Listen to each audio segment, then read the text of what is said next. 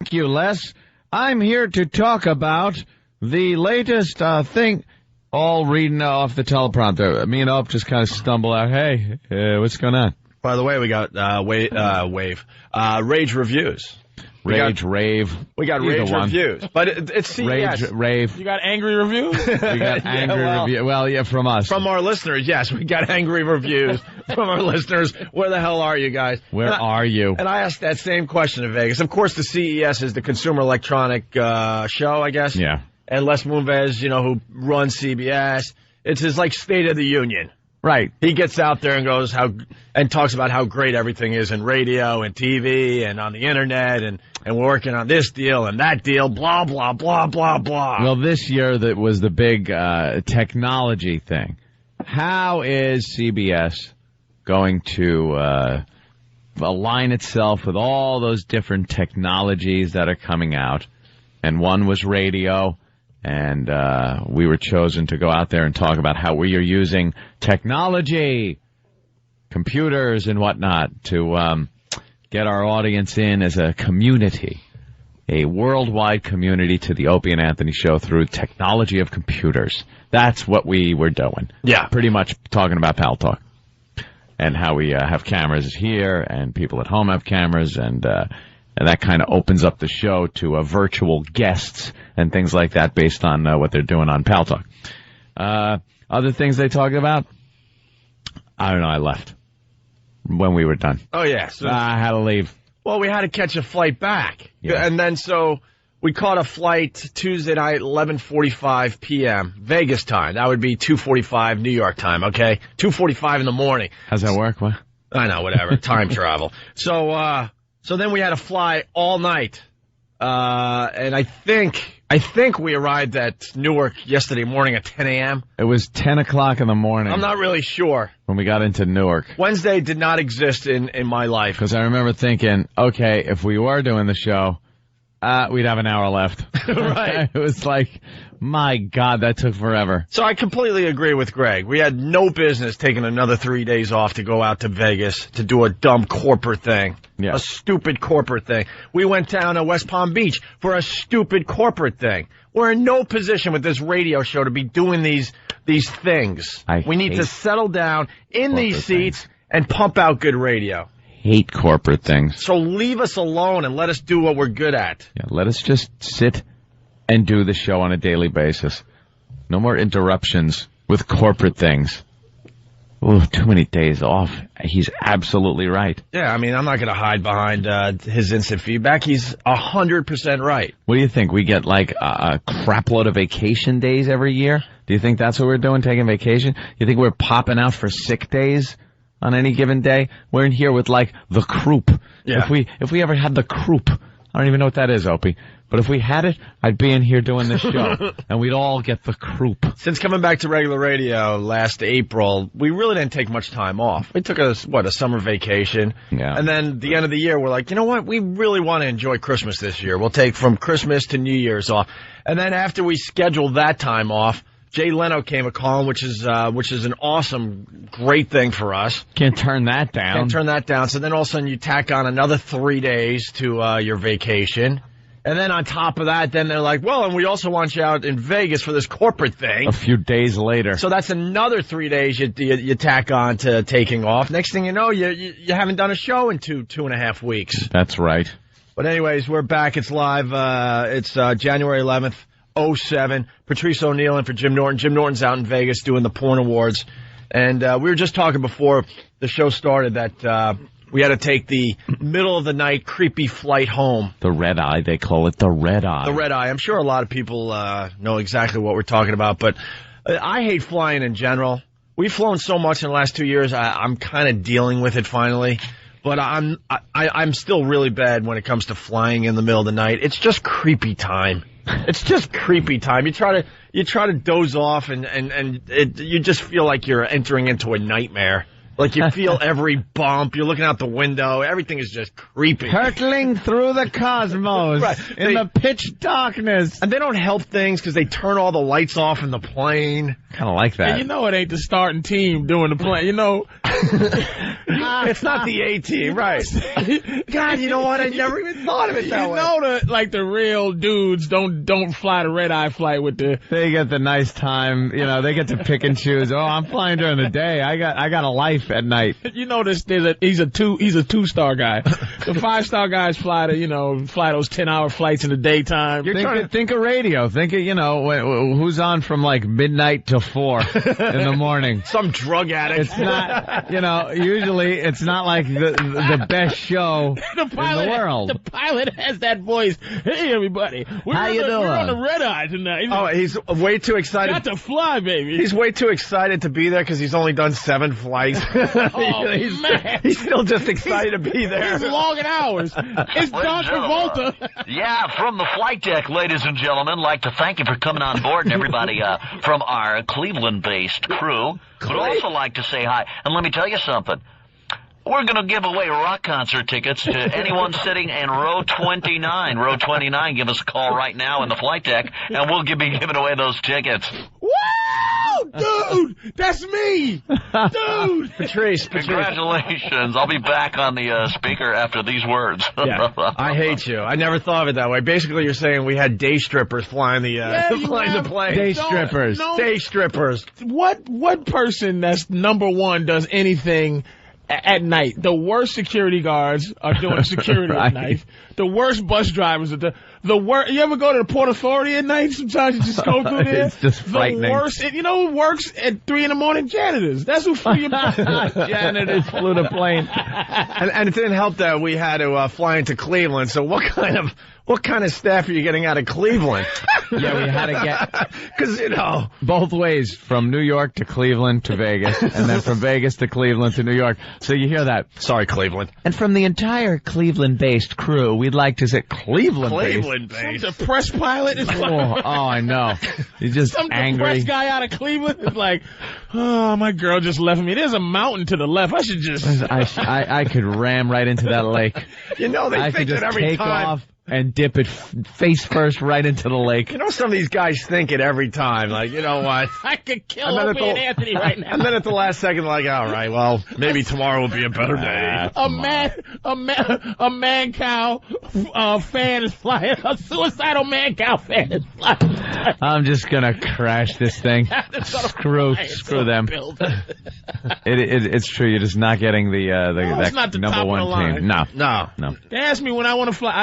I go the early morning white businessman flight. That's what I like. Where they want to keep people alive. You're early. You get where you want to go early. I like flying when there's plenty of sunshine. It takes away all that creepiness.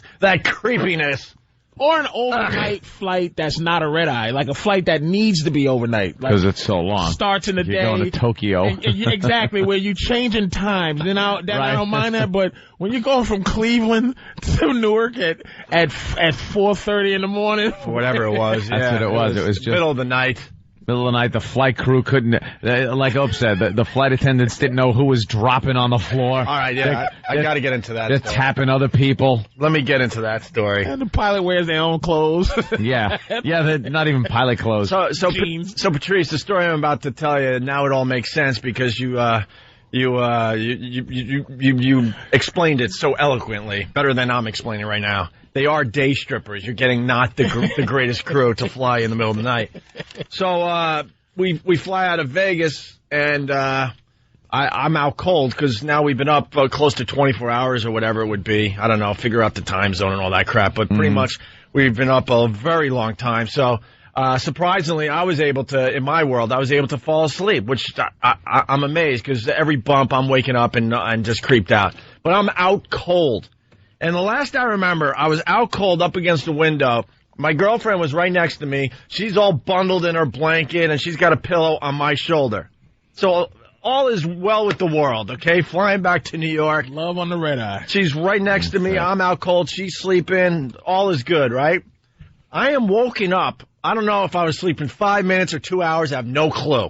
No clue. All disoriented. Yeah, I wake up, I'm completely disoriented, and I got a stewardess in my face in a panic. Obviously, she's part of the B or C team, not the A team, because I think the A team would have handled this a little differently. She shakes me awake, and she's got this panic look on her face. I'm like, You need to fly the plane. It might as well have been. Yeah. You're open. You've worked aboard at a radio station. That's the closest we've got to someone that knows how to fly this plane. You have flying experience? No. And then she goes on to the next person, just shaking everyone Just awake. shake them. So I'm awoken by this stewardess in a complete panic, and she's just shaking me, and I'm looking her right in the eye, and she goes, "Was your girlfriend just sitting here?" And I turn, and remember, all I remember was me all snuggled up next to the window. My girl is on my shoulder. All is well with the world. Now she wakes me up in a complete panic and goes, "Was your girlfriend sitting right there?" I go, yeah. Now you're thinking, what'd she jump? That's what I was going to say. The first thing you think is you're waiting for the air that's pushing your face against the back of the chair. Yeah. Because the door's open. Right. And she's informing you your girl just jumped out of the goddamn Or some kind of Goldfinger thing happened where the window got blown out and she just got sucked right out. And she's stuck on the back end. Yeah. And the only way we can keep flying is she stays on the window. Was she here? So, dude, middle of the night, all lights are off except some ass that has to catch up on his reading at 4 a.m. And so now I see an empty seat. Start the Twilight Zone moment here. I'm like, what the F? She goes, was she taking any medication? I go, no, not that I know of. Now you're thinking, yeah, she went crazy and jumped out a But window. now I'm thinking right away, where is she? But she's staying. Okay, this is the thing about dramatic people. Uh-huh. Okay, you go, wake up for a second. Is everything a mystery building up like this thing is really causing you to actually panic more? Of course. Like she's like, oh my God, is your girlfriend there? It's like, what? Yeah. Does she take medication? Like she's putting things in your head so that you can start imagining your girlfriend. Is there any way she could have gotten a gun on the plane? Like you're waiting for that stuff to start coming out of her mouth. Right. What the hell? Right. So she's seeing Men on the Wing. And keep in mind, up almost 24 hours, flying in the middle of the night, which is a creepy time to begin with. She's in a complete panic, the stewardess. Was she sitting there? I look, empty seat, just a little pillow askew on the seat. I'm like, what the F? Right? And she goes, was she on any medication? I said, not that I know of. What are you doing now? Are you standing up? Are you still Dude, I'm still trying I'm trying to digest everything that's going on because I was out cold. Got to wrap your mind around it. It's bad enough to wake up to, on those flights, it's bad enough to be nudged, woken up and going, do you want a cookie? Yeah. Like that gets you like, we're cooking. What type? Is it chocolate chip or oatmeal? You freak out at that. Never mind. Did you have a girlfriend sitting here? She's not turning up on our roster of passengers. She never existed. I just want to let you know she never existed. What? Yeah. I thought, flight plan. But It's she like was flight here. plan. Flight plan, yeah. My daughter. I don't know. No, she was never here. You see Sorry. my girlfriend? I don't know. No. Everything from thinking, that I'm realizing my girlfriend's actually an alien and decided to go back to her home planet. I'm like, And something that's a viable option at that point. Here's a note she wrote in her language. Yeah. Right. It's a Stargate map to where she lives. If you want to come, you just... But that's completely reasonable when you're just shocked awake at 35,000 feet. Right. In the middle of Idaho, wherever the hell we went were. back to Glorock 12. Yeah. Glorock. So it's my Millennium Galaxy. Galaxy, my Milky Way. So it gets better. Funny, man. It actually gets better. So woken up from a solid sleep, girlfriend completely gone, stewardess in a complete panic. Her arms are still around me that she used to shake me violently awake. Shook you awake. Nice. Was she on medication? She's looking me in the eye. Was she on medication? I'm like, no, not that I know of. And then she goes, you better come with me. Oh, no. I'm like, what? Where are we going? There's only so many places to go on a plane. And where we're going is going to look exactly like where we are now. Right. So there must be a problem somewhere else on this aircraft. Like, where the hell is she? Did she go to the back of the plane? Is she in the cockpit? Did she decide she's a stewardess and went crazy? I don't know. Was there ever any moment where you thought anything bad of her? Like, she's in the back sleeping with a guy in row 12. Yeah, right. Oh, my God. Right. This hoe is kissing somebody in the back. Yeah, right? Mile High Club and you're not even involved. Sir, is your girlfriend faithful, you think? What? Oh, no, wait, what? Everything was worried about. It was nothing where you go, there was no point where you go, what is she doing? You can run the gamut of problems and not one of them can be canceled out. Like anything is open. And it was, and by the way, it was a 737, relatively small aircraft. So it's not like, where is she? Is she up in the lounge of the 747? Or one of those double-decker Airbuses, you know? Just four, first class seats or something. Yeah, there's like four rows up front, and then, a few in the back, and so she can't go anywhere. So we're up to the point where the stewardess goes, you better come with me. Now I'm like, wow, there's something serious going on. How long would you say from the time you woke up to the time you better come with me had went by? It couldn't have been more than a second and a half. That's the panic the stewardess had. She got all that out. Shook me. Was she sitting here? Medication. Better come with me, all within, I would say, a second and a half. So now I stumble up, I'm banging into people, and I go to the front of the plane with the stewardess, right?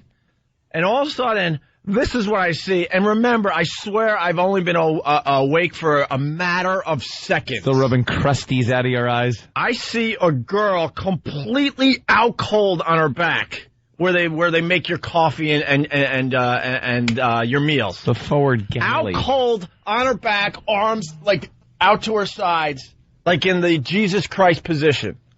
So it's your girl? Dude, because I'm barely awake, I have no doubt it's my girlfriend. It's because I have no doubt. Your mind ain't working. Well, my mind's not working, and the stewardess set me up that something horrific happened to your girlfriend. I see the empty seat. I'm like, Did she have the basic physical attributes? Like, oh my God, my girl is dead and she's fat now. My girlfriend got high cholesterol, she had a heart attack. How would you feed her? Stealing Twinkies? Oh God, no. So, this girl is out cold, looks dead, ashen. Is that a good word to use? I mean, she is like not the color of a human being. Zombie completely white? Out on her back. Completely out on her back. What color's her hair? Well, after I woke up, I realized that this girl's hair was... She was a black woman with a big afro. Kind of reddish with a little brown in it, which is a little different than... She was a midget with one leg and... But listen, you don't even think that though. Like in that situation, Patrice, you know what? You're all 100% right. All you see is a girl on the ground, and you think, right, dude. My powerful girlfriend died, and then she turned into an ugly witch. But that was she was from Oz. But look, man, the stewardess set me up, wakes me up. There's an empty seat where I knew she was. We're on a plane. I'm like, what are the odds that this dope doesn't know what she's talking about? Run to the front of the plane. Here's a girl completely out, ashen white. I'm like, maybe I don't recognize her because she's dead. Yeah, this is what happens when you die. Seriously, I've seen dead people, unfortunately, and you don't look the same as you did alive. Not on a plane, but. And the whole plane. thing in the front of the plane is where the flight attendants are and stuff. They should know. That should be the place that they know everything that's going on. Right. That little area where they just hang out. You can understand if it's like halfway through the plane or something happens, they'd be a little confused. But it's right where they hang out. That's their office in the sky. Can I ask you another question? This is a fascinating story, man. Was there any other people around this dead body that was doing something as this other woman, was it like, all right, oh my God, I think she was sitting in 4B. Yeah. Go get the man. No. This girl fell down like seconds before the stewardess woke me up. It all just was happening in the moment. It was just a dead woman by herself and with the cornflakes on. With one stewardess already on her knees, trying to figure out what to do, and the other stewardess deciding that it was my girlfriend, and I need to be on the scene immediately because she might want to say, goodbye to you. She might have a final message. Oof. I'm not kidding, dude. That's the feeling I got. Buckle your seatbelt. So now I'm looking at this girl that Get a refund. in my mind, yeah. Voucher. I'm looking at this girl. Upgrade. Boom. So at this point, I'm looking at this girl that looks like she could be on her last breath, could be dead. They already said it's my girlfriend. I'm like, I'm ready to go into holy ass complete panic mode. Mm-hmm. Like, start screaming, somebody do something! We gotta land this plane. I'm ready to go into whatever you have to say and do. Something's missing from the story, too. I really wish we could get Opie's what he really did. You know a tear was coming. No, dude, honestly, come on, we're pretty honest in the show. It was all just happening. And Panic. I'm not kidding. Just when I was about to, drop to my knees and go into holy-ass panic mode, the bathroom door opens up, and there's Lindsay. And I'm like, hey, what's happening? And I'm like, my brain cannot digest what's going on at this point. I'm like, what the? And now, I swear, because I just woke up, I mean, it's key to the story that this whole thing went down in less than 5 seconds at this point.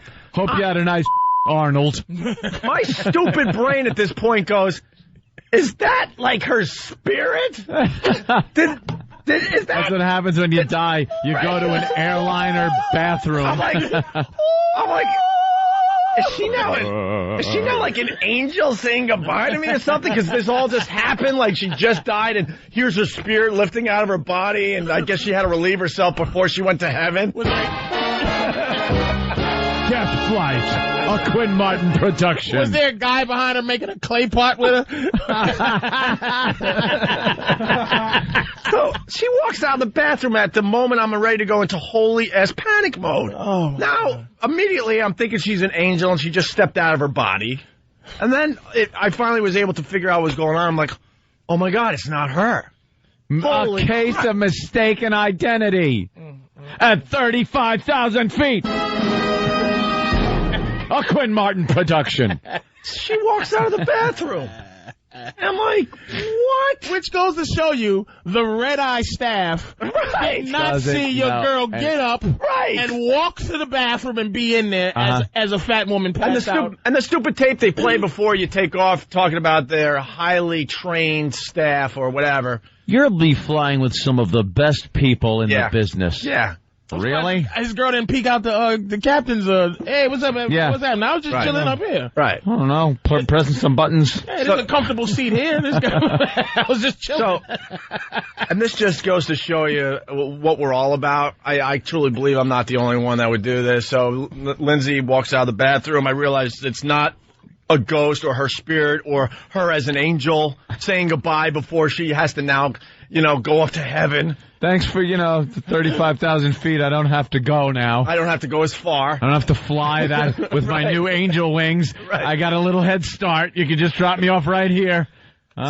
So I grab her hand, I go, and I just walk back to my seat, not giving a crap about this person anymore. Step over the body on the floor. I absolutely did. Wait a minute, but just for still in the air karma purposes, you didn't rub the lady's hair and go, my God, get well, and just go away and try to keep to keep the plane in the air? At this point, I didn't want to know her name. I didn't know what was wrong. I didn't want to know what was wrong with her. You just look at your watch and go, how much more sleep can I get? Matter of fact, not even an interest enough to find out whatever happened to her. Could give a flying F. Go back. And your girl's like, what happened? You're like, this lady up here was dead and I thought it was you.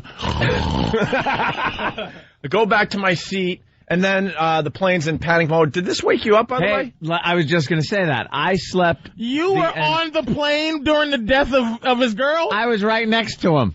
I was right across the aisle from this whole thing that was going on, a little in front of me. I was so asleep that all I heard, and I remember this, I just kind of opened one eye and I heard a flight attendant go, do we have a doctor or an EMT on board the plane? Please come to the front of the aircraft.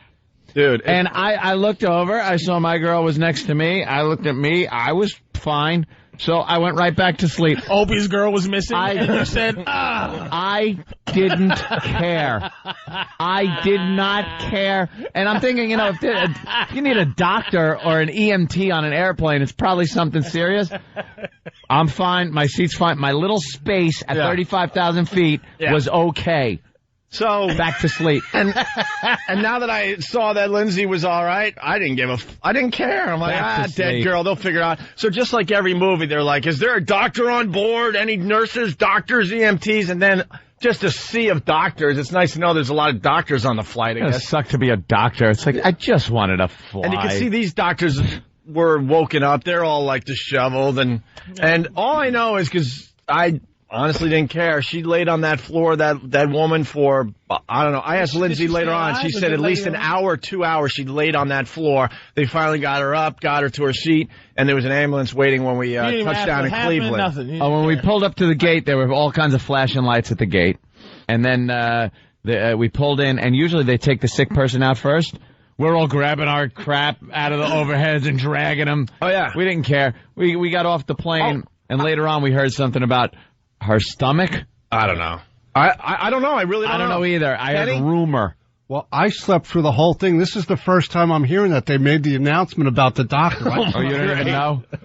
What the lady woke me up to bring my seat up because they had to get like the medical kit behind my Yes, behind chair. your seat. And then they had like these big garbage bags, so I guess she got sick on herself and she had to change or whatever. I slept through the whole thing. You're damn near a U.S. Air Marshal type of dude. Yeah, and he's just snoring away. So this is the first I'm hearing of the doctor announcement. I slept right through. Oh yeah, man. And then there was like this commotion, and I didn't care. Now I'm just sitting in the seat. I'm glad she's okay. And I remember thinking to myself, This woman, because she passed out on this plane, we're not going to make it to Cleveland. That's what I was thinking, that they're going to find the nearest airport. Somewhere else. Like, son of inconvenience us. Is there a man on the plane who can protect us in case someone attacks us?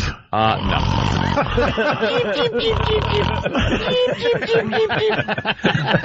Is there a trained professional bodyguard on the plane? All right, listen.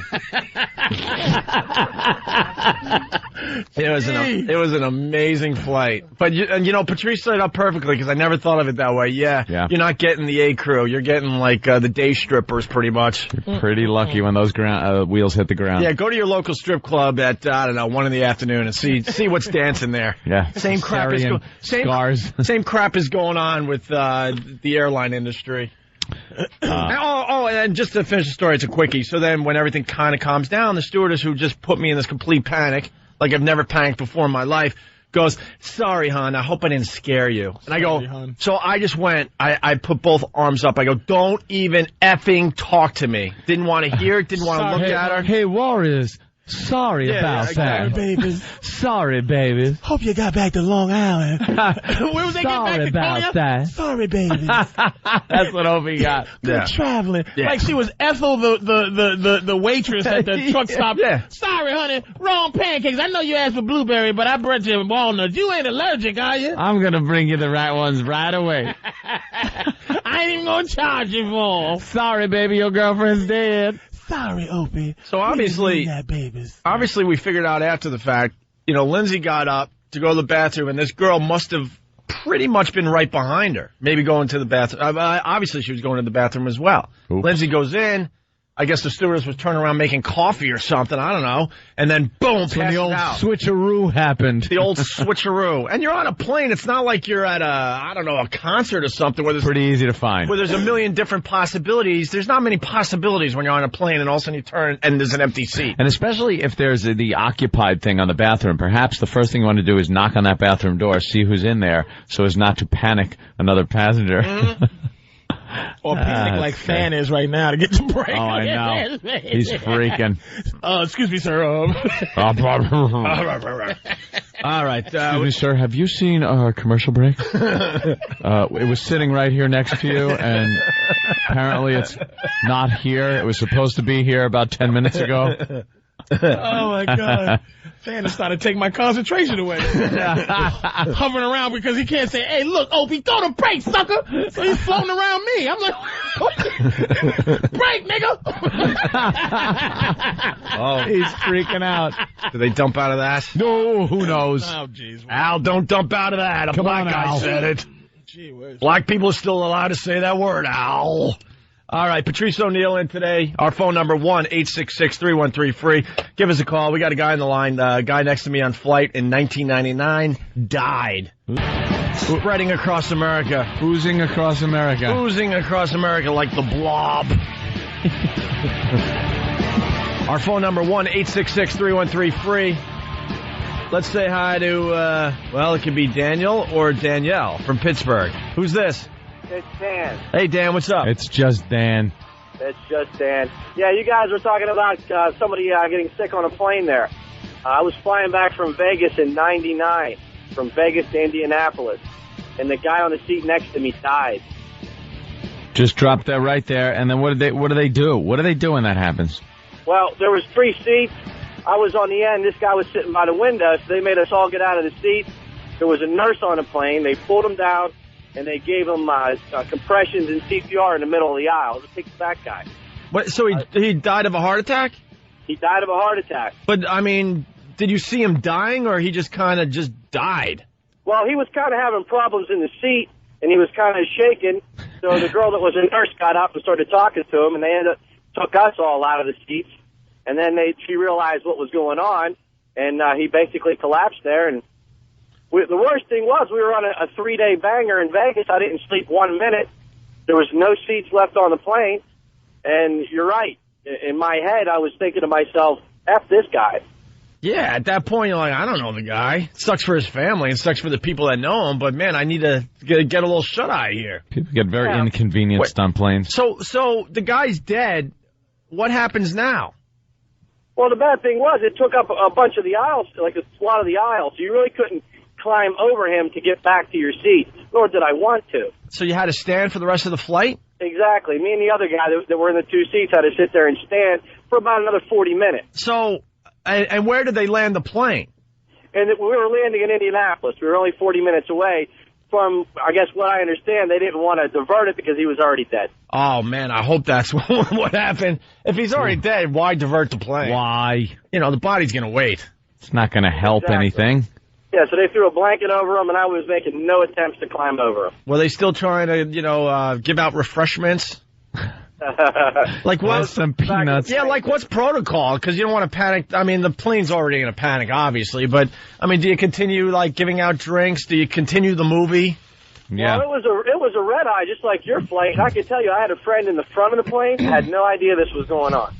Yeah, man. I mean, flying in the middle of the night is just creepy. But Anthony, I got to tell you something about Anthony. He looks at flying like it's time travel. It's a time machine to me these days. Used to be a very exciting thing. I would just look out the window. I'd have my computer. I'd bring movies. I'd do everything just to pass the time. But you're still on there for 4-5 hours if you're going to LA, something like that. And now I'm just tired of it. Had too much of it, especially lately. So quick Bloody Mary when the stewardess comes around at the beginning when they're boarding, and then I lay my head down, and I'm out. The entire flight. This time, I was out before they pushed back from the gate. I was asleep. With no medicine or nothing? No, just asleep.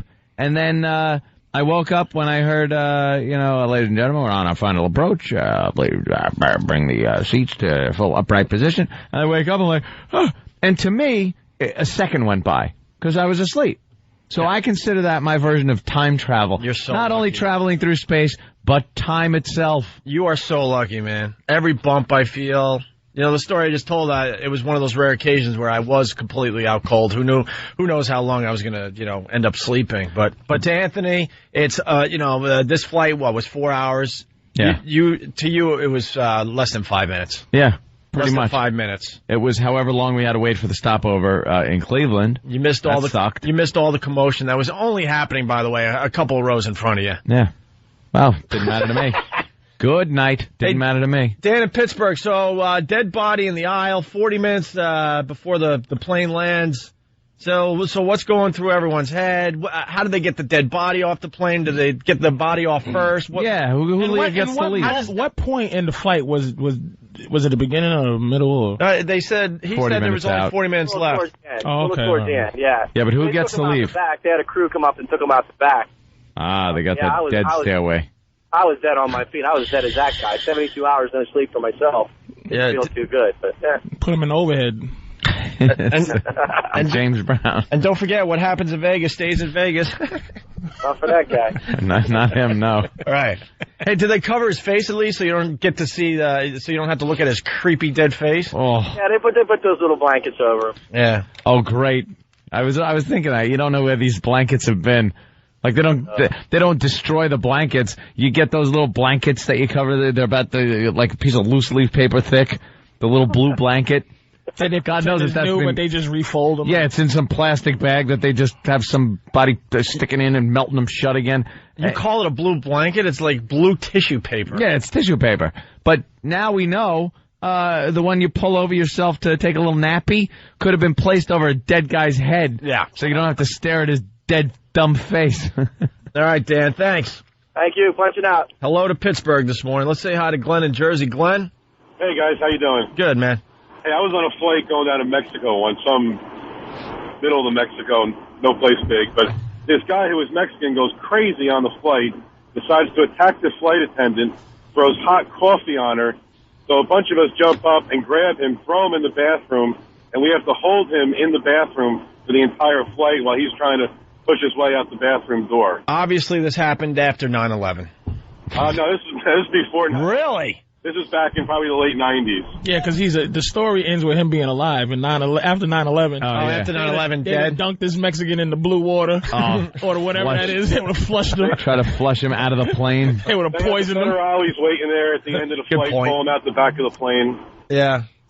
It was pretty exciting. We would sit there and he was trying to pound his way out the door, and there was two of us sitting there holding the door for like an hour and a half straight. Now, did the airline give you a little bit of something, a little thank you, sir? Here's some free flights for your help. Absolutely not. Exactly. Nothing.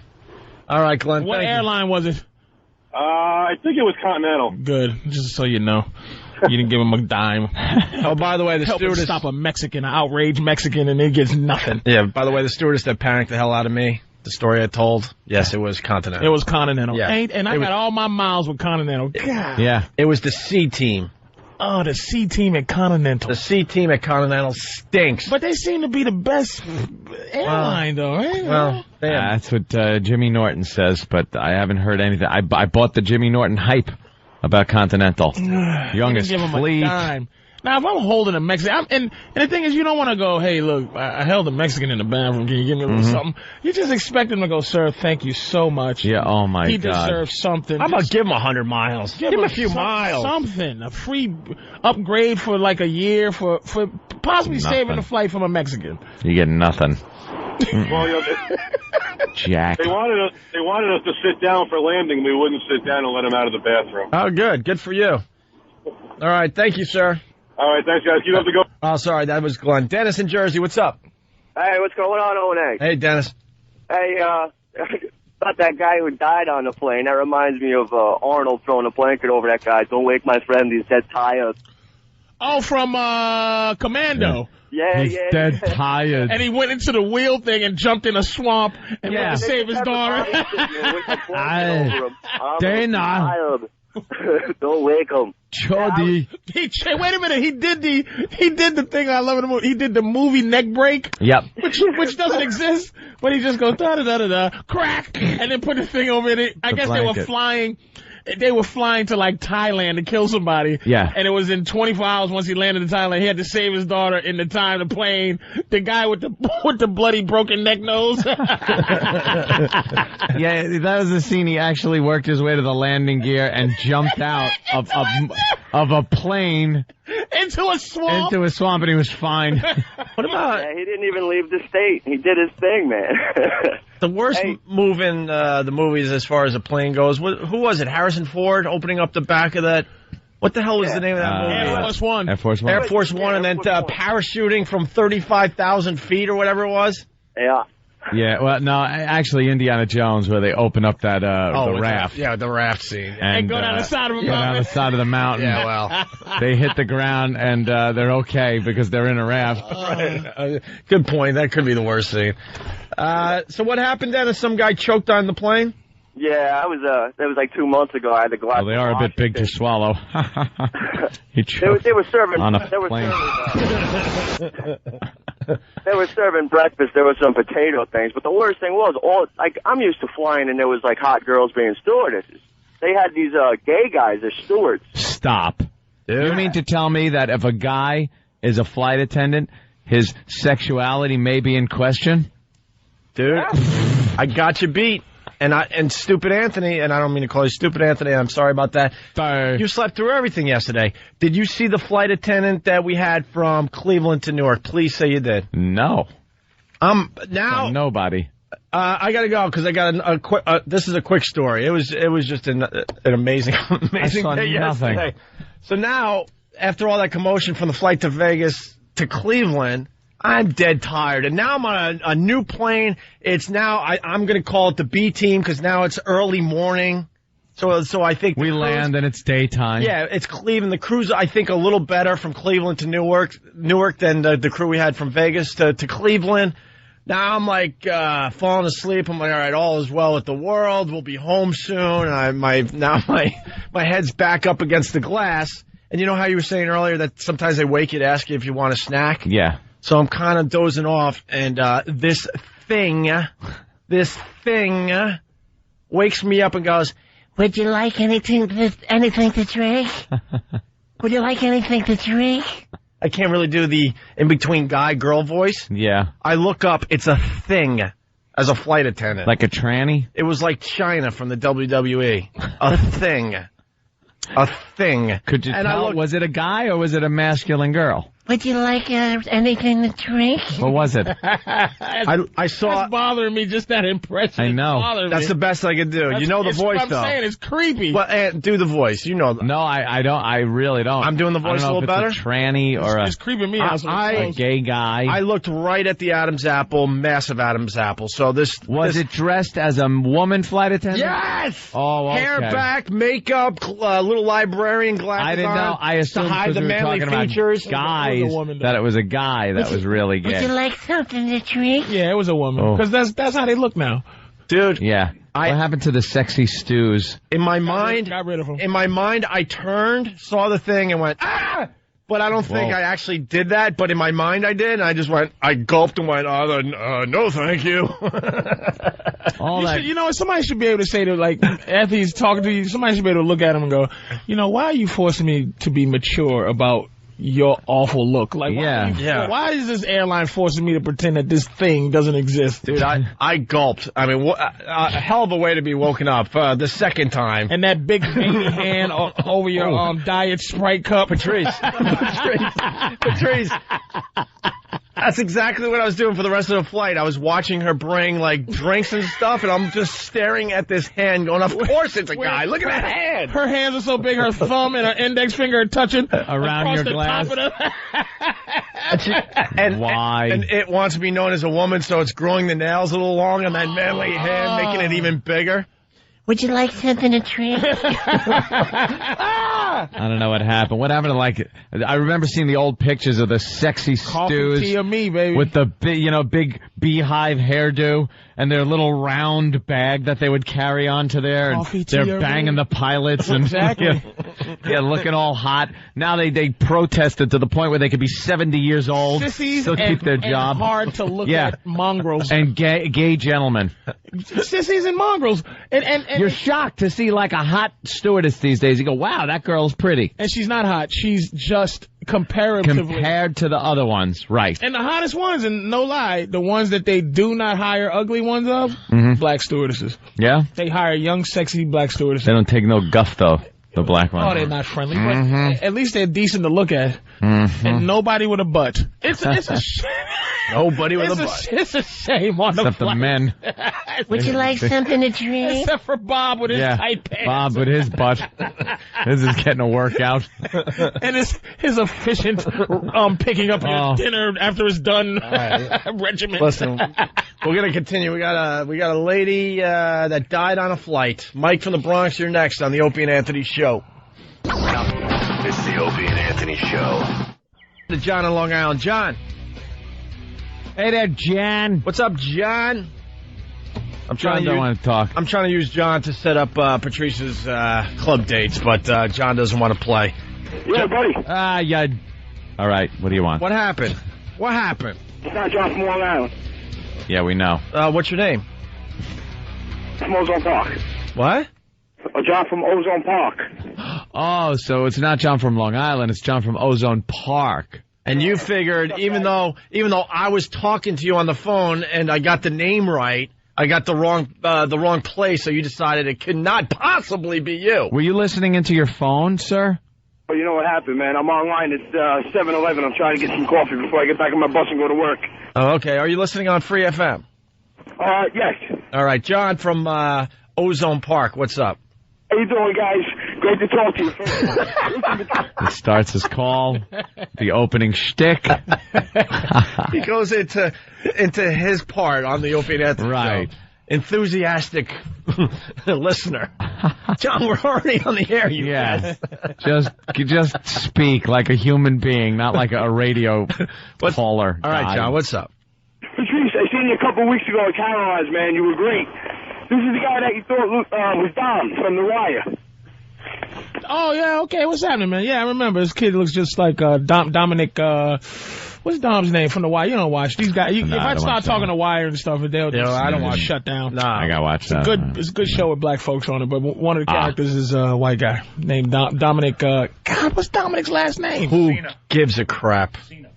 No, I remember. Thank you, sir. I remember you very well, man. I want to take everyone inside the radio show for a second here. Mm-hmm. John from Ozone Park was supposed to be on the air for maybe 10 seconds. Just as a setup. It was supposed to be a setup. We're 2.5 minutes into this phone call. But he did what he had to do. My God. He got in John from Ozone Park. He's the man. He knows how to sell. John, all I wanted from you, I like taking people inside the show. It says, Patrice is hilarious. Where can I see him? That's all we wanted from you. That's all we wanted from you today as you're on 7-Eleven getting your coffee. And then I was going to go, well, speaking of which, Patrice O'Neill, who's filling in for Jim Norton, will be at Ohio State on January 18th. The Ohio State University that lost to, what's the name? All right, that's January 18th. Yeah. And then for everyone listening to us in Providence, Rhode Island, at Catch a Rising Star, Providence, Rhode Island. Yeah, January 26th and 27th. Yes, sir. That's all we wanted from John. But we just went on, and he wouldn't shut up. He's a good guy, though. Leave him alone. All right, let's say hi to Mike in the Bronx. We're going to try to move on here, but he's got a pretty good story as well. Mike, what's up? Yeah, Mike. Boys. Hey. Okay, yeah, I was taking the Aer Lingus flight over to Ireland a couple of years ago. Hey. It's about a 6-hour flight, and we're sitting there having some cocktails, having a good time. And you hear some screams, some yelling a couple rows back. You turn to see what's going on. You see everybody crowding around some family, and some woman's really shrieking. So we look, and they make the announcement if there's a doctor on board, all that stuff, and you see some guy go running back with an oxygen tank. So, whatever, I go back to my cocktails, and a couple minutes later they make another announcement, more urgent. Please, we need somebody, anybody, a nurse, whatever. And you turn around, and they're doing compressions on this old lady who's there with, it must be her son or her daughter and his wife or husband, whatever. And you know they're going back to the homeland. They've been planning this trip for a decade. Oh, yeah, they're going back to see the old rock house she grew up in 300 years ago, but it didn't work out for Granny because, they working on her. They clear out the section, but you can still see, and you just see tears coming down the face of the daughter, and they put the blanket over her, and they drag old Granny to the back of the plane, and the next 5 hours you sit there wondering, wow, there's a dead old lady about 30 feet behind me. Pop the Heinekens, let's go. Yeah, because you don't care. You don't know them. No, I paid a couple grand for this trip. I don't care, dead or alive. We're going all the way. So, we landed, and I guess they carted her off after we bolted, but that people was it. become very self-centered. I never thought we'd get a few stories of dead people on a plane today. Yeah, it probably happens a lot. Screw snakes on a plane. There's dead people on the plane. Snakes on the plane! Story about scorpions on the plane recently. A guy was on a flight. and apparently the plane had come from Texas. He didn't get on in Texas, got on somewhere else, but the scorpion had gotten on in Texas, and he's sitting in his seat. Apparently the scorpion crawled up his left leg, stung him in his calf, and then continued up his leg, and then he kind of feels like this numbness in his leg and looks and sees he's been bitten by something, but he doesn't really do anything about it. So he's down then by the baggage carousel after the flights landed, and the scorpion hits him again on his right leg and comes out his handcuff of his right leg. So apparently it made the round trip through his groin area and everything and fell out the bottom. Somebody by the carousel stepped on it and they took him to the hospital. And it seems that if you're healthy, scorpion bite won't kill you. It'll just give you like a tingly, numbing kind of... You watch all these shows. There's some sissy scorpions. And then there's have some sharp teeth and kick-ass ones. Yeah, there's some like the big ones. I think if you're in like Africa, I think if you're in Africa, you get killed like in a second from a scorpion. You can get killed. You can get killed by an ant in Africa. Yeah. Oh yeah. Everything's deadly. Everything's deadly in Africa. You get a paper cut on a blade of grass, and you got like 30 minutes to get to a hospital. Tsetse flies. You can get killed by flies. Flies are gangster in Africa. A fly can kill you. Tsetse flies and those little baby scorpions. You could get really. I mean, we got things like rattlesnakes and black widows. I think we got only like 2 or 3 things. That we got rattlesnakes. They're pretty deadly. Even though some people that bit by rattlesnakes, they live too. Yeah, you suck the poison out. I'm certain that somewhere in Africa there's dinosaurs. It's just people, they look at him and, dinosaurs, we just don't know though. Everything. That sit cross-legged and smoke cigars. Yeah. Have ascots. Just sit there. Talk about the good old days when they were stegosauruses. They're still all primitive with their Nike shirts on. And plaid shorts. That's what I'm saying. We just airdrop lousy clothing over there. It's a shame. They're still using a stick to get their dinner, but they got the swoosh on there. He's shooting at a monkey in a tree with a blowgun. But they got like a Chicago Bulls jersey on. AK-47, no shoes, and a top hat. God, that is so right.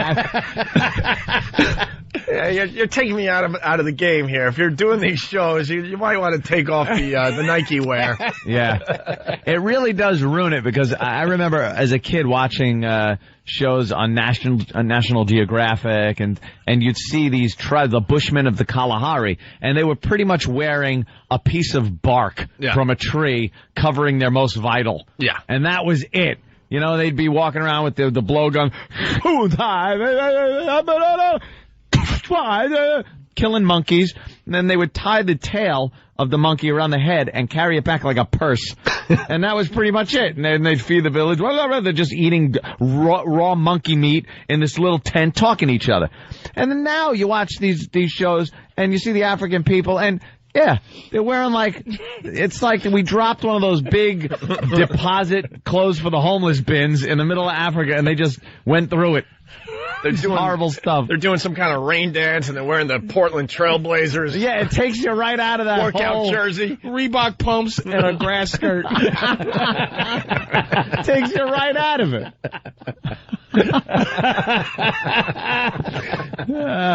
Come on, to get the natives back to being naked. That's what I say. Get them nude. Naked from the bottom down. I want to see him. An Allen Iverson Nuggets jersey. Right. Allen Iverson different Nuggets jersey. And completely naked on the bottom. You got better sneakers than I do. What the hell's going on here? God. Anyway. Hey, changing gears slightly. Anthony found something great on the internet. We love the internet. Yeah. This one, I guess it's making the rounds. I guess it's up on YouTube? Yeah. Oh, by the way, many stories coming out of Vegas. Monday night, they put together a club night for us, for Anthony and I. Yeah. At Jet. Very, very, very, very popular nightclub out there in Vegas. Apparently it is. There's Extremely popular. Lines outside the place, people trying to get in. $100 a head just to get into this joint. Just loud music. XM decided to spend, I don't know, $20,000 on this club night. For what reason, I still don't know. Yep. Just a waste of money. Ant and I were talking about how corporate people just waste money. And then you try to get a raise. You work for this company and I'm not talking about myself. I'm talking about, companies in general. Yeah. You work your balls off. You're trying to get a lousy $5 raise from your boss. They can't afford it. They tell you all the reasons why they can't give you a raise. And then, Ant and I are lucky enough to be, part of this corporate world. And we watch the spending and how ridiculous it is. It's slap on the back parties that they hold in various corners of this globe. That's pretty much what it is. Let's all get on a plane, fly somewhere posh, and pat each other on the back. Yeah. Yeah, I know CBS Radio, we went down to the managers meeting down there in West Palm Beach. Yep. They're flying managers in from all over the country. They're putting them up in the Ritz-Carlton, where rooms are as big as a gymnasium. There's a palace. And they're playing golf all day, and they're having, the dinners and entertainment. And then, and then you read in the corporate pamphlet how they had to, let 250 employees go. And, we don't know where this money's gone. We just don't have the money to keep these people employed. Hurrah. Where's my golf clubs? Hurrah. So, XM spent, I don't know, $20,000 just to have us in a VIP room at Jet. Yeah. For what reason, I couldn't tell you. I couldn't tell you why we were there, what purpose it served. As a matter of fact, Anthony knew early on that it was all horse ass, and he decided to just leave and gamble. I shook hands with the people that I was supposed to Even shake though our hands names with. were on the marquee, it was supposed to be our night. Anthony, after 10 minutes, says, you know what? Go screw. I need to go gamble. Me and my chick are in the middle of this place, and the music's just pounding, thumping. We've already shaken hands with everybody. You can't have a conversation in those clubs. You can't have a conversation. It's not going to happen. Well, let's preface this, though.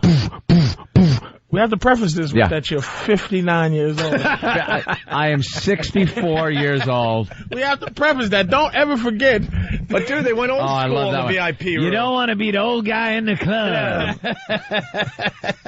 This was one of these things where, let me tell you, seeing the line going in, it's all like chicks dressed in crepe paper. Right. They got nothing on. Beautiful.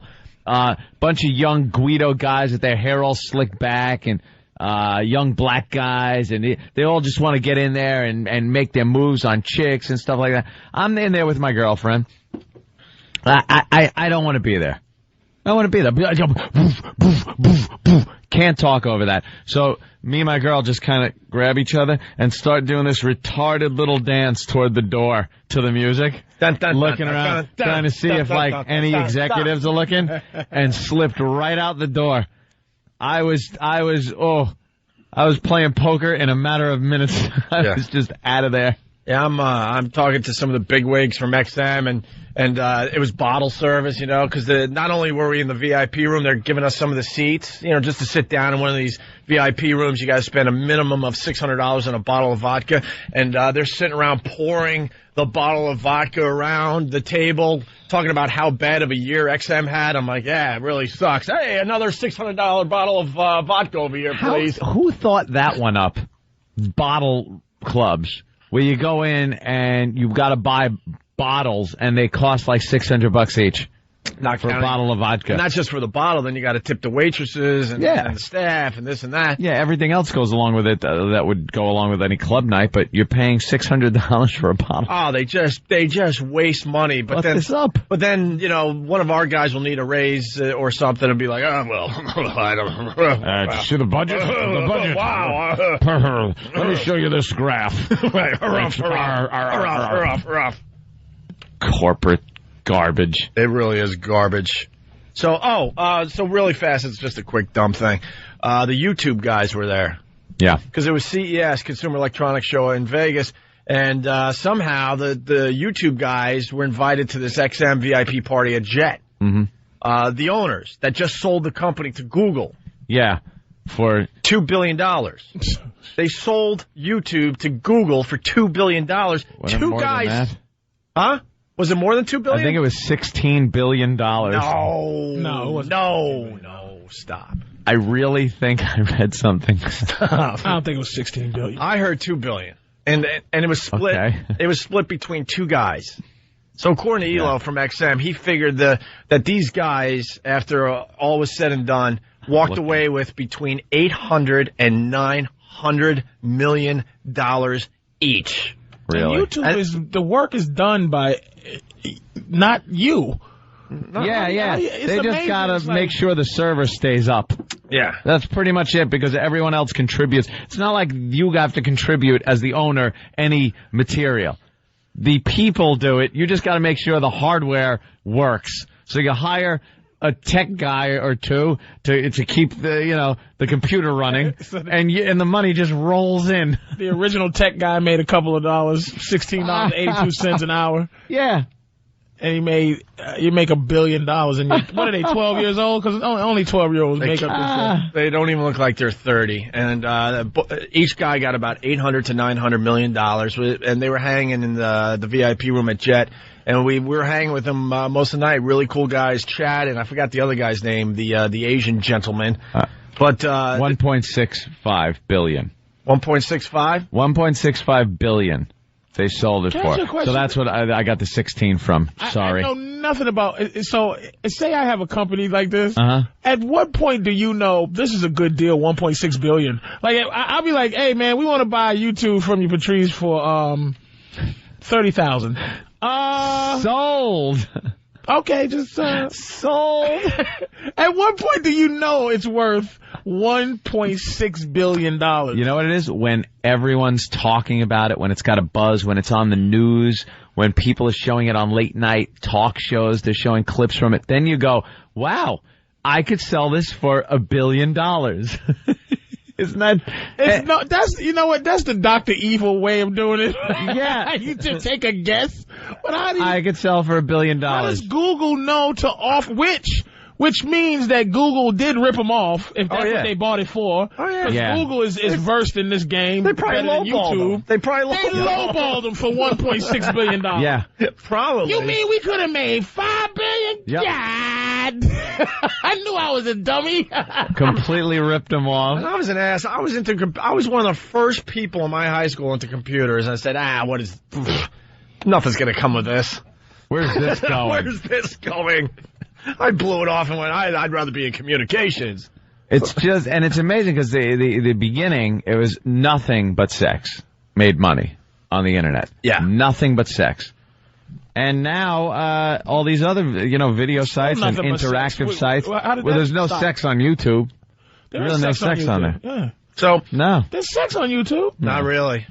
Not very type of thing, but it's YouTube is very, nothing. very, very, very softcore. Barely. You get like chicks dance around in bikini crap. If you tap up some stuff, it'll say these videos are a little funky. Yeah, those are the ones that show people being killed. Death is fine. Don't show us any Death boobies. Is fine on YouTube, but boobies got no boobies. No. But the guys, they ended up really cool. The original owners of YouTube, they got to hang around for 18 months, and then they're finally will move on. They could take their money and run. Yeah, but so I'm hearing $1.65 billion. Okay, so do the math. About $800 million each is what these guys took away from it. And I'm hanging with both the guys, and one of the Asian guy asked for a bottle of water, and a waitress comes up at Jet and gives him a bottle of water and goes, "That'll be $10." The guy turns to me and goes, "Can you believe it's $10 for water?" Which is pretty outrageous. But then when you just made I'm sitting there $800 going, million. I'm sitting there, you're a billionaire. You're a billionaire. You should have robbed him after that. Right. Yeah. I'm thinking, I wanted to say so bad, you could buy this casino that we're in right now with your money. I should have. You should have said, you little jerk. He's bitching because it's a bottle of water for $10. Sure, but I guess it's the principle. I guess. I'm talking about it for the little guy. If I'm worth $1 billion, I've been worth a few hundred. I've been a high hundredaire. And if high hundred, that'll be $20, I'll be like, hey man, here's 30. Right. Now give me my stick of bubble gum.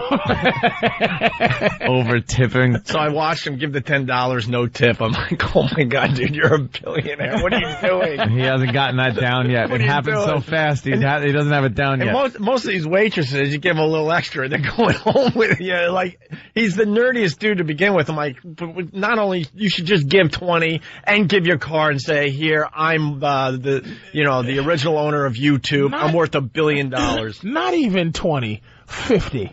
Yeah. Whatever, right. You have finagled this thing you did. You should be throwing hundreds in the air as you walk out of the place, leaving your mark.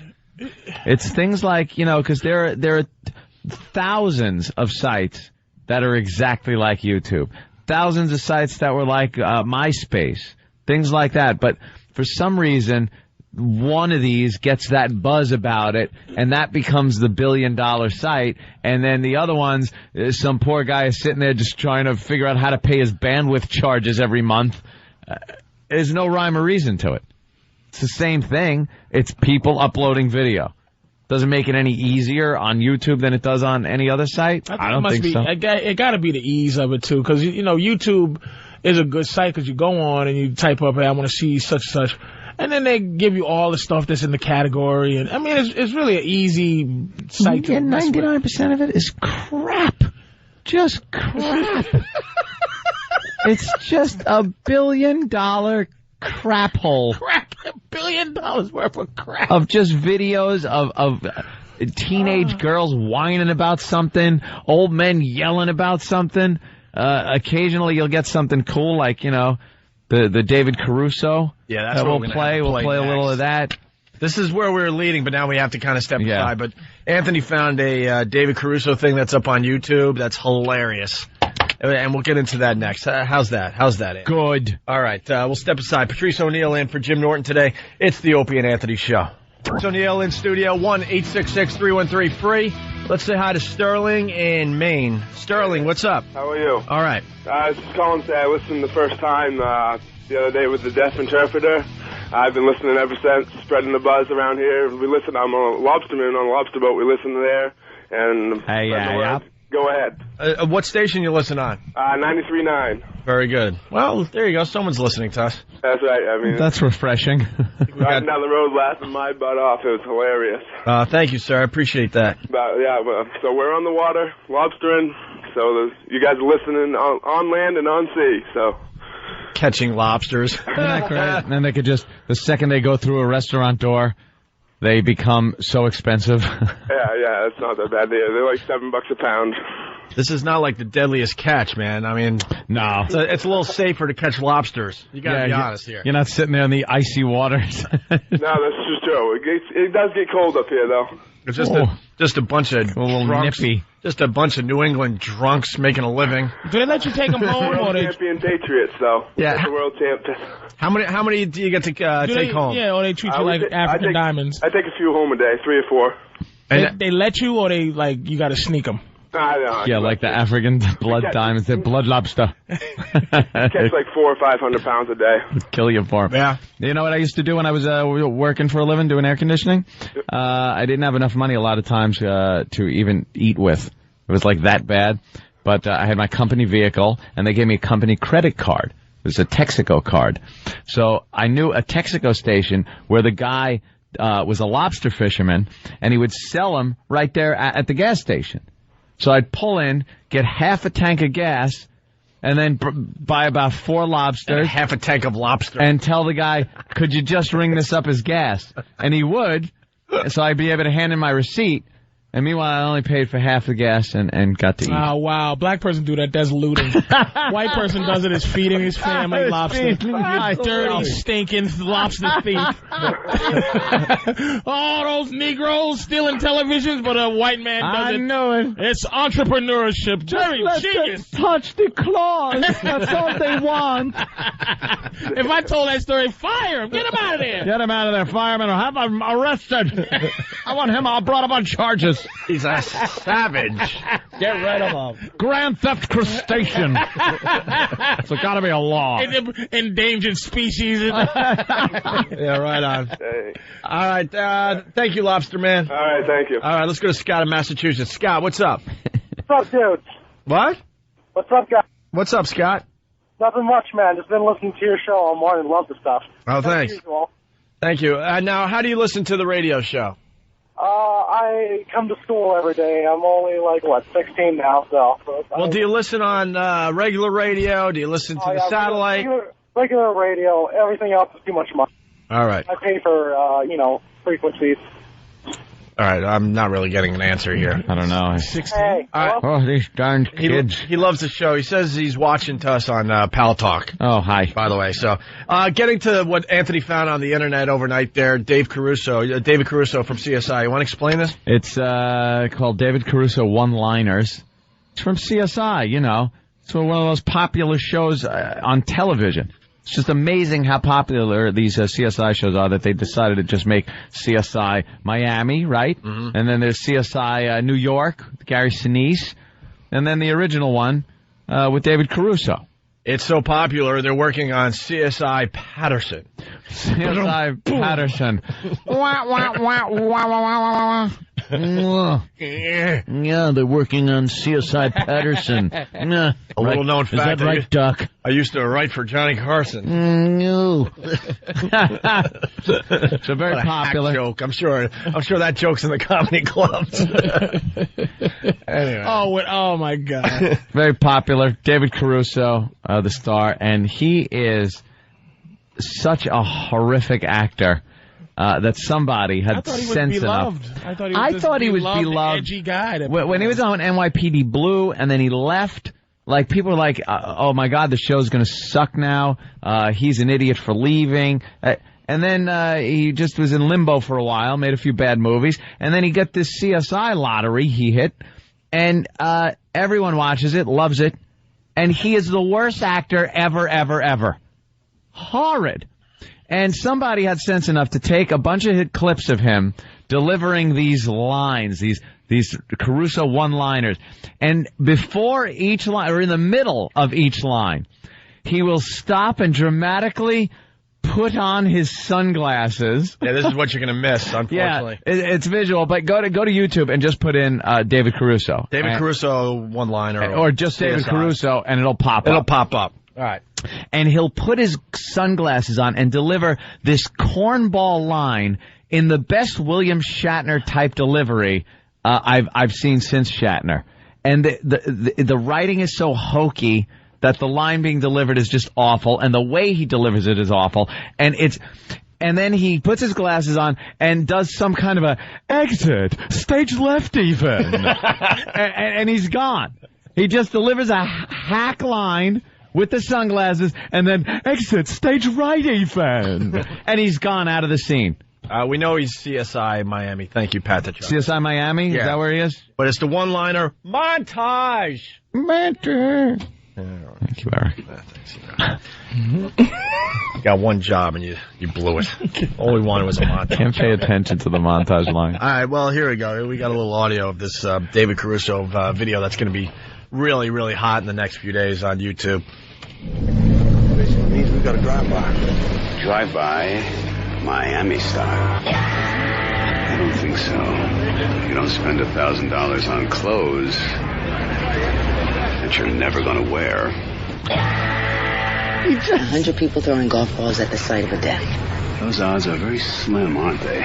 So the question becomes, Alex, was the mob sent to draw us to the crime scene?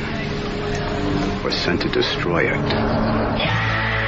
These are actual lines. Yeah, these are actual lines from the show. And his delivery, amazingly awful.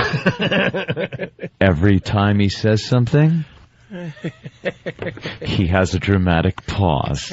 And that pause, by the way, is when he is putting on his sunglasses. It is, who tells him this is good? Hey, man, the ratings speak volumes. Oh. Damn show is huge. Jimmy on Long Island, what's up? Hey, what's up, guys? Hey, man. Listen, Jimmy, how do you listen to the Opie and Anthony show? I listen on the radio. I listen on XM. I listen to both of them. All over the place. All right. So what do you got to add to this discussion? Well, we watch this show religiously, and every time I see this guy, I know exactly when they're gonna go to a commercial break. It's like he stands off to the side. Every time he does something, he's always at an angle. He never looks at you directly. Yeah. You ever see him stand at that angle and then look over his shoulder? He stands. There's a dramatic angle going on. Yeah. Stance. I throw things at the TV, man. My wife laughs at me. I want to throw stuff at the TV at this guy. I want to kill him. And how about like right after he delivers his line, he walks out of frame. That's it. He's out of there. Like he'll walk or run sometimes. He'll deliver the dramatic line and he's out of frame. Like I've said my line. Thank you. Good night. What about this one? You got Delco, the Spanish guy. Yeah. He kneels down in front of a dead body, and then Horatio Kane looks off into the sunset on an angle. Goes, what do we got, Delco? He's not even looking at anything. He doesn't look at it. He looks away, just looking up into space. What do we got? He's a moron. He's a horrible actor. All right, thanks, Jimmy. Let's get back to the David Caruso montage. We only had 1 week before deliberations. No need now. The verdict is in.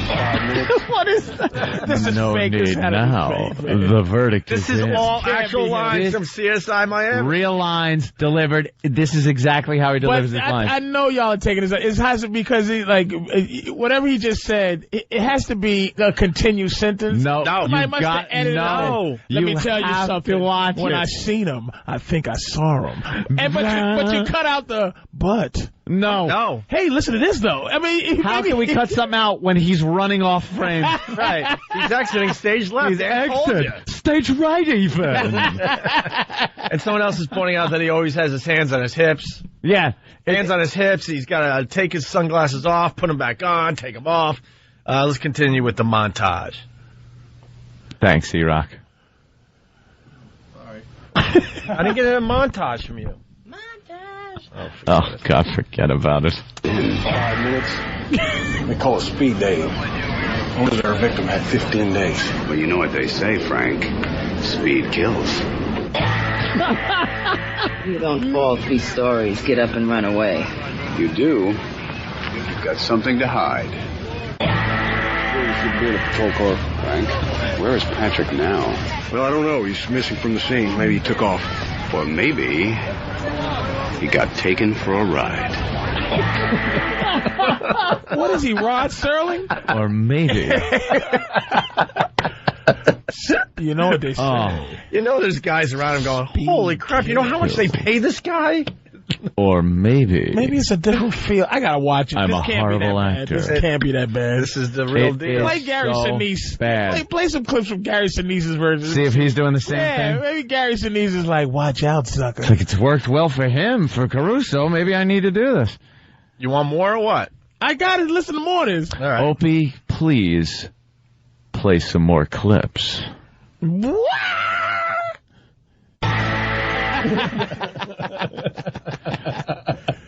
Because if this is such a high-rated show, perhaps we can do the same thing. Patrice, say something dramatic, will you? Hey, let me tell you something, baby. Working here, it's a pleasure. I got one. Would you like something to drink?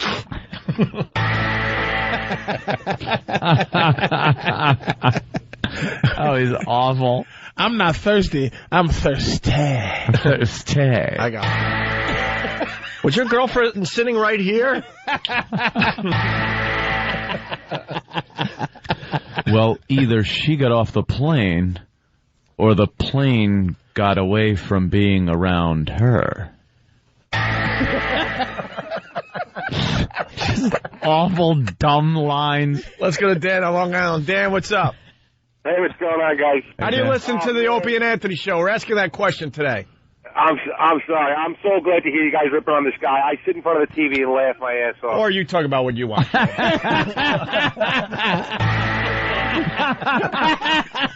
Or maybe my pants are too high. What are you saying there, Dan? The guy's pants are so high, he's never looking out on the camera. He's ridiculous. He's like the worst actor. I even hated him in NYPD Blue. Yeah, a lot of people are saying, because I didn't watch NYPD Blue when he was on, but a lot of people are saying he had the same acting style. Yeah, not many people change, I guess. He was this whole pompous ass. It's ridiculous. He thinks he's delivering these profound, like, dramatic lines that people are just going like, why, this guy, where does he keep the Emmys? Where does he keep them? And it's just horrible acting. Punching out. Yeah. All right, man. All right. Punching out. Punching out. Or are we punching in? If I wasn't diabetic, I'd take a bite out of this big apple. You want more or what? This is amazing. All right, here we go. David Caruso. How things look over there? Either he's dead or he's living. not alive. I'm sorry. So I see I did such a long delay. Oh, he's not living. Oh, my God. Well, you can see how long you can pause for. I was stepped on by a colored guy. Hey, here's X-Man. What's up, boys? Where are you calling from, X-Man? New Jersey. How do you listen to the Opie and Anthony show? I catch Free FM in the morning and the XM at night on the way home. All right. Trying to figure how people are listening to the show. All right, so what do you got there? This guy's like the wannabe Dirty Harry, like in search of the one-liner. Ah, true. Wannabe Dirty Harry. There you go, yeah. He's hoping for that catchphrase that's going to just catch on with all of America. I think he's been killed. Or perhaps murdered. All right, let's go back to David Caruso, CSI. One-liner montage. Friend said she came down to drink mojitos and catch some sun. Well, it looks like something caught her. What? This is without a doubt. No, without a doubt, this is doctored up, dude. This is doctored up. Go to YouTube, put in David Caruso or David Caruso one-liners, and you will see. I can't get it with the thing. Yeah, E-Rock will put it up there so you can kind of look without the sound, but you'll see the glasses, the pompous attitude, the camera moving angle, around him looking over his shoulder. Just a drama queen, this guy. Yeah. Oh, just watch one CSI Miami. You'll see it for yourself. Oh, yeah. There'll be 20 of these scenes. He just loves... Look at the glasses off. The glasses come on. It's a dramatic moment. Could you play the last one you played for? Yeah. This is, that last one. Look at it. There's no Here way. It is again. Friend said she came down to drink mojitos and catch some sun. Well, it looks like something caught her. Something. This is so bad that I don't believe this, man. It's like he wrote his lines on his hand and he's reading them. Looks like someone kaguhat her. How is that pronounced? But the style is, all you got to do is just go right with the person said. Like, ask me a question. Patrice. It's a great jacket. Where'd you pick that up? Where I put... What? Wait, no. What? No, it's not a question. Take two. Right. Take two. You got to make a statement. A statement? And then I make another statement. All right. Let me try that. It's like, boy, this studio sure has been a place where a lot has happened. Looks like this place has been a place where a lot has happened. He just reiterates. With something clever. Wait a minute. If you listen to it, it's just the person makes a garbled statement, and then he just... Anything as innocent as being at the supermarket. That'll be $49.95. I bet that's about $49.95. No, wait. Make the statement. Here it is. Go ahead. This is because they set him up for like to make some classic statement, like Speed Kills is a statement, right? But make that statement again. $49.95. Sure, that'll be $49.95. Yeah, that's about 5 cents from 50. Yeah, it's profound. But they set them up. This is why you can't really ad-lib it because we're doing it wrong. It's like speed kills is a statement. It's like, okay, ready? All right, look, okay. Mm-hmm. Say the lady has a yellow, I'm gonna set you up, right? Okay, all right. Oh, jeez, man. Looks like she has one of those little yellow smiley faces on her shirt. Doesn't look like she'll be smiling anymore. No! Ask me the question. All right.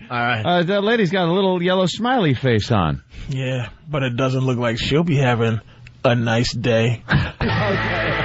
All right, I see. Let's go back to the actual David Caruso CSI one-liner montage. All right. He died hours before this accident ever happened. So our accident is not an accident at all.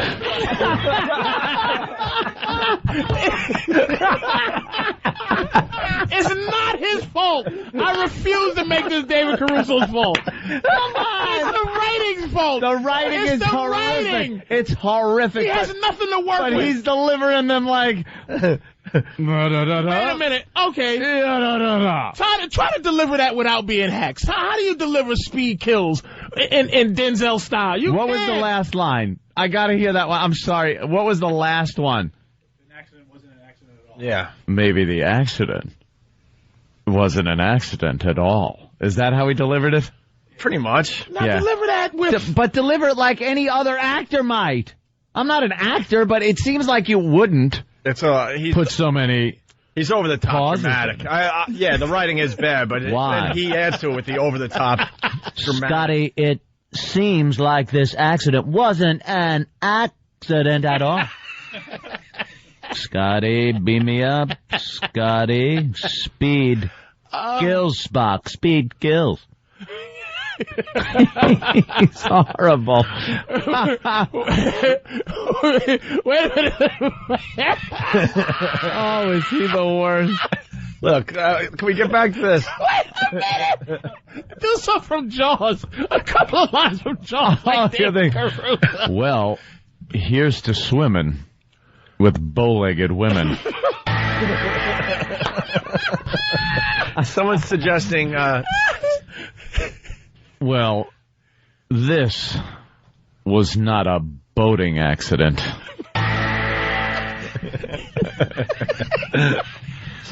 Someone's suggesting Steve's famous lines, Anthony. Oh, no. How did your parents die?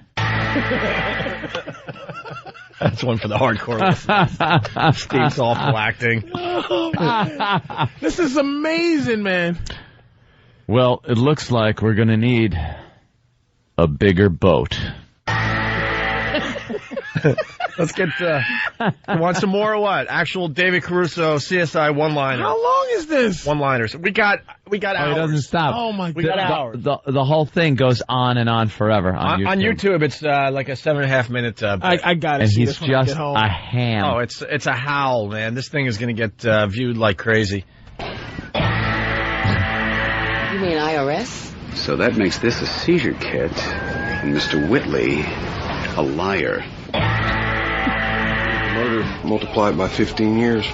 So we have a victim that started the weekend, big man on campus, and ended it dead on arrival. The victim of the blast. Or the cause of it. It's not looking too good, Horatio. On the contrary, there's a chance this girl is alive, and we are going to find her. This is... And I gotta watch the show to believe this. Yeah. I can't even watch YouTube because they could just look at the video and look at his. He'll stop. He'll deliver his line, and then leave the scene, and then anything outside too. You'll see him with the sunglasses. Gotta be. No, out of the frame. So the music part. There it is. Yeah. In this video, the music box. There he goes. Whoever cut this up keeps putting a picture of Miami and the boat with the big fan in the back. Yeah. It's put together brilliantly. Sunglasses. Really. Give us the sunglasses. Go on. Deliver the line. And exit. Exit stage left. Sunglasses. Deliver the line. And I'm out of here. I know it's a visual. No the same way. Thing. There it is again. And I'm out of here. We just watched 5 in a row. He gets paid top dollar to come in, put the sunglasses on, say something dramatic, When's and the leave. show come on? I have to watch it. It's on every night of the week at this point. Oh my God! Come on, how many times? Who knows? I gotta watch. Hey, we got a little more after the break. A little more David Caruso CSI one-liner montage. Oh, he's great. A little more after the break. It's the Opie and Anthony.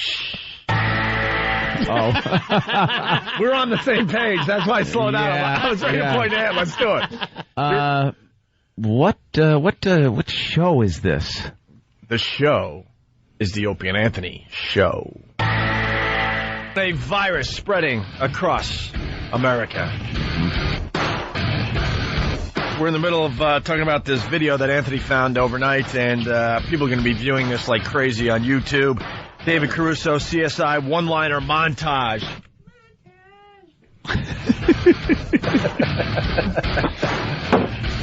Yeah, David Caruso on one of the most popular shows on television. CSI Miami. Miami, right. I mean, it's highly rated.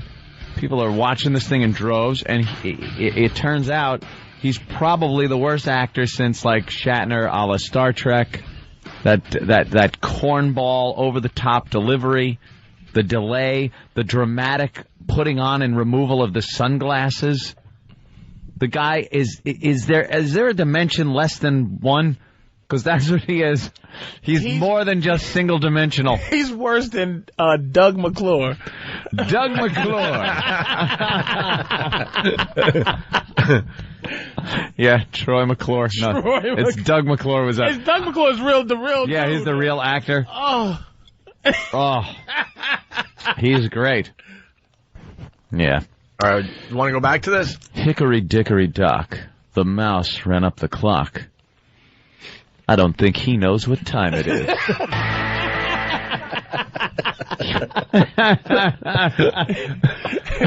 Little Miss Muffet sat on a tuffet, but I don't think she's getting her way.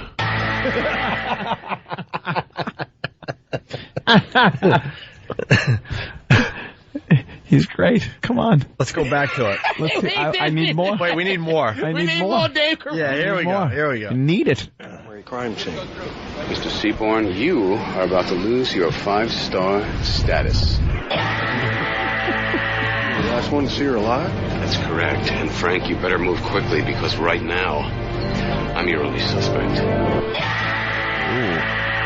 Wife, no matter how you cut it, divorce sucks. Frank, it's a killer. Frank. And this is the preface of dead bodies everywhere, right? Oh, yeah. It's all over top of a dead body. Yeah, dead body with frozen eyes. They're constantly discussing these things, and he's delivering these hack lines in front of dead bodies. That's his audience. What's going on, Horatio? Alex, Miami has a new breed of criminal. What are you gonna do? I'm gonna get to the truth.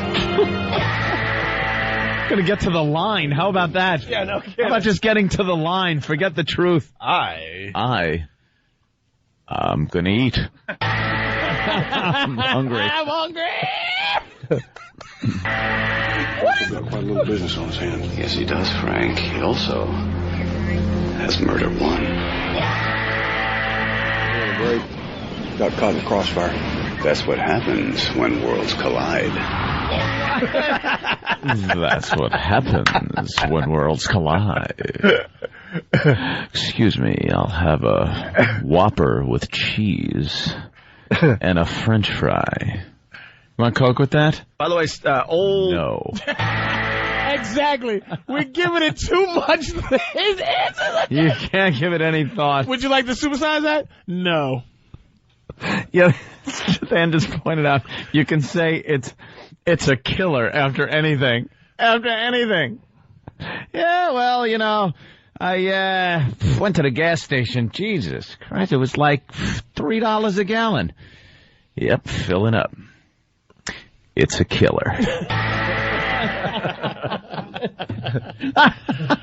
Old cabbie leg from Whackbag. These are not cut up, Patrice. He does a one-liner at the start of every show, and it goes right into the intro. Yep. Holy moly. Yeah, there you go. Someone's saying, make fun, but it's an awesome show. Oh, yeah? Whatever, Tim. David. David? I thought that was David Caruso. Oh, yeah. You can make fun, but it's an awesome show. It could have only been David Caruso calling. Listen, fellas, I don't care what you say. They make me do it, but it's a great show. No one should be defending this. Like, that is like in the 60s or somebody go, what is with this Captain Kirk guy? And he goes, listen, you can say all you want, but I'm going to tell you, this guy is, he is Stanislavski trained. Now, what is it? I know you're Whatever. It's like, why? Can't I kill him? I don't care what you say. Yes. Classically trained. You're classically trained in the Stravinsky class of acting or whatever the hell. I find you to be a beautiful woman. Russian taught you how to act. Are you serious? Like, no one can defend this in this way. Yes, you're a beautiful woman. Spock analysis. Hey, here's David from Sacramento. David. What's up, boys? What's up, David? Hey, I don't know about you guys, but every time I hear Caruso make that dramatic pause, I keep waiting to hear. Yeah. Hey, that's really good. All right, let's get back to we have one more montage. Let me tell you something, Mission Control. Of course, it's been one small step for man, but it's a giant leap for mankind. Caruso on the moon, thank you. How about Caruso? Ich bin ein Berliner. I was going to go with the other JFK, which makes sense in the David Caruso fashion. Ask not. Ask not what your country can do for you. Ask what you can do. Sunglasses. For your country. You know, President's quotes are very David Caruso. David Caruso. There's nothing to fear but fear itself. I've been to the mountaintop. I have a dream. 20 years ago. You ass. Read my lips. No new taxes. Hey, Rich from D.C., they should play the Dietary clip on Dateline. You came here for snacks. For snacks. Have Caruso do it. It's out Friday wide. Yeah. Anything works. They're coming in like crazy on the instant feedback I now. did not have sexual relations with that woman. Not once. John from Minnesota, this is getting boring. Then, John, go somewhere else because we're having a blast.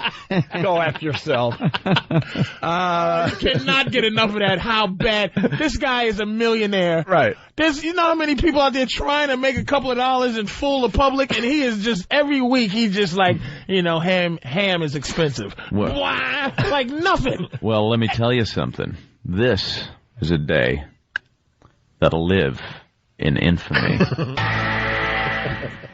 Hey, Chris from Jersey, and Bingo was his name. Do we have any more Caruso? Yeah, we have one more montage. This thing goes on forever on YouTube. We just took a few samples. Someone else is adding, Johnny from Brooklyn. I earned that cake.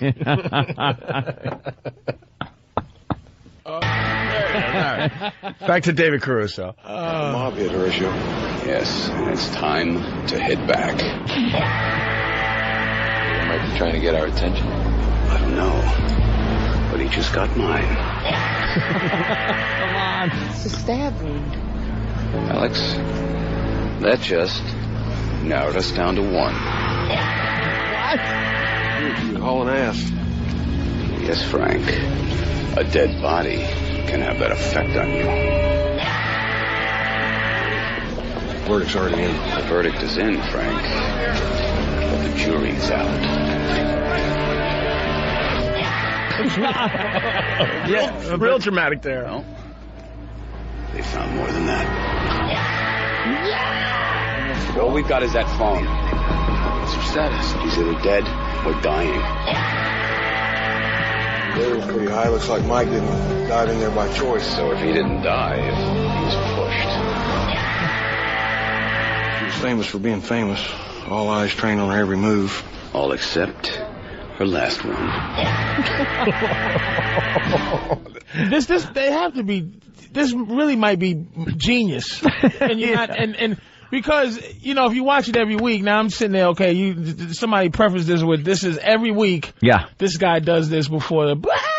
Yep. So you figure as you watch every week, you wait for your popcorn. Everybody's like, Martha, hurry up, the popcorn. Quick, man. here comes the Hurry part. Up, here comes what I'm waiting for. And every week they're waiting for this one, and then his phrase and his sunglasses thing and kill. Yeah. And it's like, yeah. Speed kills. So the rest of the 48 minutes of the show, you just don't even care. You're just high off of speed kill. Did you hear him? Did you see him? What an ass. Oh. Let's go to East Meadow. Dan, what's up? How's it going, guys? Hey. Anthony, as Reagan, Mr. Gorbachev, tear down this wall. Yeah, you're right. Presidential speech is just really perfect for this. Yeah, absolutely.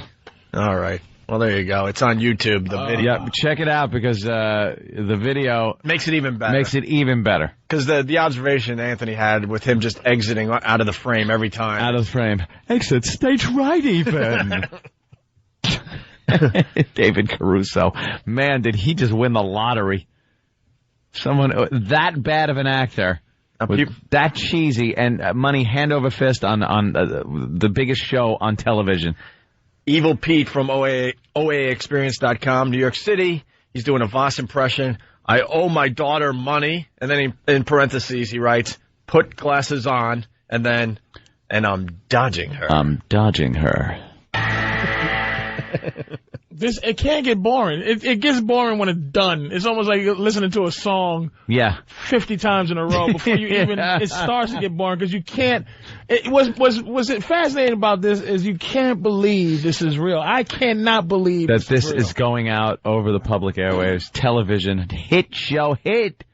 It's a hit. We're not talking about something that's been on a week. It's going to get canceled.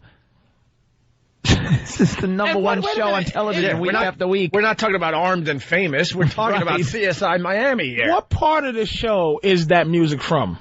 The beginning. No. Is that how the show starts? That's what someone was saying. Yeah. It starts with a dramatic one-liner from David Caruso right into the... and then it goes, and then they roll the credits over the rest of the song. Yeah, and then you got the boats, you got Miami, you got the sunset, Oh, yeah. This just in... To most Germans, this simply can't be funny. I really had to liberate, first of all, myself from a certain kind of monster image and oversized, a stony image that I had from Hitler. Danny Levy is the director of Germany's first Hitler comedy, and he's Jewish. Many in Germany say this story needed something. Jewish. This story needed something. A Hitler Danny comedy, finally. Sorry. Image that I had from Hitler. Danny Levy is the director of Germany's first Hitler comedy, and he's Jewish. Many in Germany say it took a Jew to produce this film. The year is 1944. Germany is losing the war. Berlin is burned out, and so is Hitler. He's lost his spark. Only one man can help put the fire back into the Führer's speeches. Adolf Grunbaum, a Jewish acting professor already deported to a Nazi concentration camp, is put into service out of desperation. Oh, this is hysterical.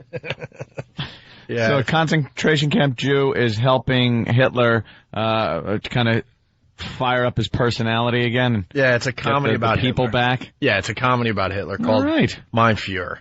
And then they asked this question. Do you think Germany is ready for this? Because, I mean, obviously people in this country, they learned very early on that there's one thing you don't joke about. It's the Holocaust. I don't joke about the Holocaust, and there's no jokes about the victims. I joke about the Nazis. Yeah. But some Jewish leaders in Germany are appalled even at the thought of a comedy about Hitler. For Hitler and for Auschwitz, there is a border. You can't make humor about millions of murdered of people. And so the first Hitler comedy in Germany is already something its director never wanted it to be. A highly political movie. Well, what about Hogan's Heroes? Yeah, what about that? Was a comedy. It didn't star Hitler, but it starred his picture in what's his name? And what about seven in the office movie there? Shorts of the Commandant. Three Stooges? Right. Where they poke Hitler in the eye with the two fingers. Yeah, exactly. What? There was actually Three Stooges took on Adolf Hitler. They took on everything. Of course, Frankenstein and... They gave Hitler a noogie? Yeah, like, whoop, whoop, whoop, Hitler, they watch give, out. You know, that fingers in the eyeball thing. Hitler fell for the old hand waving in front of his face a couple of times. And it rolled back up like a shade. Yeah. Everyone took on Hitler. Finally, Germany's jumping into the fray, making a little comedy. Took on Hitler. Bugs Bunny. This is old school. You're not going to see that on TV anymore. It's one of those banned cartoons. But Bunga, bunga, inga, binga, binga, bunga. No more. No more. No more. The African cooking some guy in a pot. No more. That was some great stuff. Oh, nature boy. Yeah. There he was. With a spear. Unga bunga bunga. He's unga bunga bunga. Unga bunga bunga. Unga bunga bunga. Inga binga. And Tom and Jerry stopped all. They used to do a lot of racial stuff too. Yeah. Questionable. They took no more black made Tom and Jerry's, and no more where Tom would get burned up and he'll come out of a pile and he'll go, "Don't you believe it?" Yep. Maybe all burned up and. Yeah. Looking, there used to be an old big black one. Now you shoo, kitty, you shoo. Shoo him out of the house. Take it off. Plenty of Hitler stuff. Hitler's mild compared to some of the stuff they would play on those cartoons. I guess Germany, still a little sore spot. The Germans apparently are so guilty about the whole thing that they're you think doing a comedy about it is a bit much. And they banned the swastika and everything, right? I mean, they banned any type of thing like this. This under the form of art, you're able to display the swastika. Like this movie's full of swastikas, of course. Yeah. But they don't put up for any anti-Semitism over there. Let's say hi to Maria. Maria? Yep, it's Marie. Marie, what's up?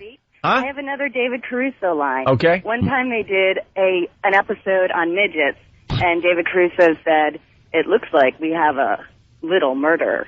No, little murder. Didn't. Now that would be funny, though. There you go. Thank Standing you, over a dead midget body. All right, we'll get into some other things after the break. Yeah. Some things. All right. We'll keep it at that. It's the Opie and Anthony Show. I got to thank, right? Start the rumors quick. I got to thank our NYPD. Yeah? New York's finest. We got a little... We support the NYPD, and I also want to say, because they don't get along, but we also support the fire department here in New York City, and there's a big thing going on. I know I jumped on your story, and I apologize, but it is a big story today. They're all up in arms because they're not allowed to put things on their lockers. On their lockers. Let the fire guys put whatever the hell they want on their lockers. It's killing me, man. Yeah, apparently something was a little too sexually heated. That's how it all began. And that's how it started. Right. So some maybe pin-up picture or something, and one guy. It was probably a guy too, believe it or not.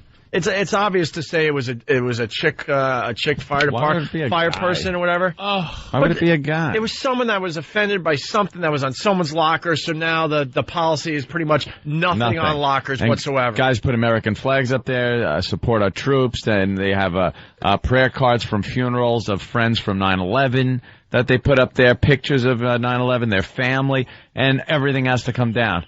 These guys run into flaming buildings. Could you let them put some crap on their locker, you idiots? Just to get them through life. They make it sound like they sit in cubicles all day typing. on their, typing out reports. These guys are risking their lives every day. Let them put whatever they want on their lockers, you dopes. It's a huge story here in New York, and, they get rid of everything instead of maybe figuring it out and going, all right, maybe no nude shots. I don't know. I think they should be able to have whatever the hell they want. Hardcore porn if they want. Whatever they want, sure. It should be based on the firehouse and what they think. If somebody has a problem with it, they should discuss it between each other like humans. Like someone go, hey, dude, I'm a little offended by what you got on your locker. And then the guy could tell him to go screw himself, and then he could maybe take it up a notch and say, I'm going to go to the superior or something like that. Nothing gets handled like that anymore. It becomes a big controversy where then all of a sudden they go from 0 to no tolerance policy. They go from put whatever you want to nothing. Oh my God. There's no more dialogue. There's no discussing things anymore. There's no hammering out a solution, a compromise. There's just, this happened? All right, get rid of everything. It's not fair to the firemen. No, we got a fireman on the line, Eddie from New York, of course. Eddie, what's up? Hey, how you doing? All right. I'm retired paramedic with New York City EMS. And let me tell you, what's going on with the fire department, it's a freaking disgrace. It's a disgrace. So you guys go out, okay, they break their asses, they run into a burning building. Nothing against the cops, but when there's a shooting, they can turn around and run. But when there's a fire, these guys are going in there, So you're not allowed to have anything on your lockers, right? Yeah, it's ridiculous. And how did this start? I really don't know, because we were away for a few days. Now, what's going on is there was a picture of a woman on a locker. I think that was in the paper, too. I think you saw that. Okay. Yeah. And they had a word. The C word was scratched into it. So somebody... You gotta love these guys. Yeah. Hold on. Let's break this down. Kind of laughing. Who is this woman? Was it someone the fireman knew, or was it just a picture from a magazine? I'm not sure. It was probably an ex-wife, Okay. You know what I'm saying? I just love crap like that. Had the C word scratched. And that's the thing. It's just a harrowing story. You're with him, and usually this guy's voice just bothers me. Like this type of hey, and then this guy, and I'm like, hey, I'm really being like, wow, this is terrible. And he's like, it's just a C word scratched in it. It's just like there's a picture of Barack Obama on it. And they go, it's just the N word scratched into his face, minding his business. All right, but the point being, because of that, they're telling these guys they can't have anything on their lockers. That's completely ridiculous. Treating them like school kids. Right, so some guy, has to take down a picture of him and his family from Disney World or whatever. Because someone scratched the C word over his wife's face. That is so key to... Hey, man, the guy has to give up half his pay. The least he should be able to do is have a picture of her on his locker with the word C across it. Right. You got a lot of the fallen brothers. They want their pictures taken down. Yeah, there's no reason for that. Come on, these are the guys that they risk their lives every day. Do you think in the few weeks after 9/11 that if this happened, every citizen in this city would run over and be protesting in favor of the firemen on this thing? But you would think so, but yeah. That doesn't happen. What happened to the signs? Heroes. Thank you, our heroes. And then all of a sudden people just go, I don't care, whatever. I should be able to have it anyway. I don't care. I don't want any trouble. Yeah, no trouble. Don't make any waves. Let the firemen put whatever they want on there. Just shut up and leave them alone. They run into burning buildings. If you want to run into burning buildings, then you decide what they should have on their locker. Thank you. All right, Eddie. It's a locker. Eddie, keep up the fight, all right? All right, thanks, babe. All right. Yeah, it's a locker. And keep the C word out of the story. Just leave that out. Because we would have never asked... We would have never investigated, wait a minute, did she have any C word, anything scratched on her face? You would never ask that. You just go, it's a naked chick. Hey. I'm glad. Boy, I sure didn't see that coming. But I interrupted you, Ann. I'm sorry. So yeah, I want to thank NYPD once again. I may have been a little overzealous in my driving this morning to get to my job. By the way, this is on time. This is twice in 1 week you had an altercation with the NYPD. Yeah. And that includes taking 3 days off to go to Vegas. Yeah. Within the last week, including the 3 days you weren't even in New York, you've been interrupted by the NYPD. Yeah. Twice. I don't know what's wrong. I just got to calm down, I guess. I'm just driving, and it's the Long Island Expressway, and it's always a mess, except for when I drive in. There's no one on it, and it's wonderful. And I do about 80. I average about 80 the whole way. In the left lane, I'm very attentive to what I'm doing. And there was a cab, a New York City cab, driving in the left lane with a tractor trailer in the middle lane. And I didn't want to go all the way over and do the right lane sweep. So I get behind the cab, and he's not moving. He's pacing a tractor trailer in the left goddamn lane. And I'm right behind him. Now I start moving over a little so my headlight gets in his side view mirror and reflects right into his face. Love that move, by the way. Right into his face. It's a great move. It's a great move to have. And he's inching just barely a quarter mile an hour faster than the truck. And I'm just getting so friggin' frustrated that the second it opens up, I cut in and I'm off in the middle lane to pass him. I don't know where this guy came from. Man, he was in a black unmarked, and all of a sudden... Well, that's where he came from. Yeah, it was exactly. Unmarked. Exactly, and it was pure black. In my mirror, the darkness behind me turned into Close Encounters. It just lit up out of nowhere, and I was like, oh, my God, getting pulled over. So I pulled to the side. Guy comes over to my passenger side and just starts lambasting me, yelling at me. Do you know how close you are to that vehicle? I was like, yeah, I was probably a lot closer than I should have been, officer. Did you say that? Yeah. Okay. And he goes, yeah, how close were you? I go, I really don't know. He goes, you were about 15 feet, and you were going too fast. Knowing you were 15 inches. Oh, believe me. And he goes, and you were going too fast. I was going, yeah, officer, I understand. He goes, what if he would have slammed on his brakes? And meanwhile, in my head, I'm thinking, I'd have slammed on mine. I wouldn't hit him. But I've done this a million times. I go, once a problem. I go, no, I understand. You know, I'm in a bit of a rush. And when a cab is just pacing a tractor trailer like that in the left lane, I got a little frustrated. License and registration and your insurance. And he goes back to the car, and I was so flustered. I was like, holy Jesus, I didn't hand him any of my cards, you know, my special cards. My little cards that kind of say my get out of anything cards. Yeah. Other people have get out of maybe a speeding ticket. Anthony's got get out of anything cards. Get out of... Anthony pretty much has a police officer's uniform at this point. I believe he has a get out of murder card. He comes back to the window a few minutes later, and I'm thinking he wrote me up. Finally. Yeah. You get out of these all the time. He comes over, he hands me my stuff. He just goes, look, I'm not going to write you up. But he goes, I know what you drive, and I got your name.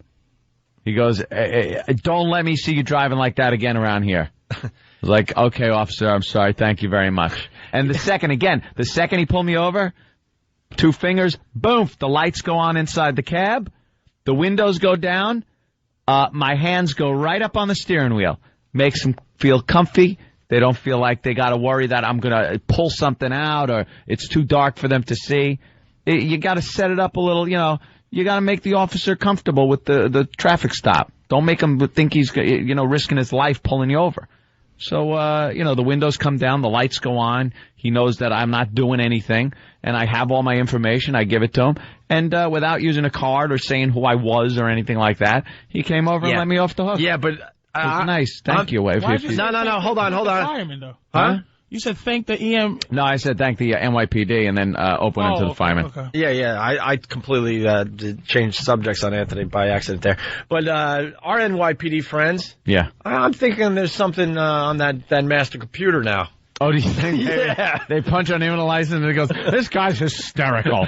Just let him go. There's something that pops up on that screen because you get out of a ticket every single time. It's something that pops up when I hand him my license. It's my white hand. That's what I'm saying. It's like you just said that with some little pompous, all right, complaining Negroes and Puerto Ricans. This is what you do to not get a ticket. He was kind of looking at you. Yeah. He was kind of looking at you. So in this. You know, I just want to swear right now, but in this story that you're telling, it's like the moral of the story, children, is just do what you're supposed to and you'll get out of a ticket. Exactly. Really? Yeah. That's not what happens to me. I have to pull out all of my get out of murder cards. Get out of murder. Just to get out of a ticket. Yeah.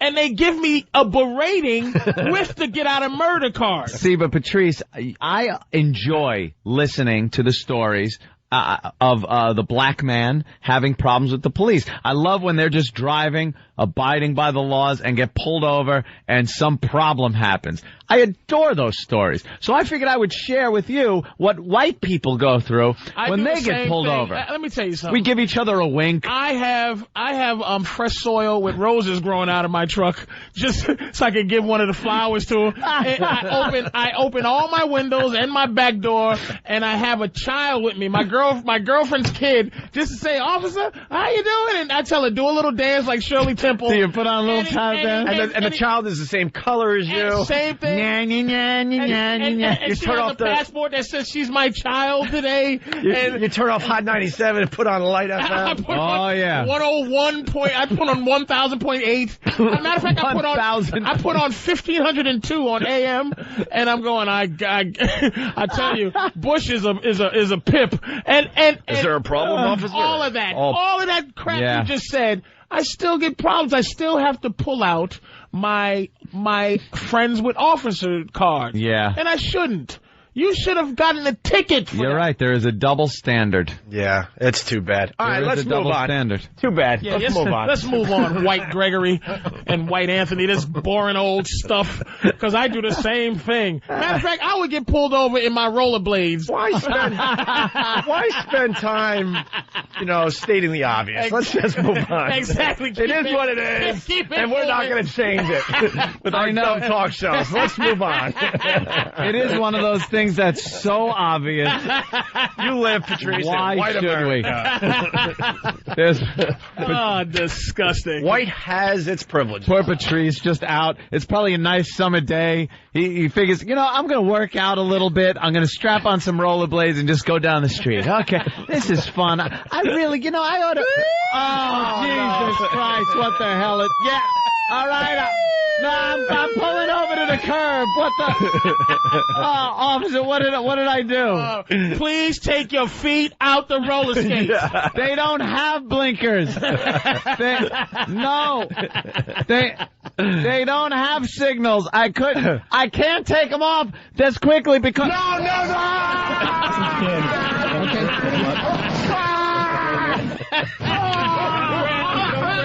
Okay. Just being tased on your rollerblades. When's it gonna stop? That's just hilarious. Maybe in a couple hundred more years. If you put your hands on you're goofy white little. You must be nice and visible, especially because it's dark. That's all. It's dark. My side windows. I saw that he was coming up on the passenger side, so my back and front passenger window went down, so he can see inside the entire vehicle. That was a moving violation you did. Oh, yeah. That should have been points on your license. Something is going on because, he gets out of everything. No, I just want to thank, if the officer, somebody he knows that's patrolling the LIE at that hour or something. I just want to thank the guy, for he gave me a shot. We got friends in high places, and there's something that pops up when they punch in your info. I didn't tell him anything. Something punches up. I don't know. I just want to thank him. That's all. Unfortunately, we're running out of show, but I want to say poor Mark McGuire. Poor Mark McGuire. What happened to him? All 150 pounds of him. He's just fading away. He did not make the Hall of Fame. Can he seesaw with Travis now? Is that what we're talking?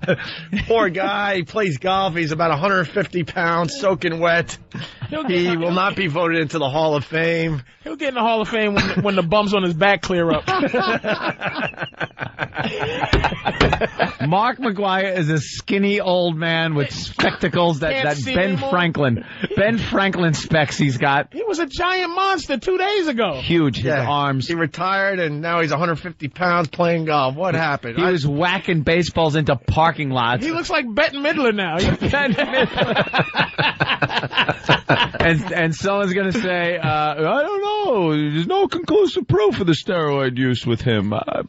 Yeah, they didn't prove anything with him, but, the voters of the Hall of Fame said, no, you're not going into the Hall of Fame. Something's going on with you. The guy, or something went on with you. Pretty much, him and Sosa, the battle, brought baseball back. Yeah. From the strike. And they were loving him when he was doing it. They were loving him. Hitting 70 home runs at 48 years old. The guy was entertaining as hell to watch. He'd step up, the cameras. Remember that? Every time he'd swing, you would see the stands just like strobes going on. Light up like it's a Rolling Stones concert. He had muscles on his back that they haven't even named yet.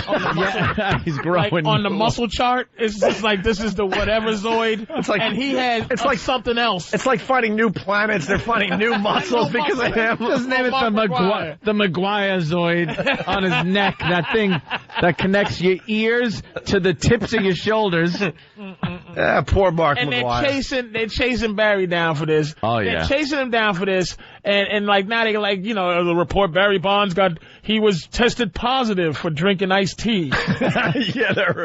Aspartame. He was tested positive for aspartame. Well, it came out last night. He got tested for what? Amphetamines. I don't even know what that does. That's not even a violation. The first time they let you go. The second time they suspend you. The first time they don't report it. Supposedly they can't report it. But now now it leaked that he did test positive for amphetamines in 06. What though? Implied criminality doesn't count. Dude, he was in this world. He was part of the generation of baseball where they all did steroids. But they it's never so caught obvious. Mark McGuire. They didn't catch Mark McGuire. But it's so obvious now that he shrunk. They caught Pete Rose. They that's what I'm saying. I like to see Pete Rose go to the Hall of Fame, but they caught him. It's not implied that he gambled. It's not implied that he did what he did. They caught him gambling on his own sport. But these guys haven't been caught. But his achievements are what they were. Mm-hmm. Pete no matter Rose. what. Yeah. The guy should be in the Hall of Fame based on his achievements in the sport, not on, what he did. Well, the gambling thing. Before the show, we were trying to figure out the baseball player that was a card-carrying member of the Ty Cobb. Was it Ty Cobb? We're not really sure. Dirty racist. What? How do you know Babe Ruth? What do you say in the office? How do you know Babe Ruth didn't take somebody a creepy cocaine back in 1912 to smack home runs? But we just didn't test for that. No one cared. There was no testing. What was your line about Ty Cobb? That same bat he was using? He was beating niggas in the head with that same bat. He would hit 4 home runs and then go, I'm going to hit a nigga in the head with this one. With no cork in it. His batting average after the game was 1,000%. He didn't miss a thing. Practice on a black hand. I got to hit this white ball every day. I don't like it. On the way back to the trolley, he hit everything in sight. The wrong color. Oh, man. I think he made a decree to change the color of the ball to black with little hair on it so it looked like an afro. So he could just smack that out of the park every time. 1,000 home runs by Ty. Unfortunately, my God, that ball has hit a woman.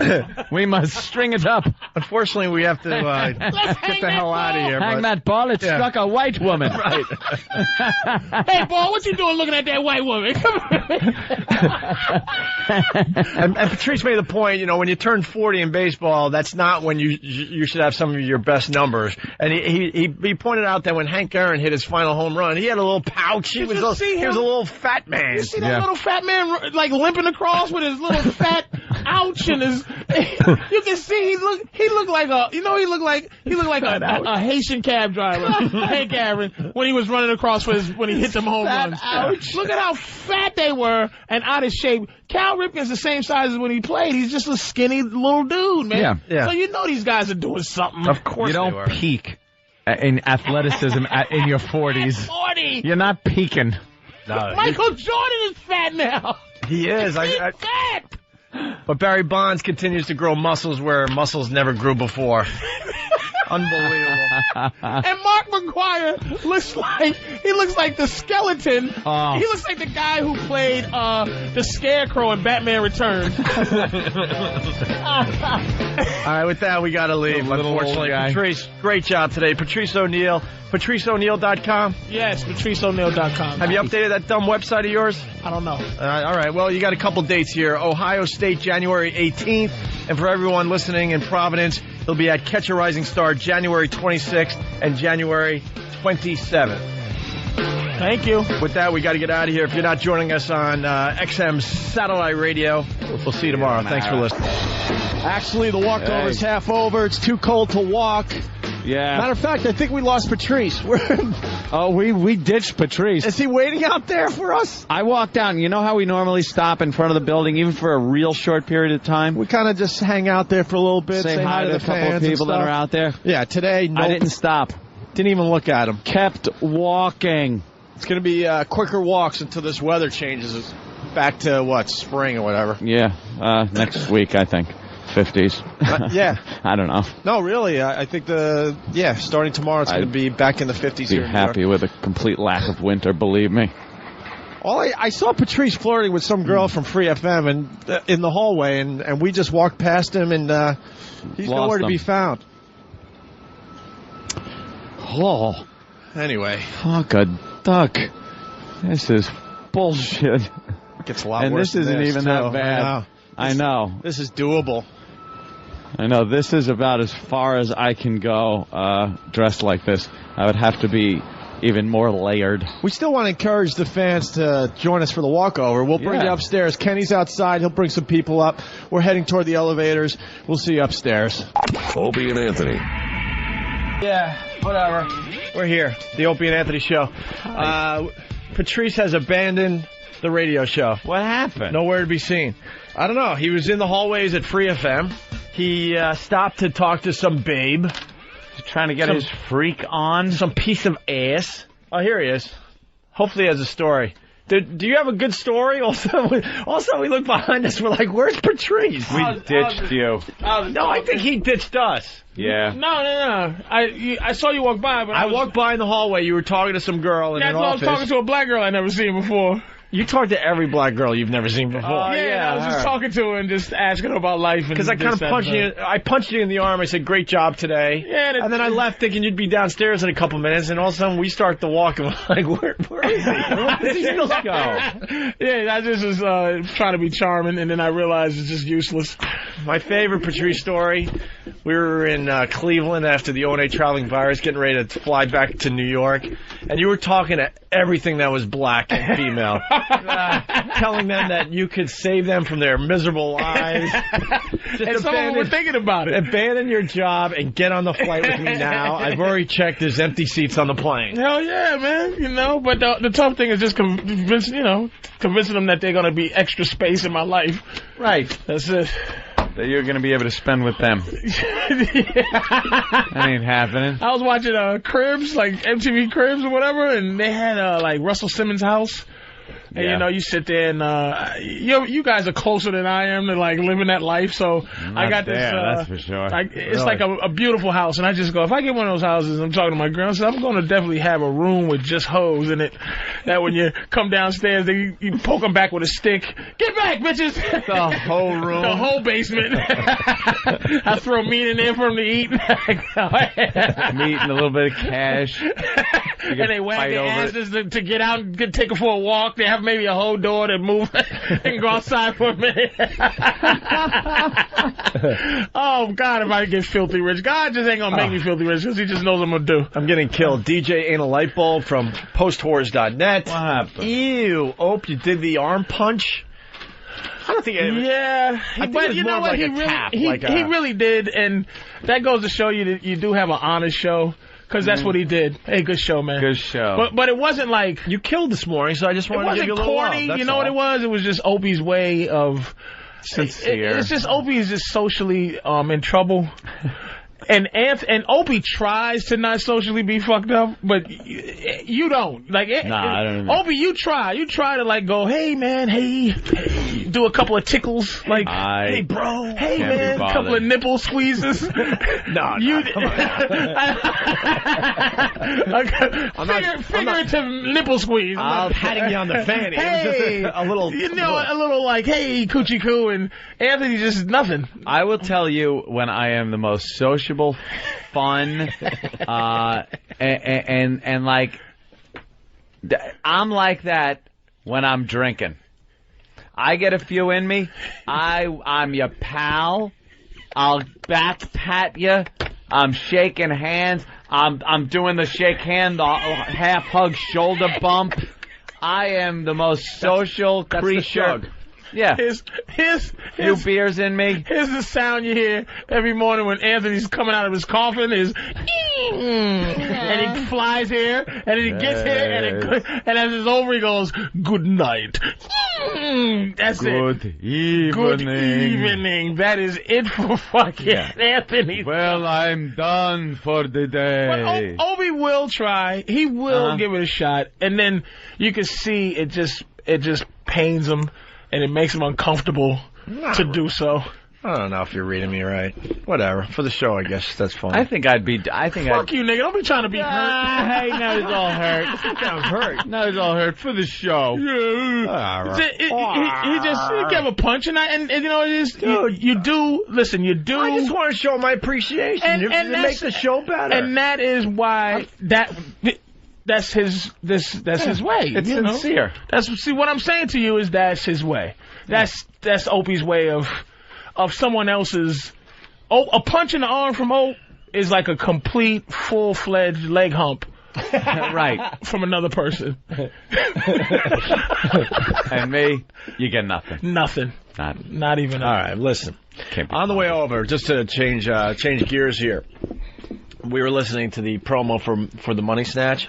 Oh, my God. And I did a lot of talking while we were in Vegas for 3 days. And, you know, we're in tweak mode, just a little tweak mode with the radio show. We do this from time to time. We take a good look at things, and we try to tweak things, make them better. And, you know, we want to start bringing a little more of the edge back to the radio show and things like that. And we want to do Money Snatch again. And we don't really understand why the women aren't clamoring to be on the show naked to run around and grab as much cash as humanly possible, not using their hands. It's money. It's free money for any woman that wants it. Right. So we're thinking, my God, they have to be calling like crazy. Well, I was going to say like hotcakes. They're calling like hotcakes. How can a hotcake dial a phone, Opie? Well, my God, man. Let me put it this way, a little acting here. After we play the promo for the Money Snatch, you know, it's the promo to get the women interested in doing this contest. This is what we get. Yeah. Not one calling. And why? Because they're flat out disgusted or scared. Why? Again, why? It's free money. What could they possibly be getting turned off by? And then it hit us. Somebody brought it to our attention that it might be the promo that Steve came up with. It could be the promo for this very event. Now, I'm thinking the promo should be this. Off the top of my head, I'm not going to get into detail, but we have a lot of money. Mm-hmm. We would like girls to come up to the studio and win this money. Right. Yes, there is a catch, ladies. You cannot leave with the money in your hands or your mouth. It has to be put in a certain part of your body that isn't used to carrying money. Yeah. Yes, it will be uncomfortable for a very short period of time, but hey, you're leaving with free money. That's, the gist of it. And during the promo, as we explained, Money Snatch, there should be excitement. There should be maybe girls going, ooh, me. Yeah. Like every girl in the world wants to be part of it, but we're only going to pick a select few. Exciting. A few lucky few. Action music. Like that it's a competition. Excitement. Excitement energy. in the air. Women like, oh, me. Like, pick me. Please. I bet I win. Right. Something like that. Kind of like we're giving out the golden tickets. Yeah. Like everybody wants one. This isn't something people want to be shunned for. They want to be involved in this. But we heard the promo that's playing. And this could be the problem. Wow. This could be the problem. So, Patrice, listen in to the Money Snatch promo. We're going to stop this from time to time, Bill.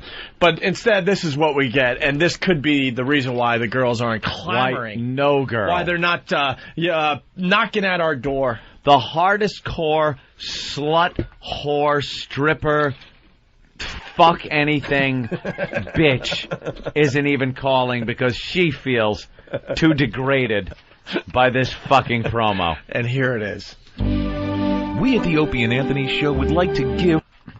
No, this is a standby. I'm going to cue you. Holy Opie put his hand up and Bill stopped the whole thing. It was putting my hand up like, do you see me? Because I'm gonna cue you.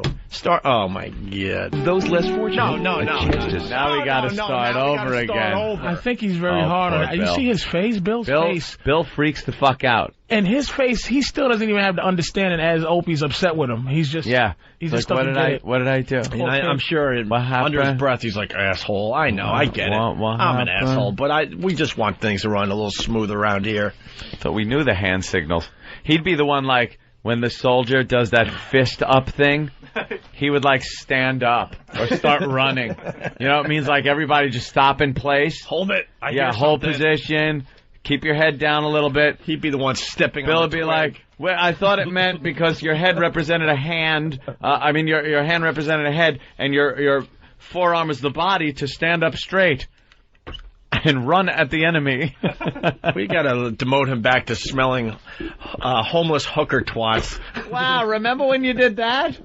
Yeah, no problem with hand signals there. Yeah. Nose, point at nose, and then we pointed at a trout. And you knew exactly what to do. All right, so here is the Money Snatch promo, and this is where the problem is. I was going to stop you to... whatever, I'll do it again. Here we go, Bill. We at the Opie and Anthony Show would like to give those less fortunate a chance to spread joy to the ones they love. All right. So far, so good. So far, so good. The music, a little depressing. Right. I'll give that. This should be more of a, we'd like to give a little more up. A little more action. The music itself is this dirge. Right. But so far, so good. You're piquing the interest of the females. Yeah. So far, I don't have much of a problem with it. The promo continues. And the best way we know how to spread joy is to spread cash. All right. Spread cash. What? Spread cash. You're a lady out there. You're down on your luck. You might have a few bills you need to pay. At this point, I think you're even turning up your XF. Your interest is piqued, let's say. Right. And now you're turning it up going, maybe this is something I want to get involved with. I could use some extra cash. You got your cell phone out. You're ready to call. Yeah, the music's a little depressing, but I don't think they notice. The message is, hey, money. You got the opportunity. And then this happens. All over the floor and blow it around the room with a leaf blower, while a bunch of screaming naked women frantically try to grab as much as they can. It's the return of the Money Snatch on the Opie and Anthony Show. We're looking for desperate, broke, insecure women to come in studio, get naked, chase around flying money, and cram as much of it into their holiest of holes, all in an effort to make someone's life a little brighter. We know how much you hate picking up clothes at the Goodwill. And wouldn't it be nice to not have to dig through the garbage to find cigarettes? And wouldn't you love to take a dump in a functioning toilet and not a spackle bucket? Of course you would. So ladies, walk your broke ass down to your local public library. Use their free internet and go to opieandanthony.com or foundrymusic.com for contest details. Who the fuck is going to go after hearing that? You're pretty much representing anybody that would come down for this as a homeless horse skank that is digging through garbage and Goodwill to just eke out a survival. At this point, you're sick of the taste of cum. Right. And you need a new way of making money. Just for a day, you'll get some extra money up your pussy, and then go back to your shit life of rummaging through garbage for food and rummaging through a Goodwill for clothing because you're a skanky piece of shit. Please come down. Please. We're begging you. What happened?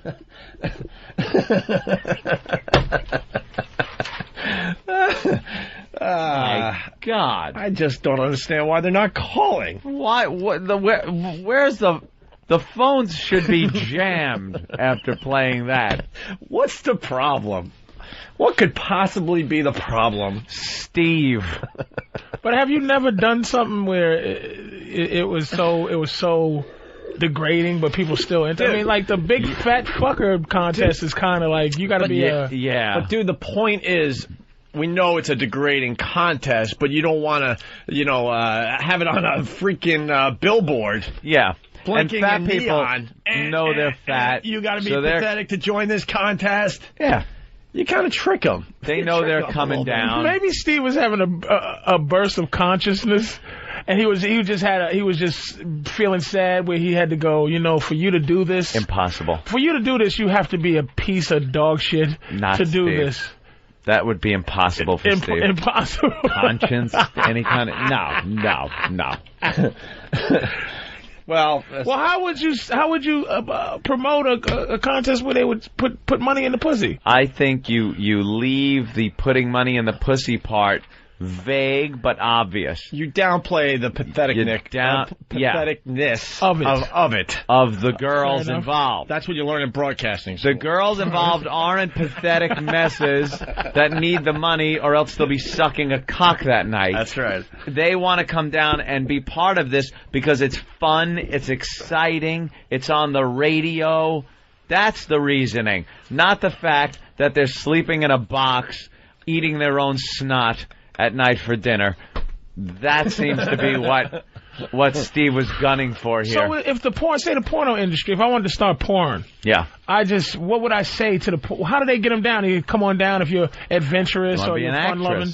Yeah, an actress that's But you don't say adventure. Come down and have strange dicks pumped into every hole in your body, you dumb cunt. Uninhibited women needed for film, exciting, adventurous, curious, perhaps. Things you'd read, keywords that would be like, all right, I kind of know what this is all about, but not, desperate cocksucker needed for movie. We will fill your ass and cunt with cock and cum. Come on down. Make your daddy proud. Right. And, shit like that. Basically, we're looking for women that have had so much cum that they're now allergic to it. Yeah. you always hear about we want what we're calling hive pornography, right. Where girls get cum on them and break out in hives because so much cum has been pumped. So much at this point, the body's saying enough. It's rejecting cum like a bad kidney. It's just through osmosis. They've gotten so many male hormones they have balls just from the cum on their skin seeping in.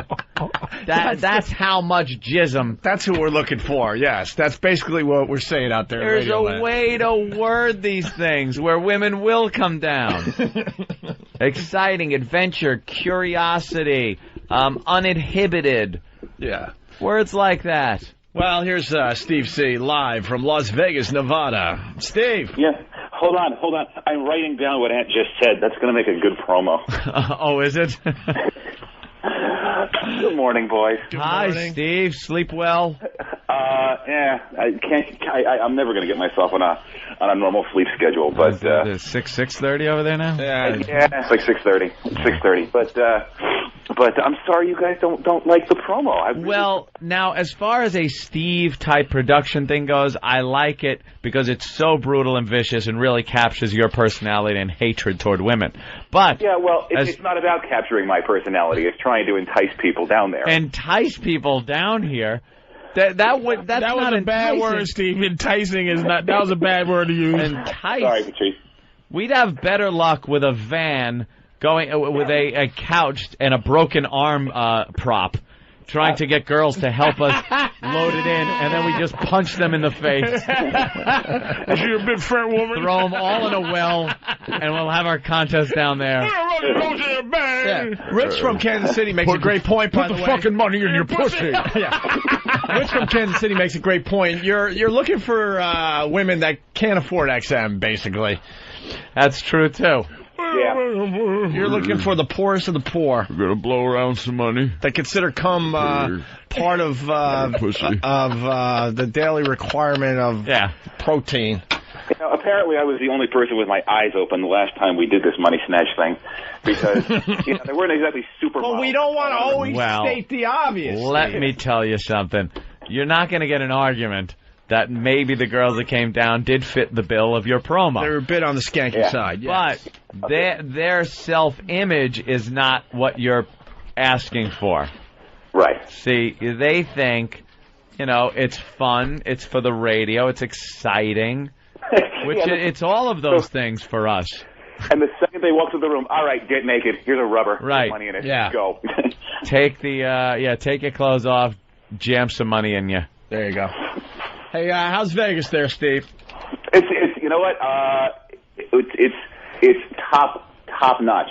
Hot Movies is flying me out here to do the to go to the AVNs and do what I usually do, which is ask humiliating questions and get called a faggot. Yeah, you're collecting a lot of audio for the show for next week. Yeah, well, not today's going to be the first forum into the first entry into the expo, and I'll head down there with Jimmy later on. Well, one of my favorites from last year was the bear.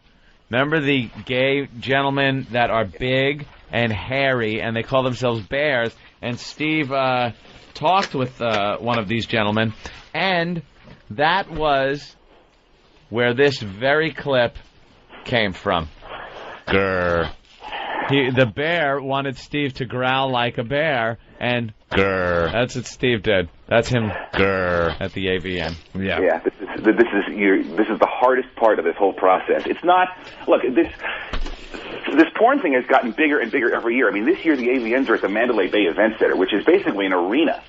I mean, it's not in for up until then it's been in a large banquet hall. For lack of a better phrase, but it's huge this year. I mean, there's porn people all over the place. I mean, there's CES people, sure, and then within 5 feet of them, of the CES people, is some bleach blonde woman with big fake tits and collagen in her lips. So they're really all over the place, and it's just getting. I hate that look. That collagen has fucked so many women up. You know who got it recently? It was hysterical. It's going through the channels, and that Smallville was on, and I guess is one of these gimmicky gimmick episodes. They had Lois Lane from the original Superman movie playing some character. So it was what the hell's her name? Kidder? Yeah, Margot Kidder was on. You remember how she had 0 lips and no lips at all? She is a duck now. She couldn't even talk. She's trying to learn her lines, and they're coming out like this, like her mouth is paralyzed. She couldn't speak. It's like, what? Do these women think that looks good? Well, they're trying to make it look like a swollen pussy. I would gather, but it doesn't look good on all the ladies out there. Like good plastic surgery, you just don't know the people that have had it done. So perhaps there are girls with collagen lips that you just walk by and think, oh, that's a pretty girl. Yeah. But I have not seen many like that. I don't think I have anyway. You see big duck build, and the porn stars overdo it like they do everything else. Their tits, their fucking ass, their lips, the makeup. They just are disgusting, Steve. No, I was reading an article recently. They said high def is ruining a lot of pornos. Yeah, well, because now you can see the pimples on the ass in high def. You can see the scars. You can see the stretch marks. You can see the cellulite. The same way high def is fucking up the news and a lot of network television is fucking up the porn, because all of a sudden you're seeing all of the imperfections and pockmarks on the. Don't fucking film it in high def. Yeah. What are they, crazy? What are you looking at? Wow, I really enjoy the lines of resolution on this. You know, you can really see the cum flying into her face. Like it's almost like I'm there. It makes it more appealing to me. Like really, I enjoy. You want to see regular? Well, I enjoy the reality of whatever bump might be there. Mm-hmm. I enjoy regular porno, like regular people porno. Aside from like the stripper with the fake tits, and the guy. Huge cock, he's fucking for 8 hours straight. Did I tell you what, this Asian video I saw that I jerked off to? Where I got this new thing where I enjoy women doing like sex stuff, but it's very non-sexual. And I saw this 2 Asian girls, they were just squirting each other with each other's titty milk, you know? And they weren't going, ooh, titty milk. One would squirt the other one in the face. Sorority sisters and goofing she would go, around. One would squirt they were in the bathtub, and one would squirt one in the face, and the milk would get in her mouth, and she would taste it and go, hey! And then the other one would squirt the other one in the face, and she would go, And it was just so creepy, but it just, I couldn't stop jerking off to it because it was just jacking to it. Because it was so creepy and just 2 girls like just being dirty and creepy. And so this high def talk here, it's not turning me off. You know what I mean? Yeah. But I think again, bring it back to racial shit. White guys are very into that perfect quote unquote 10 thing you got going with the size 2. I'd rather have girl next door shit. Like I remember. When I would get like Hustler, I think it was. Yeah, nothing. Who did the beaver hunt? I want to say Hustler. Yeah, I think it was Hustler. Yeah, that's Hustler. I would crank it to the beaver hunt. Nothing beats Girl Next Door stuff. And Girl Next Door, things like that. They'd have those sections. And then you'd look at the models that they had for the magazine, and I'd be like, all right, they're all right and stuff. But I'd go right to the beaver hunt, just find like Girl Next Door thing, crank away. Because it's the reality of it. Shouldn't it be next door? It's attainable beauty, and that's what. Door. I said next door. I said next door. You did too. It's next door, I guess. Whatever. I've corrected finger. Fuck yourselves. All right, hey, we got the clip where the grrr clip came from. This is from last year's Porn Awards. Hi, I'm Jim. Hi, Jim. How you doing, Tiger? Hi, Tiger. And this is Steve. Pleasure to meet you, Steve. Hey, how are you, man? Let me ask you a question. Yes, sir. I've been taking a poll. This gentleman I'm standing here, would he do well in the adult industry? People tell him that he should get into films, that he's too shy. Do you think he would do okay? Well, we got to check things out first. Go ahead. He doesn't Tell us a little something. His face. Do you think that his face is good for adult films? Very handsome gentleman. You think so? Beautiful eyes. What? Thank you. He's got this little mustache. He has beautiful eyes? Yeah. What market do you think he would do well in? Like, what niche would he fit? Is there like a... Bear. Can you please say that again? Bear. Arr. You'd be a bear. Arr. See, he doesn't think he has bear qualities, but everyone tells him the same thing. You're like the third person to tell him that. Growl for us. No thanks. Hey, growl for him. Grr. Thank you very much. It's like a bear cub. We'll bring out the bear in you. And there's where that famous grr. That's where it was born. Grr. I was feeling pretty good up until about 5 seconds ago. So, hotmovies.com, Steve? Yeah, hotmovies.com really, really hooked me up for this one. First class all the way out, and the room is great at Mandalay, and I'm going to hit the expo later on and get more of that wonderful audio. Has Jimmy been turned down for any photos yet, or anything happened, any drama? Any Jimmy stories? No. Jimmy flies out.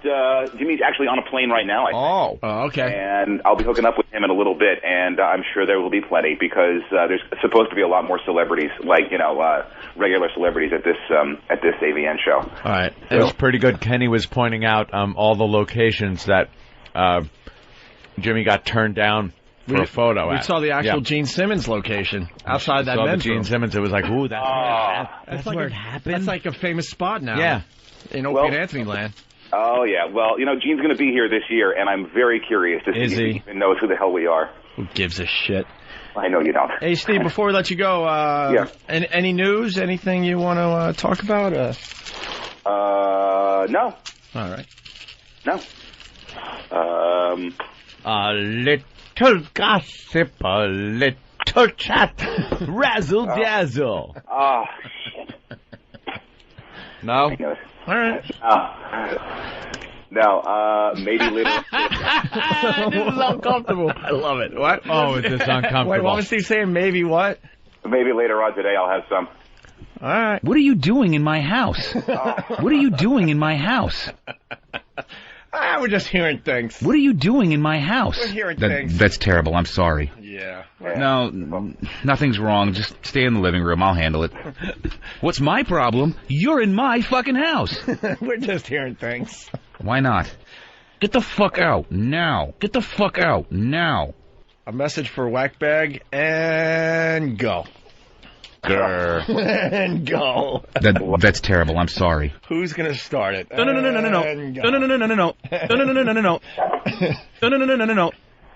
Nothing at all, huh, Steve? No. What are you doing in my house? Get the fuck out now. You got to play the CSI after that, though. That's terrible. I'm sorry. Not on the same thing. That's too bad. That would have been the thing to do today. That's all right. Just imagine it. What? Oh, I thought that was Dan. Did Steve hang up? Steve? Oh, no. In a panicking. Oh, what happened? Boy. It's Steve's story, man. Nothing. We're just hearing things. I asked, and he One said... of these days, we'll just hear, I don't know, a story. I just want to hear a story. Yeah. The beauty of this show... One of these days, it might just be story time. The beauty of the show, in the end, everything is revealed. Yeah. Sometimes it takes time. Sometimes it's not a quick, yes, I do want to say something. Yeah. Sometimes it takes a little while. Exactly. It keeps you listening longer. Yep. Unless you listen on 3FM. What? Some creepy. Yeah, he just hung up. That is really fucked up right there. There was a lot of I think we're going to get fired off a nice email. Let's go to Schwoogie. Schwoogie! Hey, boys, what's going on? Love the voice every single time. It makes me think of Ann's bit. I know you're not 7'8" in the 6th grade, but you have the voice of one of those guys. Oh, pituitary gland neck. Yeah. Oh. Yeah, if you like the girls next door type look, you gotta check out this one chick, Sunny Lane. When I was, I wish I could do the bit because it's one of my favorites. But Sunny Lane. Sunny Lane. Yeah, Ann would love Sunny Lane. What's that about, Schwug? Just a typical girl next door who's important. Nothing whatsoever fake about her. Sunny Lane. Get her on the show. She is a good girl, as Norton would say. Was that the one that was related to Sunset Thomas? No. No. Mm-hmm. All right. Just trust me. Look it up. All right. Later, boys. All right, later. I will look it up. Let's go to Eric in Nebraska as Anthony Googles Sunny Lane. Eric. How's it going? What's up? I just thought I'd help throw Steve under the bus. You ought to play the promo for the money snatch he was doing before Christmas. I think it's worse than the one you just played a little while ago. It is worse? You want to go there, Ann? Or I think we made our point with the other one. Yeah. Oh, yeah, Sunny Lane's very girl next door-ish. Bit on the chubby side. Really? Well, I think she's Which one are you looking at? Well, the picture that Than threw up. When she was bent over there. The bent over one? Yeah, she could lose about 5 pounds. Really? Yeah. I didn't notice. Look at Patrice shaking his head. Oh, there's a nice shot. All right. Oh, she does the Hitler mustache and spreads her legs, though. Ladies, Hitler mustache is fine as long as you're keeping your legs together. The second you spread them apart, it looks like a big thing of weeds that aren't supposed to be there because everything else is fleshy, and then about an inch or so above anything is just this tuft of hair. Yeah. That doesn't make any sense. All right. Stop it. You know, Steve has no choice. He has to call back because he's sponsored by HotMovies.com. HotMovies.com. So he'll be calling back either later today or tomorrow, certainly. Oh, little gossip, a little chat. Razzle dazzle. He hung up though. That's what. Yeah, strange. he hung up. He never has Steve done that before. Has never done that. You're right. He went into humana mode. Howdy, Mr. Marshall.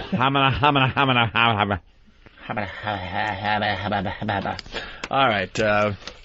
We'll do this, and then we'll come back and do something else. Work on the mix just a little bit for us, all right? We're tweaking, Ann. Remember? We're tweaking everything. A little tweak here, a little tweak there. Where's E-Rock? Why did you run out of the studio? E to the R. Travis ran in all excited, fans whispering to me during the break. Sam's got his camera. Got his camera, and he's giggling about something, which means somebody is ready to get fucking chastised. And to be honest, you and I, Ant, we forgot. What? But these guys behind the scenes did not forget. What? Exactly. The story goes like this. We took about, a month and a half off for Christmas. And when we got back, we noticed that E-Rock gained a few lbs. Oh, true. A few lbs. And it turned out, we figured out he was gaining about a pound a day while we were off the air. Yeah. It's true. You said 15 pounds, right? Yeah, since like the... So 15 pounds, and honestly, we were off about 15 days. So it was a pound a day he gained over the Christmas holiday. Jimmy had a great line. He asked him if he had eaten a throw pillow sandwich. Patrice, you notice that he looks heavier? No. Look around the bottom of his neck, like his neck, where his neck meets his chin. He's lifting his chin up a lot higher. He always was a mushy-looking kid to me, though. Like, yeah, but there was one point, maybe it was a day, that he wasn't... no, he was thinner than that. And you have some new relationship or something, right? Mm-hmm. So that gets you fat. You're all comfortable. I saw him shopping in like he's too Target. Early. No, he's too early in the relationship to get comfortable. You don't fall apart. You don't fall apart that quick. He should be at the gym every day doing Taibo or something. No, he's not. He's happy. He's fucking happy. And I saw her. She's the type that'll make you gain weight so that no one else likes you. She's a good cook, yeah. Yeah. Oh, really? She's doing it on purpose, absolutely. Oh, really? Because E-Rock is, considering, you got to understand that women are as shallow as we are, they do love you for who you are and what you do. So he is a big part of this show. I'll understand that. So she doesn't want anybody else wanting him. So he's just a big fat titty face. Oh fuck. Jesus. Double chin bitch. Look at you, man. Come on, E-Rock, get your shit together, nigga. Don't let these people sit around and berate you because you're sitting there swelling up in love. Well, he's swelling up in love. Here's the problem. He's not supposed to be a fat guy. No, he's not. You know what he's shaped like? People are supposed to be a fat guy. But not the kind we draw. The actual heart that's in your chest. An actual heart. He's shaped like a actual medical heart now. Some type of organ. It's shaped like a kidney. A gallbladder. E-Rock look like a gallbladder. That's because you're in love, man. Stop. That's all I'm going to say to you. I'm not going to sit there and fucking give you pointless, non-directional chastising. I'm going to tell you why you're fat and why you should stop.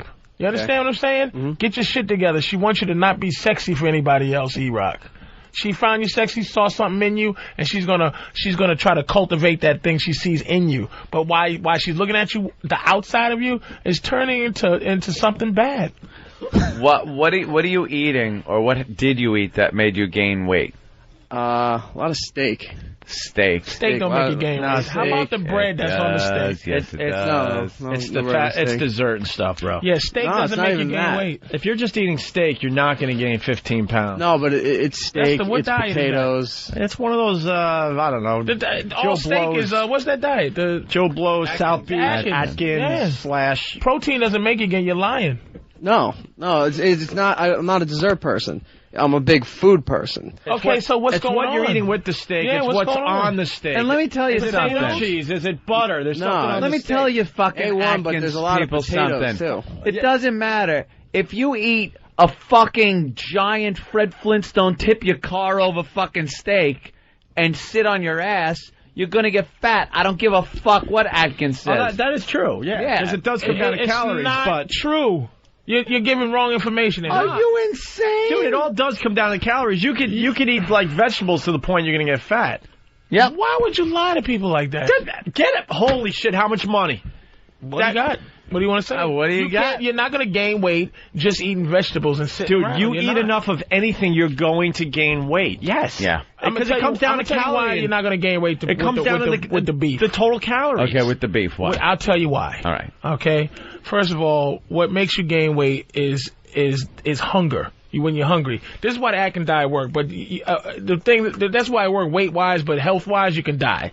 But what happens is the protein doesn't fuck with your pancreas. It doesn't create sugar. It breaks down very slowly. That's why you're not as hungry. This is why he's eating something else. When you eat starch, it goes to your insulin, your pancreas. It makes a bunch of fucking insulin, and it shoots a crazy load of insulin, and you get fucking tired. So you get hungry again. He's been eating bread. He's been eating rice. Mm-hmm. He's been eating potatoes. Look, he's nodding. Bread's not steak, E-Rock. Yeah, we asked you what you're eating. Yeah, but that's one of the big things with steak all the time. But I don't eat, I eat a lot of food, but not like a huge meal at one time. Why are you lying, E-Rock? I'm trying to be on your side. They just want to call you a fat fuck for an hour. I'm trying to help you. You're lying. You're eating bread. I need a dietitian because I'm not accepting what you're saying. I'm not either. Just gain weight from eating beef. I'm not doing anything yet. If you ate one of those big from eating healthy stuff, plates of fucking enough of it. Not 15 pounds in 15 fucking days. He's eating potato sandwiches. But yes, you're 100% right. But you could gain weight by eating healthy if you're eating too much. I'm telling you. Why would you even say something like that? Holy shit, get a doctor on the fucking phone. I don't want one of these lying-ass O&A doctors who'll just say, yes, you can gain weight from eating air. Fuck that. You can't gain weight from just eating broccoli all day and not move. You're not going to gain weight. You eat broccoli all day long. You're not going to gain weight in the end? No. Holy shit. Holy shit. Get a dietitian. Your holy shit means nothing to me. Look, you eat apple pie all day, you're going to gain the weight faster. But if you're eating broccoli all day long, day after day, you're going to gain weight. Because you're overeating. Yes. It's a misconception. I'm looking at Big Kev. He's like, he's the barometer. Like, yes. It's people have the misconception you eat healthy. It doesn't matter how much of the healthy stuff you're eating, you're not going to gain weight. That's bullshit. You still got to, not eat a ton. You still have to move. Yeah. Exercises. Dude, I'm no dietitian. It's about the portions. I want a doc. Here's a doctor. Hold on. Let's say hi to Kathy in Virginia. Kathy? Yes. What are your credentials, Kathy? I have a PhD in endocrinology. I'm a registered dietitian, and I have a PhD in exercise physiology. All right. Right there is exactly what we need. What's your website? Thank you. We have to look it up right now. No, endocrinology. Okay, I get with it. All right. And we could get a second opinion, All right. Get a third opinion. I don't care. Kathy, you've been listening to this discussion? Yes. All right. What is your professional opinion? I'm getting so mad at Patrice because he is wrong. Absolutely, it's all about calories. If you take in more calories than you expend, you will gain weight. It doesn't matter if the calories come from broccoli, from bread, from steak. Absolutely, if you take in more calories. But the fact remains, you would have to eat a shitload of broccoli. There you go. Absolutely. So preface it with that. But it is possible. You have to gain weight amount of broccoli. How much fucking? It's a tree full of broccoli. You have to fucking eat to gain it. Stop just.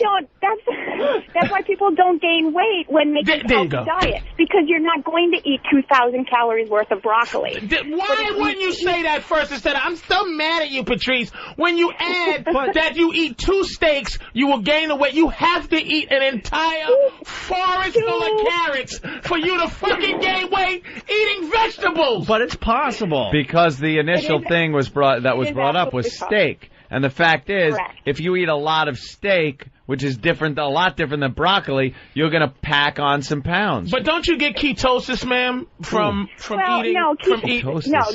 Doesn't your body eat your own fat when you eat that kind of shit? No. Your body prefers carbohydrates. So if you totally deny your body of carbohydrates, then you can go into ketosis, which happens with diabetics because they're not producing insulin and they're not using insulin correctly. So then the body can only use fat for fuel, so then you go into a state of ketosis. So what the Atkins diet is touting, which is not true, that if you limit or completely deny your body of carbohydrates, then the body's going to be forced to use fat, which will then use the stored fat that you have as fuel, which makes you lose weight. Exactly. Now, why is that bad? Why is that bad? Because the central nervous system, for instance, your heart, a lot of the organs in your body can only use carbohydrate for fuel. So the body is then forced to go through a process called gluconeogenesis, where it takes non-glucose products and makes glucose out of them. And that's really, really hard on the body. Like what? It slows down your metabolism. So that's why people who go on these fad diets, kind of alchemist inside your body. That's amazing. Well, they lose weight initially, but then they don't keep it off. Your body because know your body how to slows down the metabolism. rape itself. What would Eric? What would it take for him in 15 days to gain 15 pounds? From how much meat did he have to eat? He's eating too many calories, and he's not, like Anthony said, he's not doing any exercise. And you know, he doesn't want to admit it, but he ate a lot of dessert during the holiday. It's much cooler to say, oh, I ate a lot of steak. No. Yeah. You didn't have any of Mommy's desserts during the holiday. No, I'm not a dessert person. But not only was there steak, there's cold cuts and like chopped meat and other stuff. I mean, even just alcohol. Not a dessert person, but he's certainly deserted. Excuse me. Certainly deserted this might exercise. Hey, Opie, would you say this could Made me laugh, you fuck. would you say this could actually be a groundbreaking moment if we can get an endocrinologist? It'd be groundbreaking if E-Rock jumps up and down. That's what I'm going to say. Can you please, ma'am, could you just please call E-Rock a fat fuck? Just I want to hear a medical person. Could you say, E-Rock, stop eating steak or you're going to be just a fat fuck? Please, could you do that? I can't do that. She's a professional. You're a fucking dietitian, not a politician. Say E-Rock, you're a fucking fat. Jesus. Just don't eat as much, or just move more. You fat fuck, right? Say you fat fuck. Or, you fat fuck. You're going to be a fat fuck. Absolutely. Don't start eating less. All right. E-Rock's been moving to the refrigerator. Listen, let's say hi to John in Jersey. John, what's up? Hey, I just want to say, E-Rock, you got a fat guy telling you you're fat. Listen up. There you go. Not the Francas. All right, anyway, we forgot about the little thing. We said we were going to, weigh E-Rock every day until he loses the 15 pounds he gained over the holiday. Yeah, and if he puts on a pound... We get to what? Chubby bunny. Punch him in the face. Oh, No? Do we have marshmallows?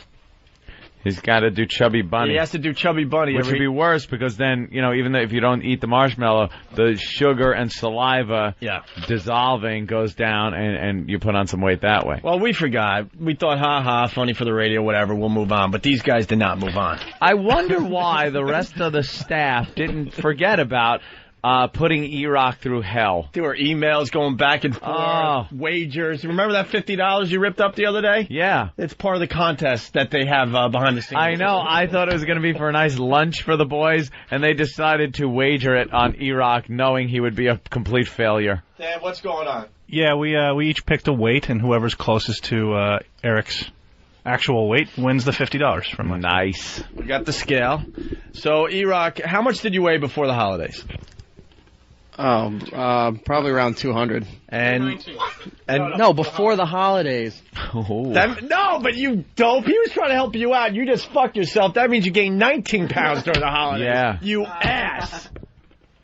You jumped and said no.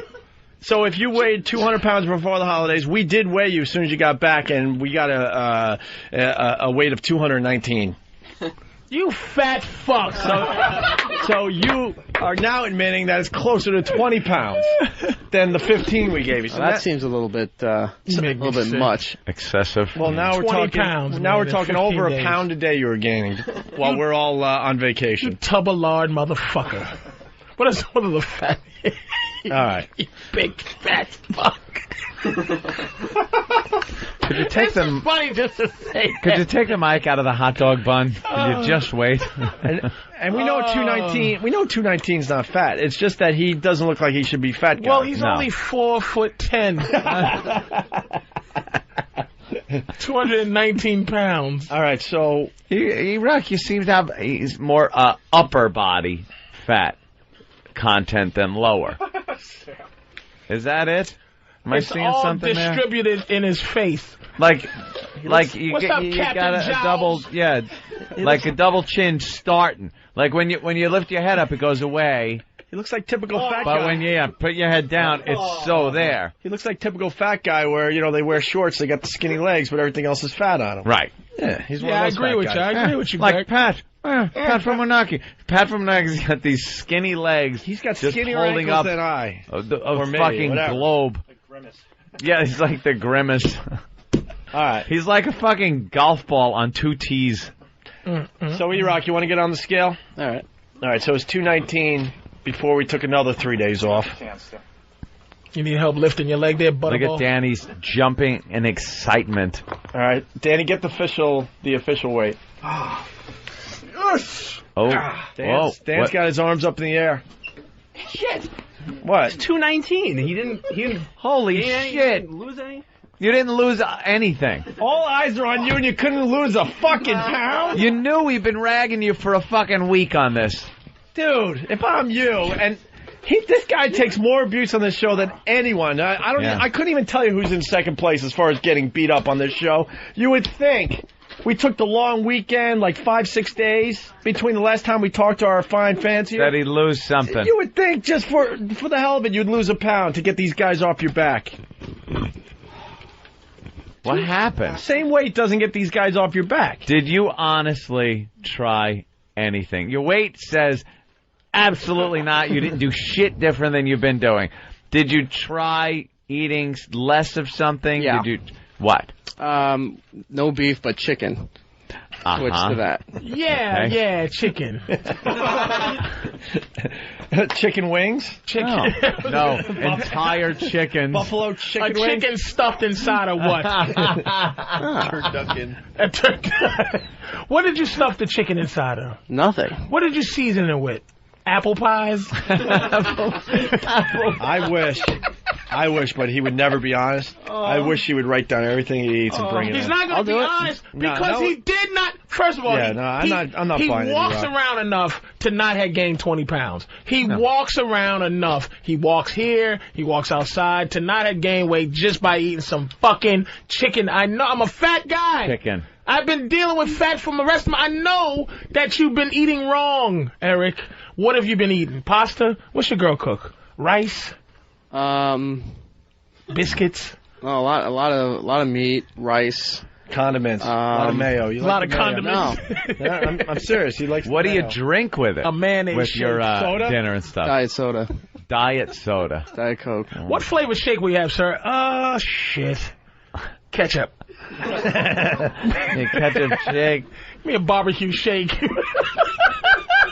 Like a chicken with some cannolis in his beak. Danny just walked It's out. a chicken carrying fucking cannolis. Hold on. He eats the feathers, too. That has a lot of starch in it. Hold on, a little observation. Danny just walked out punching the wall in disgust. He was pissed. Why are you pissed, Danny?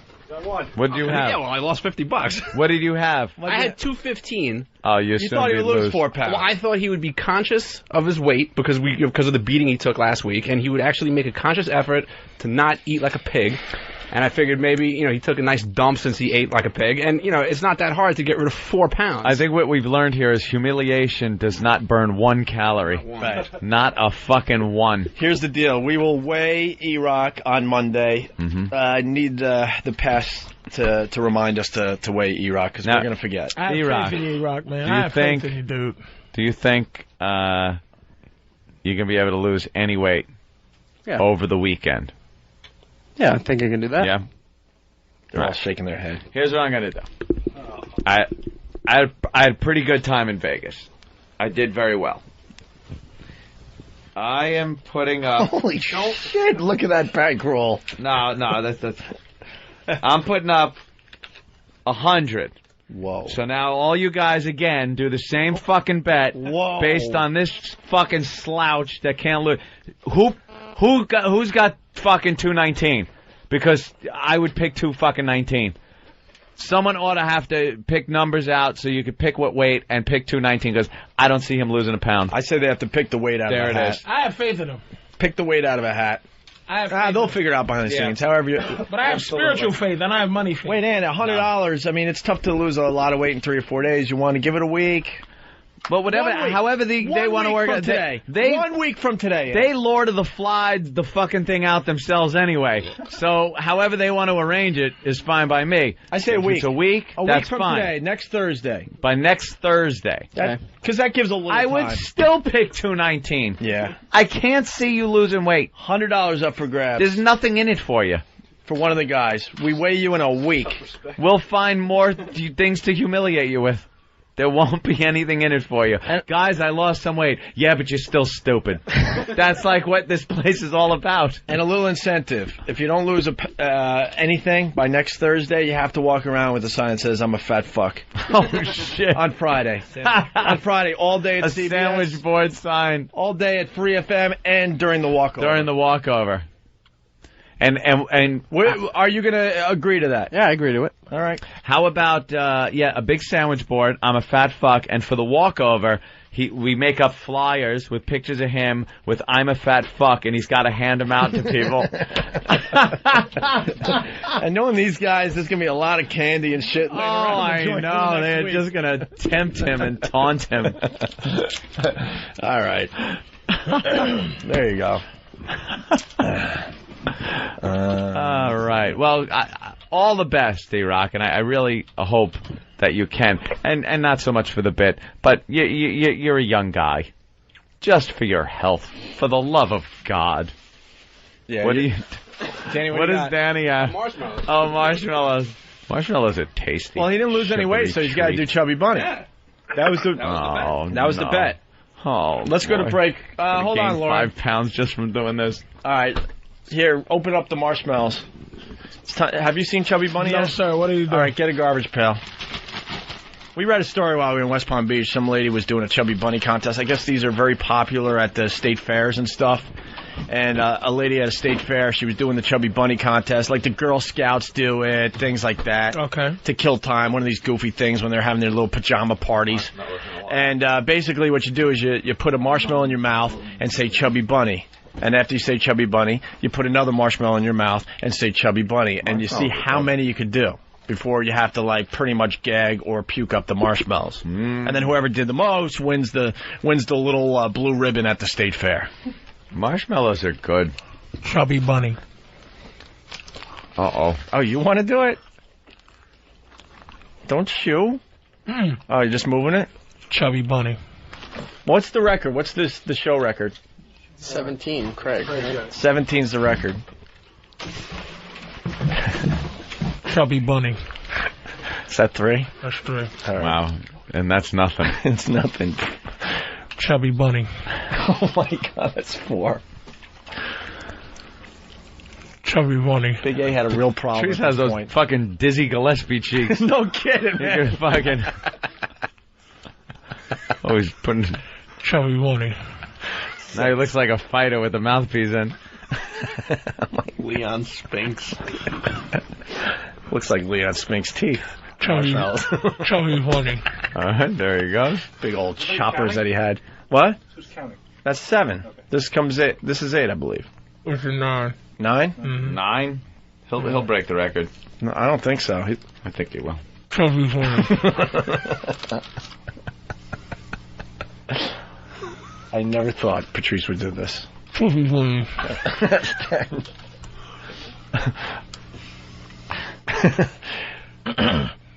Chubby Bunny. Wow. I like his technique, by the way. Keeping the mouth open.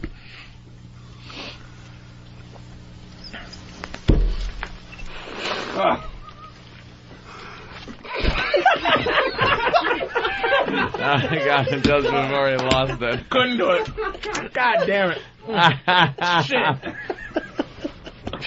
I don't even know why I started doing it. It just seemed interesting, right? See how many you can do. Holy shit. I want to go at that again. You had a lot of confidence, too. It catches up delicious. on you. All right. E-Rock, your punishment for not losing any weight is, You have to do the Chubby Bunny going in a break here. Here's you. He's placing. Chubby Bunny. 1. Got to get him a bunny suit, too. Chubby Bunny. 2. Christmas Story. Yeah. That would be funny. Yeah. Chubby Bunny. 3. Chubby Bunny. 4. We should make him just do fat fuck. Chubby Bunny. 5. Yeah, let's do fat fuck for now on. Fat fuck. Much funnier in it. Fat fuck. 7. This is not right. Is this 8? Yeah. Fat fuck. This is much funnier. Fat fuck. That's 9. Look at him go. Go ahead, E-Rock. Don't choke. Fat fuck. This is so dangerous, man. 10. Here's 11. Oh, you can hear it mushing. Fat fuck. I think I had more than 11 in my mouth. It got to be E-Rock. What are we up to then? 12? Yeah, this is 12. This is 12. Fat fuck. Wow, he's good. Do your thing, buddy. Fat fuck. 14. Hold on, though. Wait a minute. Don't move. What? Make him say Chubby Bunny, because fat fuck might be an easier thing to say than Chubby Bunny. I know, but this is just we don't care about. Okay. This is more about. Make sure that he's doing it. 15 going in. Oh my God! Do not choke. Go ahead, E-Rock. Fat fuck. He's still going. How many got to be? 3 more to beat the record? This is 16 going in. Next one ties. Oh, shit. Big Kev's on it. Uh-oh. He's gagging a little. There's a little drool. Little choking going on. This is the tie right here. Wow. This ties the Opie and Anthony record that Craig set. He looks like Big A right now. All right.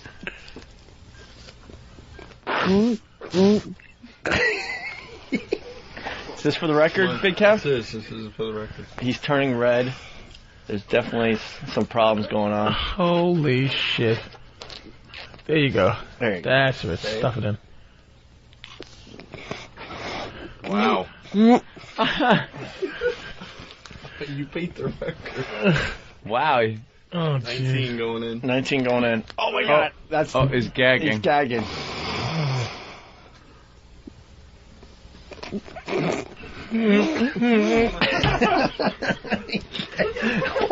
20. This is an even 20, E-Rock. Is him just grunting? Grunting is enough? It's not about what you're saying, it's how many you can get in your mouth. Oh! He's puking. There he goes. Oh, fuck. God! There he goes. It's just how many you can get in your mouth is the point. It's more the point than saying Chubby Bunny, I guess, yeah. 20. 20. I can beat that. As long as you're saying noise. You did 12 or 11. But I'm saying I thought it was all about saying something. Well, you still got to say something. He was saying something the whole time. All right, we got to take a break. Maybe we can try again after the break. Fuck. Break. They told me that it's on the Science Channel or something like that, so I'm going to go try to find that because I love Man vs. Wild. It used to be more.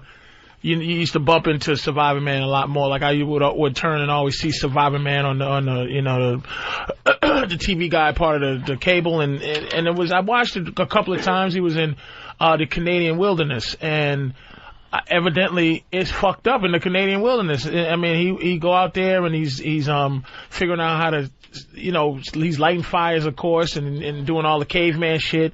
He got to figure out what things to eat for protein. He has to figure out what things he's catching snails. Yeah, the show's great. Man vs. Wild. They just drop him in the wilderness somewhere crazy. Like there's been a desert, there's been a volcano area, there's been the Alps, the mountains, all that shit. I don't want to trash the guy though. And then he has to find a way out to civilization. Survivor Man's the same thing. He's got like 5 days or so. Survivor Man is the same thing. But I mean, Man vs. Wild, I'm not going to fucking talk that much shit about him because even if this was a movie what he does requires a stuntman. You know, it requires a professional to even do it if it was fake. But I was talking to Patrice about Man vs. Wild. He goes, that's nothing because they sent a camera crew with Man vs. Wild, dude. And that's the problem I had with the show because all of a sudden they're talking about this rock face or whatever that he has to get down to survive. And you're like, oh, my God, how's he going to do that? And then it's time for Man vs. Wild dude to do it. And there's the camera crew because they got an angle from below as he's doing it. And you're like, fuck, man, you're taking me out of this because I know the camera people got down. They made it. They made it. It's not like one of those. And they don't even have the skills of the other dude. It's not like a Spike Lee camera where they tie the camera to your chest as you're walking. It seems like you're floating or something. Yeah. It's like they're like, he crawls up in a tree to overlook the jungle. And there's a camera at the same level height in the tree with him. Well, he does on have another fucking tree. Well, he does have a handheld at times that he's holding out in front of him. Not the one I saw when he was in another tree. Yeah, not in another tree. Where it's like and it's cinematography. It's done well. Yeah, well, Man vs. Wild, they took Survivor Man and made a better quote for TV because Survivor Man, what you told me, I haven't seen it yet, it was just the dude with his own camera. And you know, he would do things like, okay, it's raining, and then the camera would go, and you'd be like, oh, shit, this nigga's getting ready to die. And then it'll come on tomorrow where, like, I'm sorry, battery, and something happened, and who knows, they could have flew in and gave him a new camera. Exactly. But the cocksucker is giving off the thing like he's by himself, and the whole thing is, if he doesn't meet them where they're supposed to meet at the end of the week, then they come looking for him. He's supposed to get to the highway at the end of the week. But there's other people with him. Survivor Man doesn't give the impression that other people with him. Man vs. Wild. Yeah. You can see at some point somebody said, and cut. It's very movie-like. Yeah. You know, he's very movie-like. And what sucks with Man vs. Wild, he finds civilization every time, and it's supposed to be in a 5-day period. And it has a happy ending every time. Someone on the instant feedback is telling me that there was one time they had to rescue Survivor Man. He's in deep shit. See, that would be cool because I'm a big fan of Man vs. Wild. One damn time he's like, fuck, I can't figure this out. Put him in enough shit where he needs help. And then they show what happens if he can't figure shit out because, there's been a few scenarios where he couldn't figure out shit. What does he do? Does he have like a satellite phone or whatever? Exactly, a very special cell phone episode of Man vs. Wild. Like I thought this river was going to lead to something, but instead it leads to a 500-foot fucking waterfall. I'm screwed. Guess what, guys? I gotta send in the chopper. Where you at? Shit. Jungle Street and Fire Ant Boulevard, nigga. I don't know. Come get me out of this bitch. Get to the chopper. I'm Survivor Man. Survivor Man is look. Man vs. Wild is more aesthetic. It's better. It's more aesthetically pleasing to watch. Dude is better looking. Like it's this young British Secret Service motherfucker. Special ops guy. Where fucking Survivor Man looks like Danny. He's kind of chub to him and stuff. A little short dude, and he's like more of a regular dude. He's drinking the pints when he's not filming Survivor Man, right? He's a mess. He's just a messy little dude, and he has this camera, and you feel like shit. Damn. Shit. But Man vs. Wild, you don't feel like. God, I'm still impressed. I like watching that show because it's different. It's impressive for what. And it then is. the shit he figures out, like he was in. I forgot what location he was in, and he was screwed. He needed food, and he's trying to catch fish, and he's like, fuck, it's not working. I saw that one. And then he discovers or sees a plant that you and I would be like, yeah, it's a fucking plant. Yep. And he goes, oh my God, this is the plant the Indians used to use to catch fish. And you're like, what? So then he takes the leaves of the plant and he mashes them down with a stupid rock, throws it in a pool of water, and the fish instantly die. It's like, how the fuck do you know that shit? It's a poison to the fish. The one I saw, he was in like, Costa Rica, some jungle. He drank the water from a river and he ate some crayfish, and then he got really sick. He's like, shit. So he woke up in the morning. He goes, He climbs up 2 mountains to go to this tree where you go when you got an upset stomach. Tree. It was a milk tree. He cut it and he licked the tree and he's like, I gotta fucking lick the milk tree, and it soothed his stomach. He was sucking on the milk tree, and it turns out that's the same tree they use for whatever, like Pepto or something. Really? Yeah, but he knows all this shit. Oh, he cut the bark. He's like, better. His cramps went away. There's big piles of shit around that tree too, but people just had to lick the tree and take a big shit. We had a dummy on the line. He hung up. He goes, "Man versus Wild. The camera crew's can't help him. Can't help him." You're trying to tell me. So they'll just watch him die. They'll watch him die for TV, Shut up, right? you goon. We understand he can't give him a fucking tic tac. That's the scenario of the show, but if he gets into real danger, they're going to just film and go, well, we got some great tape when they get back to the States? No. They're jumping in. If he does a first blood fall when, and he stabbed himself in and he's bleeding to death. He'll have to stitch himself up. He can't say, hey, fellas, you know what? Cancel this filming. Yeah. Call the helicopter. Yeah. No, get the fuck out of they're here. helping him, and they're not going to air that episode, obviously.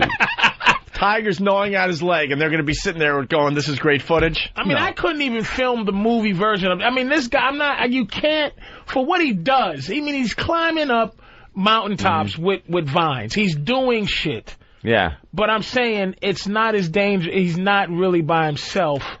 And he's not doing the whole by himself thing. Survivor Man is alone in the fucking wilderness, man. Well, Patrice, I would love to have paid attention to what you said, but I couldn't get past Opie. What'd I do? Doing the camera and actually cranking. You were doing a little pantomime of the camera crew taping the guy, and you used your right hand and you used your left hand to steady a camera, and your right hand was cranking a crank. W Griffith, what is that? What's that fucker's name? Yeah. And now a newsreel from 1930. How about some 40s music, Phil? Oh my God. Cecil B. DeMille with his cameraman Greg Opie Hughes cranking the camera away. The new production of Nosferatu will be coming out. Are you fucking with me? Or I am not fucking with it. I looked and just was like, he's cranking a camera. In this day, and it's 2007, Opie still has a crank camera. You can't disrespect the guy because what he fucking does. Yeah. I mean, when you film a movie, motherfuckers got to go cut, and then there's a guy that comes in and takes your place to do shit. Right. He's doing shit. He's climbing up trees with vines. He's starting fires. He's doing. Yeah, he's really doing. I mean, he's doing shit. Yeah. But he's just not by himself, which is, any one of us would be dead. Hold on, in a day. Greg from Jersey, they say he's climbing with vines, but you can see the ropes and harness on TiVo. Really? I don't know if that's true. I'm going to look closely for that shit, though. Hey, Patrick in Chicago is saying Survivor Man's a pussy. Patrick? Man, Survivor Man is such a pussy. He's got, all these little cameras, he's trying to position them like he's trying to make his own little porno for YouTube. And Man vs. Wild, man, he's drinking the liquid out of elephant poop, man. This guy, he's hardcore. Yeah, he squeezes the elephant poop to get some refreshment. Some liquid out of it. Drink the freaking liquid out of elephant poop. The guy's crazy. And then I went like this to show that he was squeezing. Yeah, I saw that. Thank you. I mean, that was accurate. He's got Survivor Man. He's always positioning his cameras ooh, is my butt in the shot? Ooh, does this look good? Does that look good? Screw that guy. And then he's always got some fake injury. Ooh, I broke my arm. Ooh, how am I going to get by with a broken arm? What does he have? What is he allowed to have besides the camera? As far as... he's always got some prop. He's always got this is my broke down snowmobile. So he's got gasoline. And so he's got that.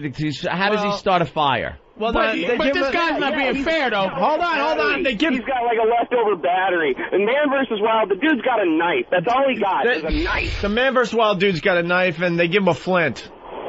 Sometimes they give him. And other times you do watch him just start a fire. He was just sitting there. Hold on. He's misrepresenting too, because the guy. Here's what Survivor Man does. He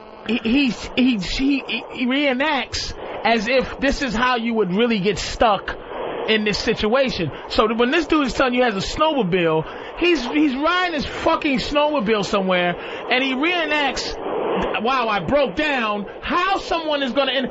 This fucking Man vs. Wild guy, he puts on a cape and he flies out of a plane into the fucking jungle.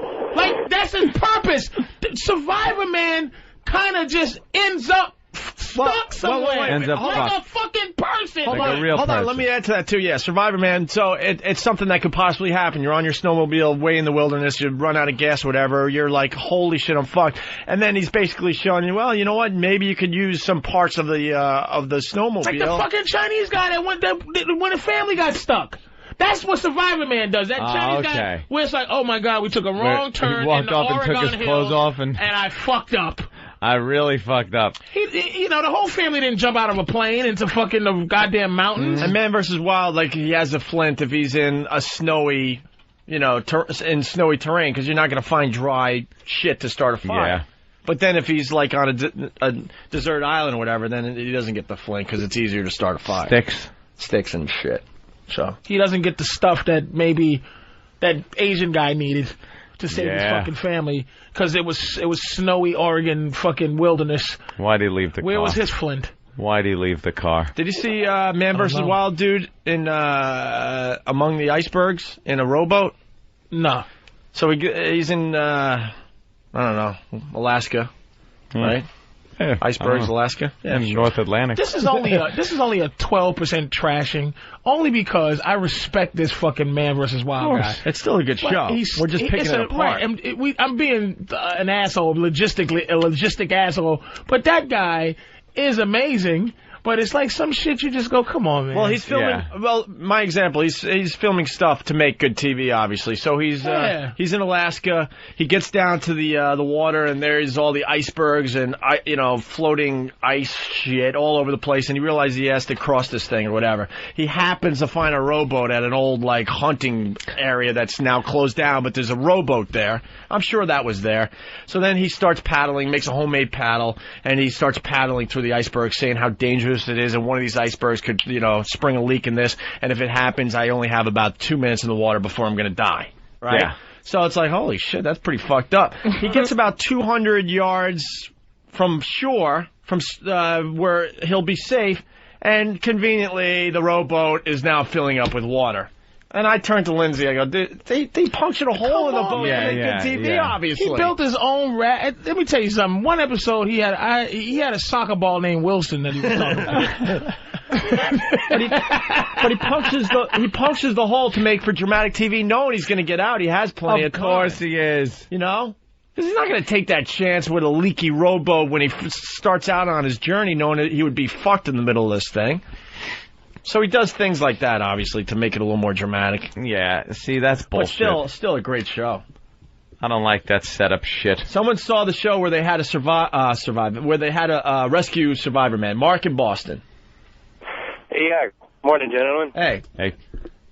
That episode of Survivor Man? Yeah. Where they had to rescue him? He was simulating a boat going down, and so it was just him in a little raft out in the middle of the ocean. And they had, like, a crew on standby in another boat a couple miles away or something.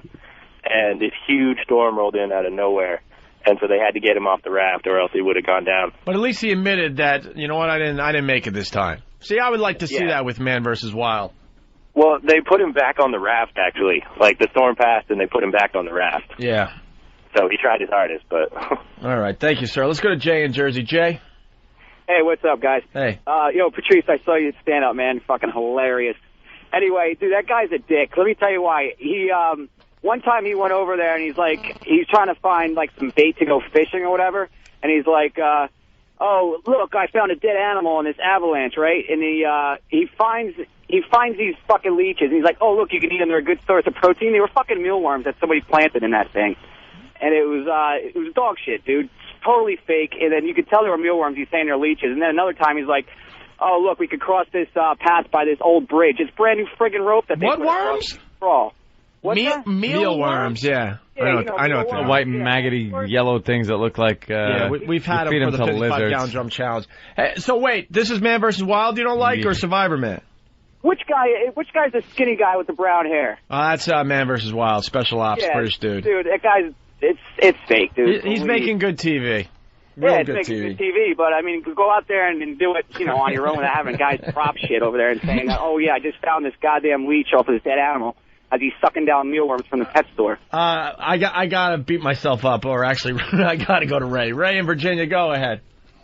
Hey, Opie, I just wanted to ask you, where is a desert island, and is that where Damn, you took my line. I was going to come back strong. I was going to say it's an island where E-Rock hangs out on. Desert island. Motherfucker. I went to this knowing I could pull a huge comeback, and he I know. The line. Some other guy was bashing me. He goes, Anthony, what's Lard of the Flies? I said, that's E-Rock's version of the story. Lard of the Flies. That motherfucker. I don't remember saying Lard of the Flies, but that perhaps I motherfucker did. Threw in a nice lofty softball and then ran to home plate and hit it himself. You fucker. Bastard. All right. When we get back, we're gonna. We're gonna do. An anchor guy. He said the F word, but it's kind of funny why he did it. Oh, nice. And then we'll get into line of the day. This is a very special show. Always fun when Patrice drops in. That's right. Just like it. Anyway, we got some audio. We haven't done anything today, really, but goof off. What a great show we've had. I think it was a fine Just babbling. Wichita anchor shouts F word. Who gives a shit, right? What did he do? But it's kind of funny. How did he get away with that? KSN TV Wichita sports director Jim Cobb had become frustrated with technical problems during the 6 p.m. newscast and shouted the F word at a technical director as a pre-recorded feature was being played on the air. Uh-oh, and it got through behind the... Well, I guess he's playing maybe a highlight reel or something. He wants to talk over it. It probably fucked up, and he was like, fuck. He got frustrated. Tomorrow will be their first game of the new year, and Casey Walkup tells us their resolution is to toughen up. Cover the Thunder enters 2007 with an 11-14-2 record. That's 20 games out of place. Hey, fuck off, Buzz. So their New Year's resolution is to simply win more games. Hey, fuck off, Buzz. I guess I was wrong. Wow, and he yelled that. He thought they turned his mic off while the tape piece was playing, and this guy pissed him off somehow. But his mic was live. Oh, that's great. I got to hear that again. Tomorrow will be their first game of the new year, and Casey Walkup tells us their resolution is to toughen up. Cover the Thunder enters 2007 with an 11-14-2 record. That's 20 games out of place. Hey, fuck off, Buzz. So their New Year's resolution is to simply win more games. And the reporter heard it. You can tell, because he pauses. He hears like, oh. He pauses and just goes, oh boy. I better keep going. Oh. That's pretty good, huh? Like, I think when he said, hey, fuck off, Buzz, he then realized what he said and went like, oh. All of a sudden, your career flashes before your eyes. You know that feeling? All right. Wow, what consequences? Anything? Fired? Fired. Bill, you know? No, Bill doesn't know. Bill, no. Do you know anything? Bill doesn't. Do you know your last name? Bill knows bangs. Bill's got some banging bangs now, motherfucker. What happened to the swoop cut? My Armenian haircut guy decided to cut my bangs shorter. Armenian? Yes. What does that have to do with I don't know, the fact that he's a character. I really can't direct him when he cuts my hair. You just go to a barber shop with an Armenian guy there. Yeah. And he went straight across and cut him kind of short. Yeah. That's what we call the bowl cut. Yeah, me and my girlfriend call it the retard hair because it's got like the retard bangs that are really kind of short. It'll grow in. Your hair grows like weeds. Yes. But yeah, that's it. Take your headphones off for a second. Okay, that's great. What? You're openly laughing at No, it's just I'm not used to seeing them with the bangs like that. That's all. Right. It'll grow back. He was suspended? Yeah. Oh, I'm like, Bill was suspended for having a bad haircut? What? Yeah. Oh, the anchorman was suspended for the episode. Oh, suspended. Oh, okay. All right, very good. Perish the thought. Perish the thought that F word gets through. Ooh, but make sure you show Saddam with the noose around his neck 80 times so 2 kids can fucking hang themselves directly tied to that. Show enough violence and fucking killing on the news, but watch out for the F word or boobies. Ooh. Patrice is getting sleepy. You all right? Yeah, I'm here. Nah, I'm focused. Yeah, all right. Barely. No, I'm here. Yeah, you're fine. Yeah. We all got up so early. Yesterday never existed. It didn't. got home, went right to sleep. When the history of Greg Opie Hughes is written, it's going to be noted that January 10th, 2007 never existed. It just shot on by. You skipped that day. Somehow I went from Tuesday to Thursday. Lauren from New York City. Yes. Hi, Lauren. Hi. How are you? I'm tired today. Wow. Oh, excuse me 2 seconds. What's the problem, Opie? I ran out of deodorant about a month ago. A month ago? I said, you know what? I don't need deodorant. Fuck that. And I swear to God, I just smelled an odor. And no offense, Dan. I'm like, wow, Dan is barking today. And then I realized it's me. Wow. When was that shirt laundered? Why, is it stained? No, I'm just wondering. I keep my laundry up to date. It's okay. one of the things I do. Oh, okay. You do. You know what? You know what I've learned to do? I keep deodorant everywhere. Yeah? Everywhere. I keep it in my house so that way. There have been some mornings I've been so groggy, I've walked out of the house and gone, shit, I didn't put on deodorant. Open up the console, driving down the road, putting on deodorant. I had some here. I don't know where it went. Well, I could use it right now. Didn't we have some of the spray? No, here it is. I'm going home. Wow. There you go. Oh, little refreshing right guard. Oh, my God. By the way, not like a fucking gymnasium. Hygiene motherfuckers. Just stink. You just should stink for I don't care. For the punishment of it. For the punishment. Put salt under there or something. That helps out, man. Salt does help.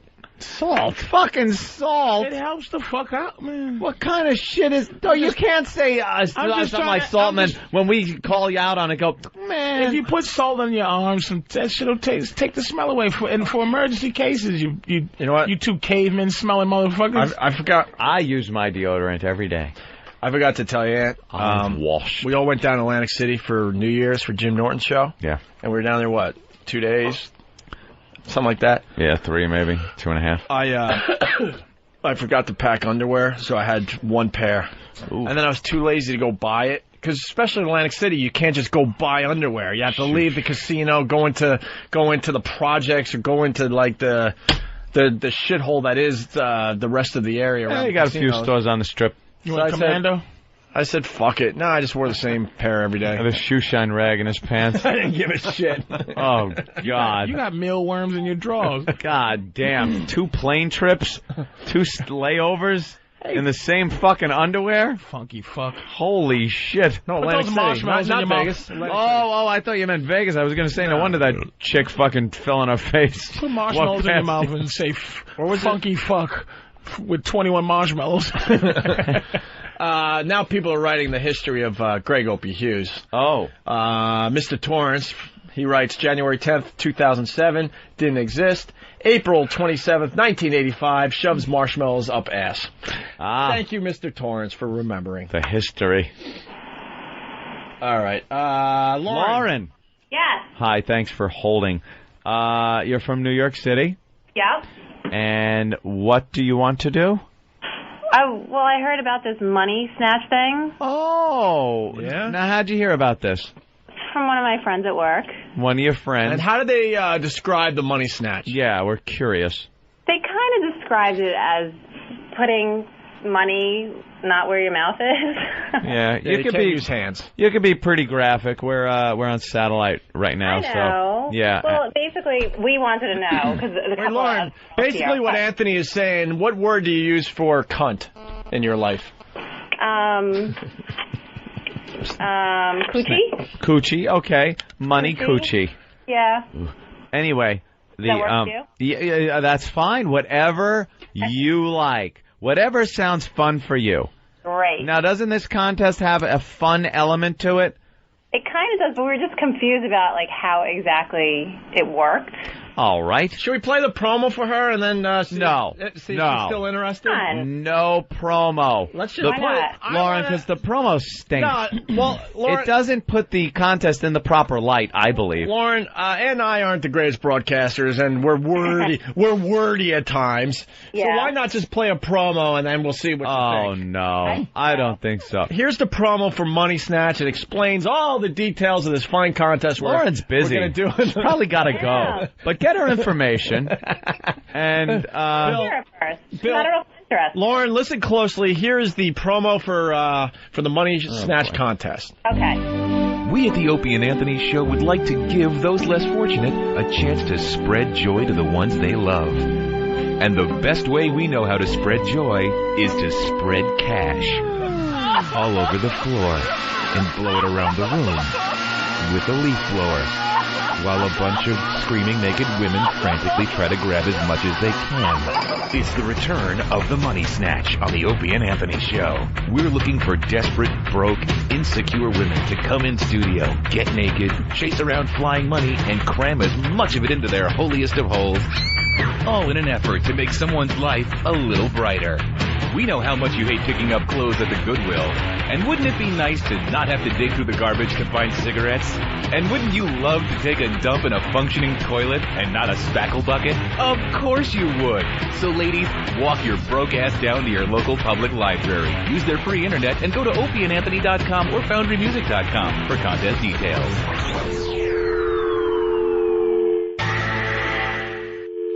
Lauren? Lauren? Yeah. Lauren? See? Lauren, are you there? Lauren. Hello, Lauren? Okay. All right, that just... see, no one... We're sorry. Your call did not go through. Will you please hang up and try your call again? Yeah. This is a recording. No shit. Is it? Is it? No, I thought it was a live voice. All right, a quickie before we leave. Quickie before we have one goddamn contestant. Finally. Just because a friend told her and didn't describe the promo. Just proving our point. Oh, that the promo might be a little harsh. Is she calling back? I don't see her calling back. No. Yeah, good. Miramar are looking for a rapist who is out for revenge but may have chosen the wrong victim. Police say the victim came home from the grocery store with a child and the rapist was already inside the house along Southwest 67th Avenue. The man said the attack was payback for money owed to him by her husband and called out his name, but it wasn't the name of the victim's husband. Oh, wow. Can you imagine? Looks like the wrong person got fucked. By the way, someone's helping you out, Patrice. CSI Miami's on at 1 p.m. today on A&E. Oh, so you could catch up a little bit. You could just check it out for yourself before you go to sleep there. Wow, raped the wrong fucking... Yeah. Walked into the house. Basically, man rapes the woman. Here's the story. Man borrowed money from another man, didn't pay it back, and as payback, the man sets off to rape his wife, only he breaks into the wrong house and rapes the wrong wife. Oh. She's just baking cookies and has no clue what the fuck is going on. Yes, Stan? And her 2-year-old may have seen it. May have witnessed it. The one hot part in the whole story. Oh, how awful is that? Oh. It's like, no, you got the wrong... What does the poor woman say? Got the wrong guy. The hell is that? My phone. Oh. He's got a radio show now. He gets calls. Lauren. Yeah. What happened to you? He laughs at himself. You guys hung up on me. All right, we didn't hang up on you. What happened? You did.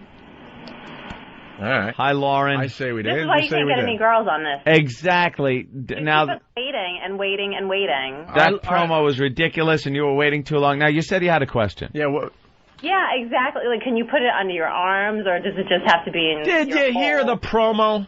I did, but easy. there has to be other details. Take a breath, Opie. Relax. Take a deep breath, relax. You have to roll the dollar bills up and shove them in. Let's just now hold on. What happens is let me give you the scene.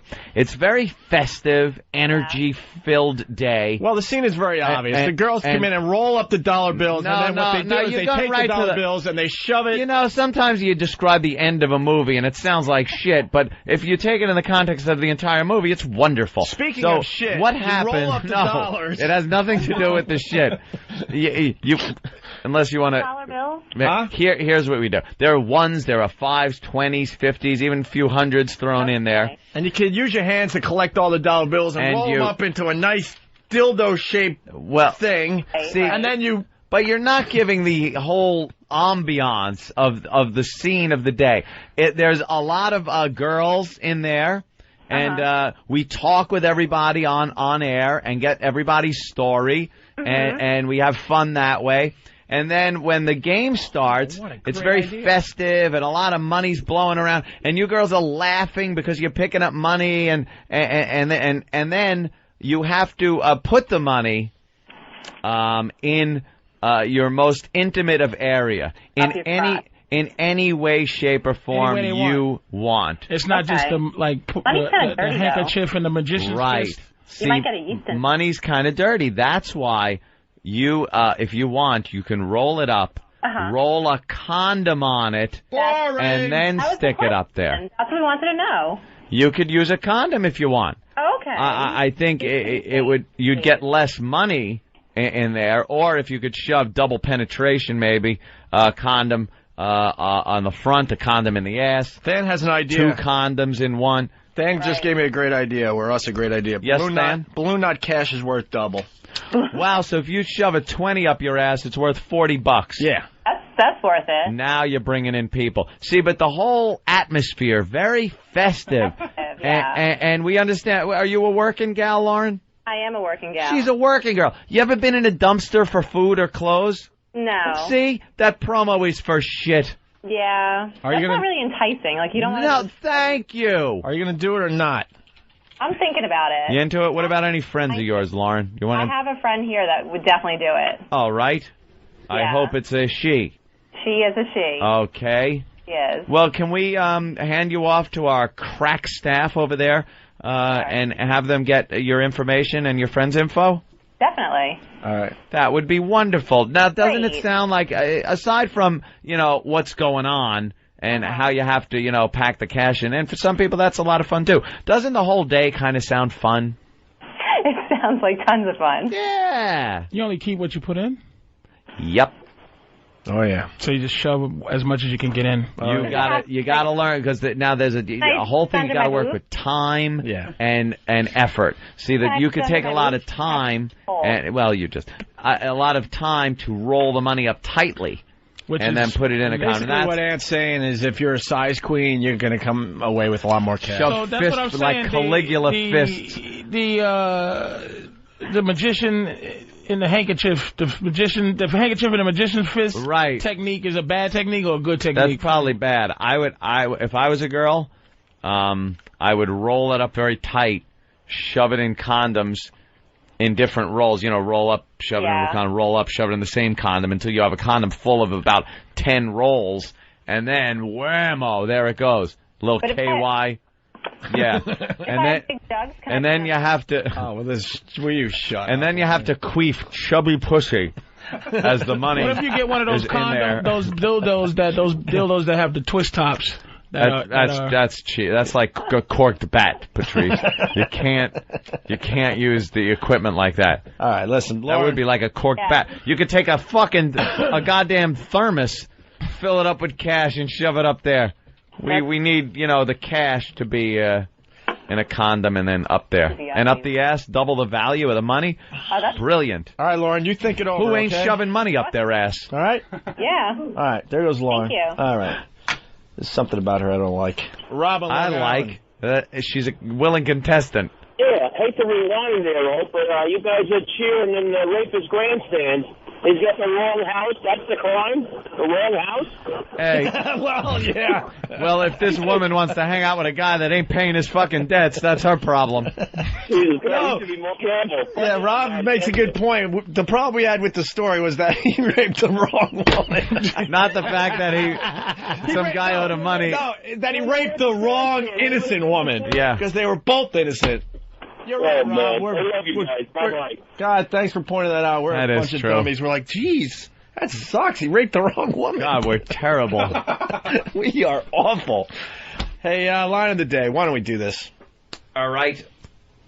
Bodogfight.com sponsors line of the day. Line of the day. Here is today's runner-up line of the day. What was your line about Ty Cobb? That same bat he was using? He was beating niggas in the head with that same bat. He would hit 4 home runs and then go, you know what, I'm going to hit a nigga in the head with this one. Oh, what happened to our music? Only on the winner? Yes. Oh, yes. All right. Makes it special. Yeah, well, now everyone sees it coming. Yeah. BowDogFight.com. Go to their website, see what they're all about. They're doing that ultimate fighting thing and living in a house and beating each other up. Russians and Americans, I think. Some kind of thing like that. Go to BowDogFight.com, a fine sponsor of the Opie and Anthony Show. Here is today's line of the day. Here comes Line of the day, line of the day.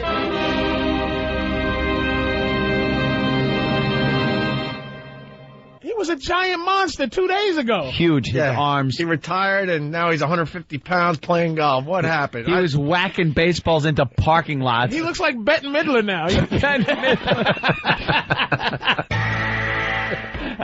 Yes, of course. All right, well. Everything's Of more course. dramatic with that. We were talking about Mark McGuire there. Oh, yeah. If you're just tuning in. Poor guy, he's not going to be in the Hall of Fame. No. Now that Skinny. he's skinny. All those drugs for nothing. Skinny white golf guy. Bobby Big Rigger. Hey, what's going on, guys? Happy New Year. Yeah, you too. Yeah, I got what I learned today. Yeah. I learned that if I only got 5 cans of beer, I'm 1 can short of a 6-pack.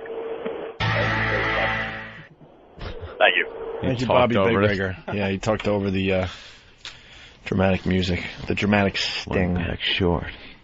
Patrice, thanks a lot. Yeah. Hey, no problem. Can I give you If you want. The little punch. The little, hey, Good thank job, you, punch. trooper. Hey, yeah, I'll take You're it. a good egg, Noonan. All right. Yep. That was a lot of fun. Ooh. God, this week's flying by, man. I can't believe tomorrow's Friday. Wow, you know? But we can feel good because we gave everyone a great week of radio. I think we gave him a great week of radio. I think the week was so good that I think we should take Monday off.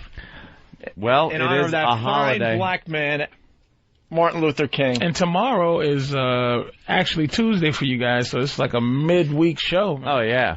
The excitement will be amazing for the people. Actually, because everyone's going to be yelling and screaming. This is Greg Hughes, the actor that plays Opie on the Opie and Anthony Show. Oh. We will be working on Monday because we don't acknowledge the black man. Well, I wouldn't put it that way. I would say that for years we have just worked on Martin Luther King Day. For some reason, we don't get that off. Pieces of garbage. I would love it off. You know what you motherfuckers get? White people got Coles Day. You get, y'all, you know what you get? You get the day off when the first white man invented the trolley. You get that day Yeah. off. You know, Yep. That's a good bit for Monday because they still haven't made an official day off, right? Martin Luther King? Yes, it's a fucking holiday. It's a federal holiday. Oh, it really is, finally? But a lot of people Everything's don't closed. recognize it. Not radio stations. Not the NYPD. Well, do you recognize Christmas? The fire department doesn't yeah. recognize it. Radio stations are every day. I'm not on it. Well, you're not on, but they No. make you work on. But The you know what? the You get important to, people. First of all, you know what? I'm fucking leaving because I'm going to tell you why. Patrice, What why? happened? Why? First of all, Are you mad? no. Nah, I just want to leave. But second of all, I just want to leave because you I'm tired. motherfuckers can work or not work any day you want, and you chose not to work on Christopher Columbus.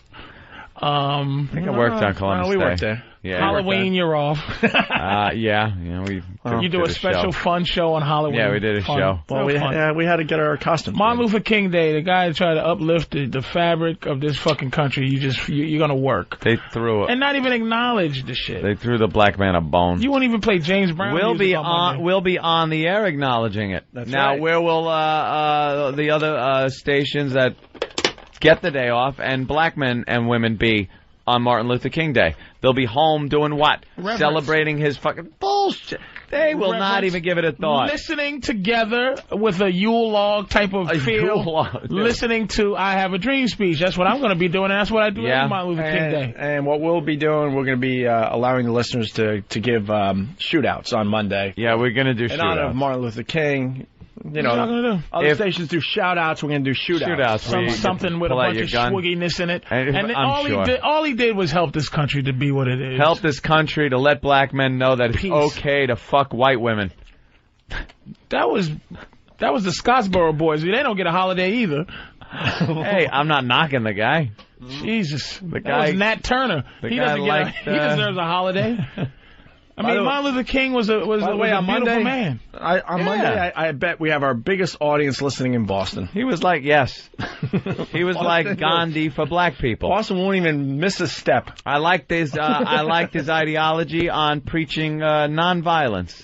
I like that. Yeah, that so seems to have gone away. Here's my thing. I consider him a saint, and this is true. Saint Martin Luther King. Why don't we wear chains with like little balconies or whatever? Him on the balcony? Yeah, it's like with Jesse Jackson pointing us, just as a commemorance. We do with Jesus. We do with Jesus. We have to have some type of commemorative jewelry for Martin Luther King.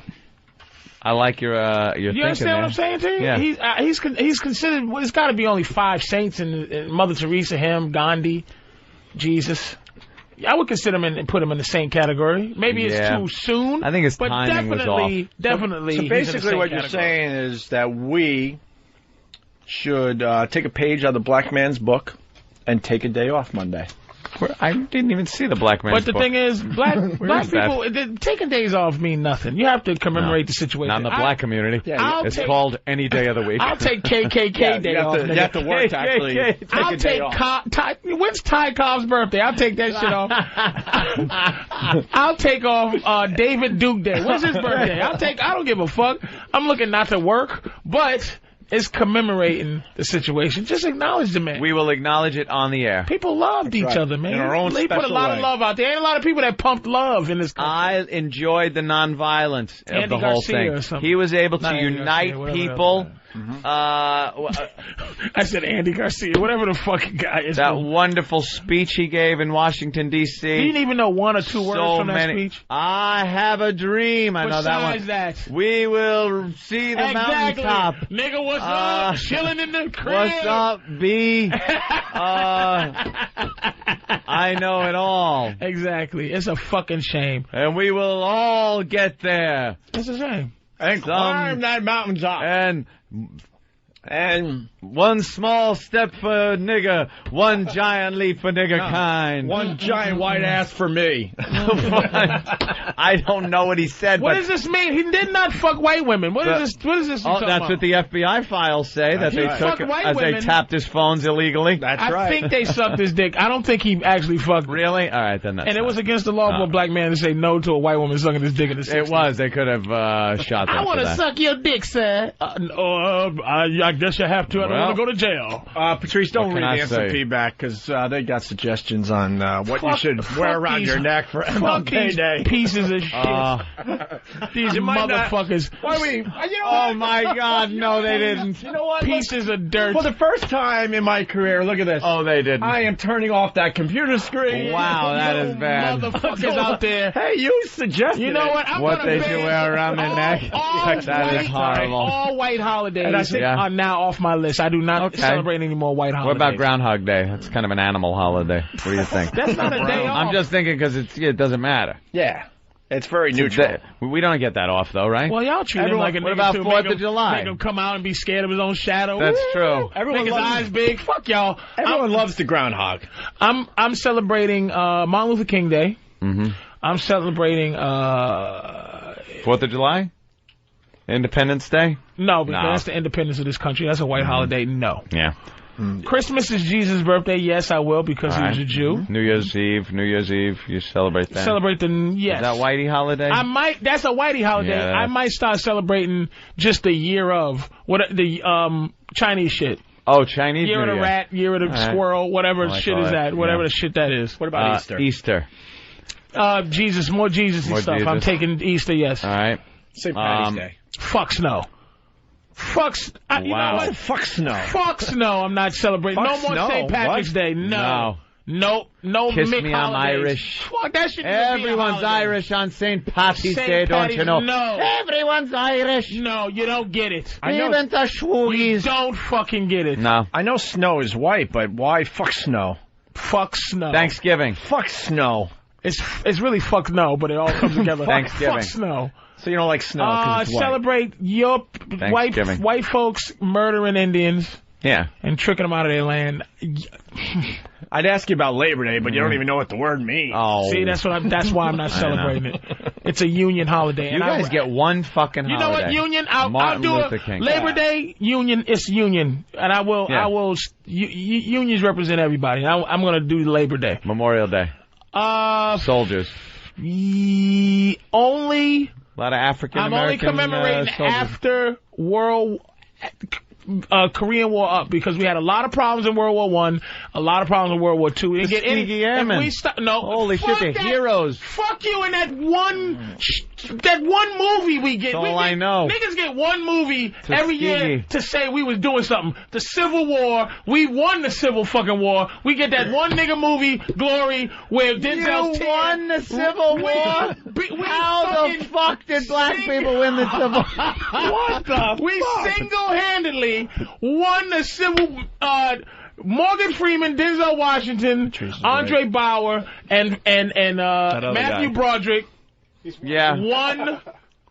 One. Would you go up to every Union soldier's rifle and shove a piece of cotton in there? We fucking helped win the war, the Civil War. So I will commemorate Memorial Day. Memorial Day will be helped in what way? Help meaning our bravery, our courage to help fight to get free from the regime of the South. I think being used as a tool by the North as threatening that new, motherfucker? That's what you do now. More so than charging a line of black men. Well, according to the end of that movie, we tried to help tackle that. There's one fort. I understand. It was very brave. Here's the fucking, never brave. They never took that fort, Patrice. I know they never took the fort, but we didn't take Vietnam, motherfucker. So all I'm saying is I will commemorate Memorial Day because a lot of black people fought hard for a country that didn't fight hard for it. So I'm going to say Memorial. Let's go over these. Mm-hmm. Memorial I will celebrate. Mm-hmm. I will celebrate Labor Day because of unions, and that represents the working. Halloween you won't.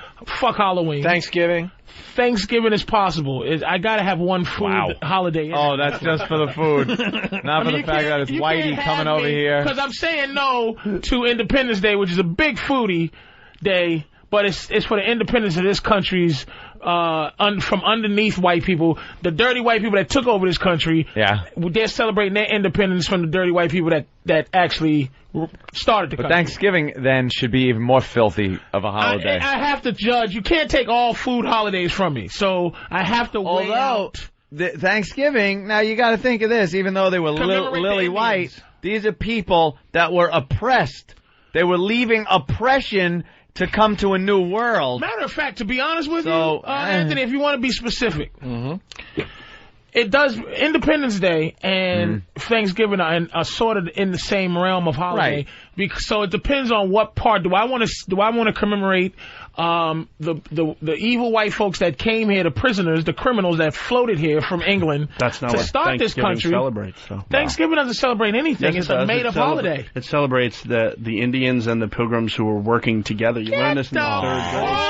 That's sweet. And Columbus, are you insane? He came over and taught the Indians how to do the cha-cha and salsa too, didn't he? Remember in elementary school we used to make the little things of the Indians and the Pilgrims sitting at the same table, working together. Corn or maize. Exactly. They did work together. Yeah, with musket balls. And we learned how they worked on Indian heads in the spirit of cooperation. And then we gave them the old anthrax in the blanket trick. Only thing that was a great gag. I will thank white people for is for that your weak genes, your weak DNA helps to just soften some of the like I really do enjoy a lot of these different little little brown skin little things, these little yellow girls. I do enjoy. Yeah, you like all that. So without your help, it wouldn't be a lot of these little cute yellow girls. Oh, you're talking like black and then white getting together. Let me tell you, Asian mixed up with a little bit of, you know. So you can make instant supermodels if you just take a black guy, white woman, put them together. They could be the haggiest looking motherfuckers, and the prettiest little kid will come out. Couple of Tyra Bankses out there. How that works. That's the thing, but I'm so Tyra Banks is a fat fuck. Did you see her on the cover of Star more magazine? delicious. Oh, and the further her self-esteem goes, the more I was like, I'll fuck if she's 400 pounds. So they're calling her T-Rock now. Christmas. She has to do chubby bunny every time she gains another pound. If you motherfuckers don't commemorate, and this is based on what you guys are going to do Monday. Okay. If you guys don't commemorate Martin Luther King in the correct manner, I am not going to celebrate any more white holidays. Oh shit! Now Christmas the correct is, manner. If you don't give it the, I don't know what kind of reverence we should be giving proper this. reverence, like, hey man, a proper a 1 minute moment of silence. Moment of silence? Yes. Oh, boy. Then the station goes off the air. We have, like, this thing built in that if the station is too quiet for too long, music comes out of Washington out of nowhere. Well, play some type of music. Just and play, it'll probably go to one of those KKK songs we got loaded in there. Here's what The house next door to me was sold to next. That's probably what'll start playing. Ready? Okay, here, you do this, and I will celebrate the holidays I've been celebrating. Okay. All right, listen, we gotta go. Fuck that. We gotta go. Play 2 minutes of his speech. 2 minutes of his speech. And I will celebrate the rest of it. The highlight. Just play 2 minutes of his speech. 2 minutes of it. Without interruption. We talked about how we all get to the promised land. Oh, without interruption. See the mountaintop. Without a fucking... Without interruption? No gunfire? Without gunfire. Wait a minute. I have a dream. Boring. I have a dream. I'm Paul R. Nelson. Boring. You have to do it. I have a dream. I have spoken, and it's as simple as that. It gotta happen. All right. That's it. Can you say I have a dream again? I have a dream.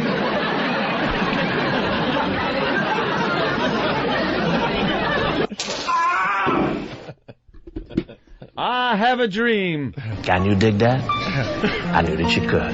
Shut up, Billy. Can you say I have a dream again? I have a dream. Did you see that jerk?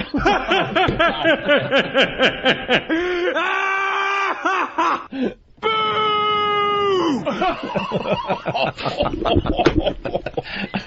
I have a dream. That's terrible. I'm sorry. Let's see.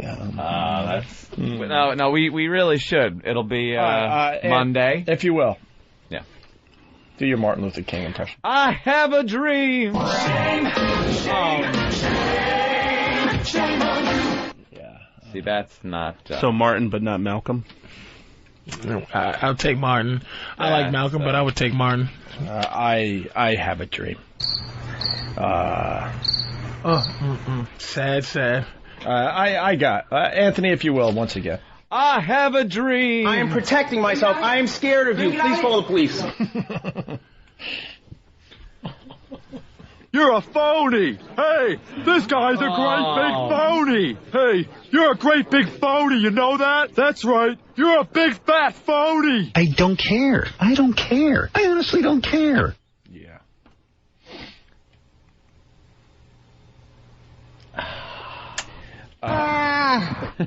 Well, he'll be here tomorrow. And I might have one more. Okay. I have a dream. Goddamn liar!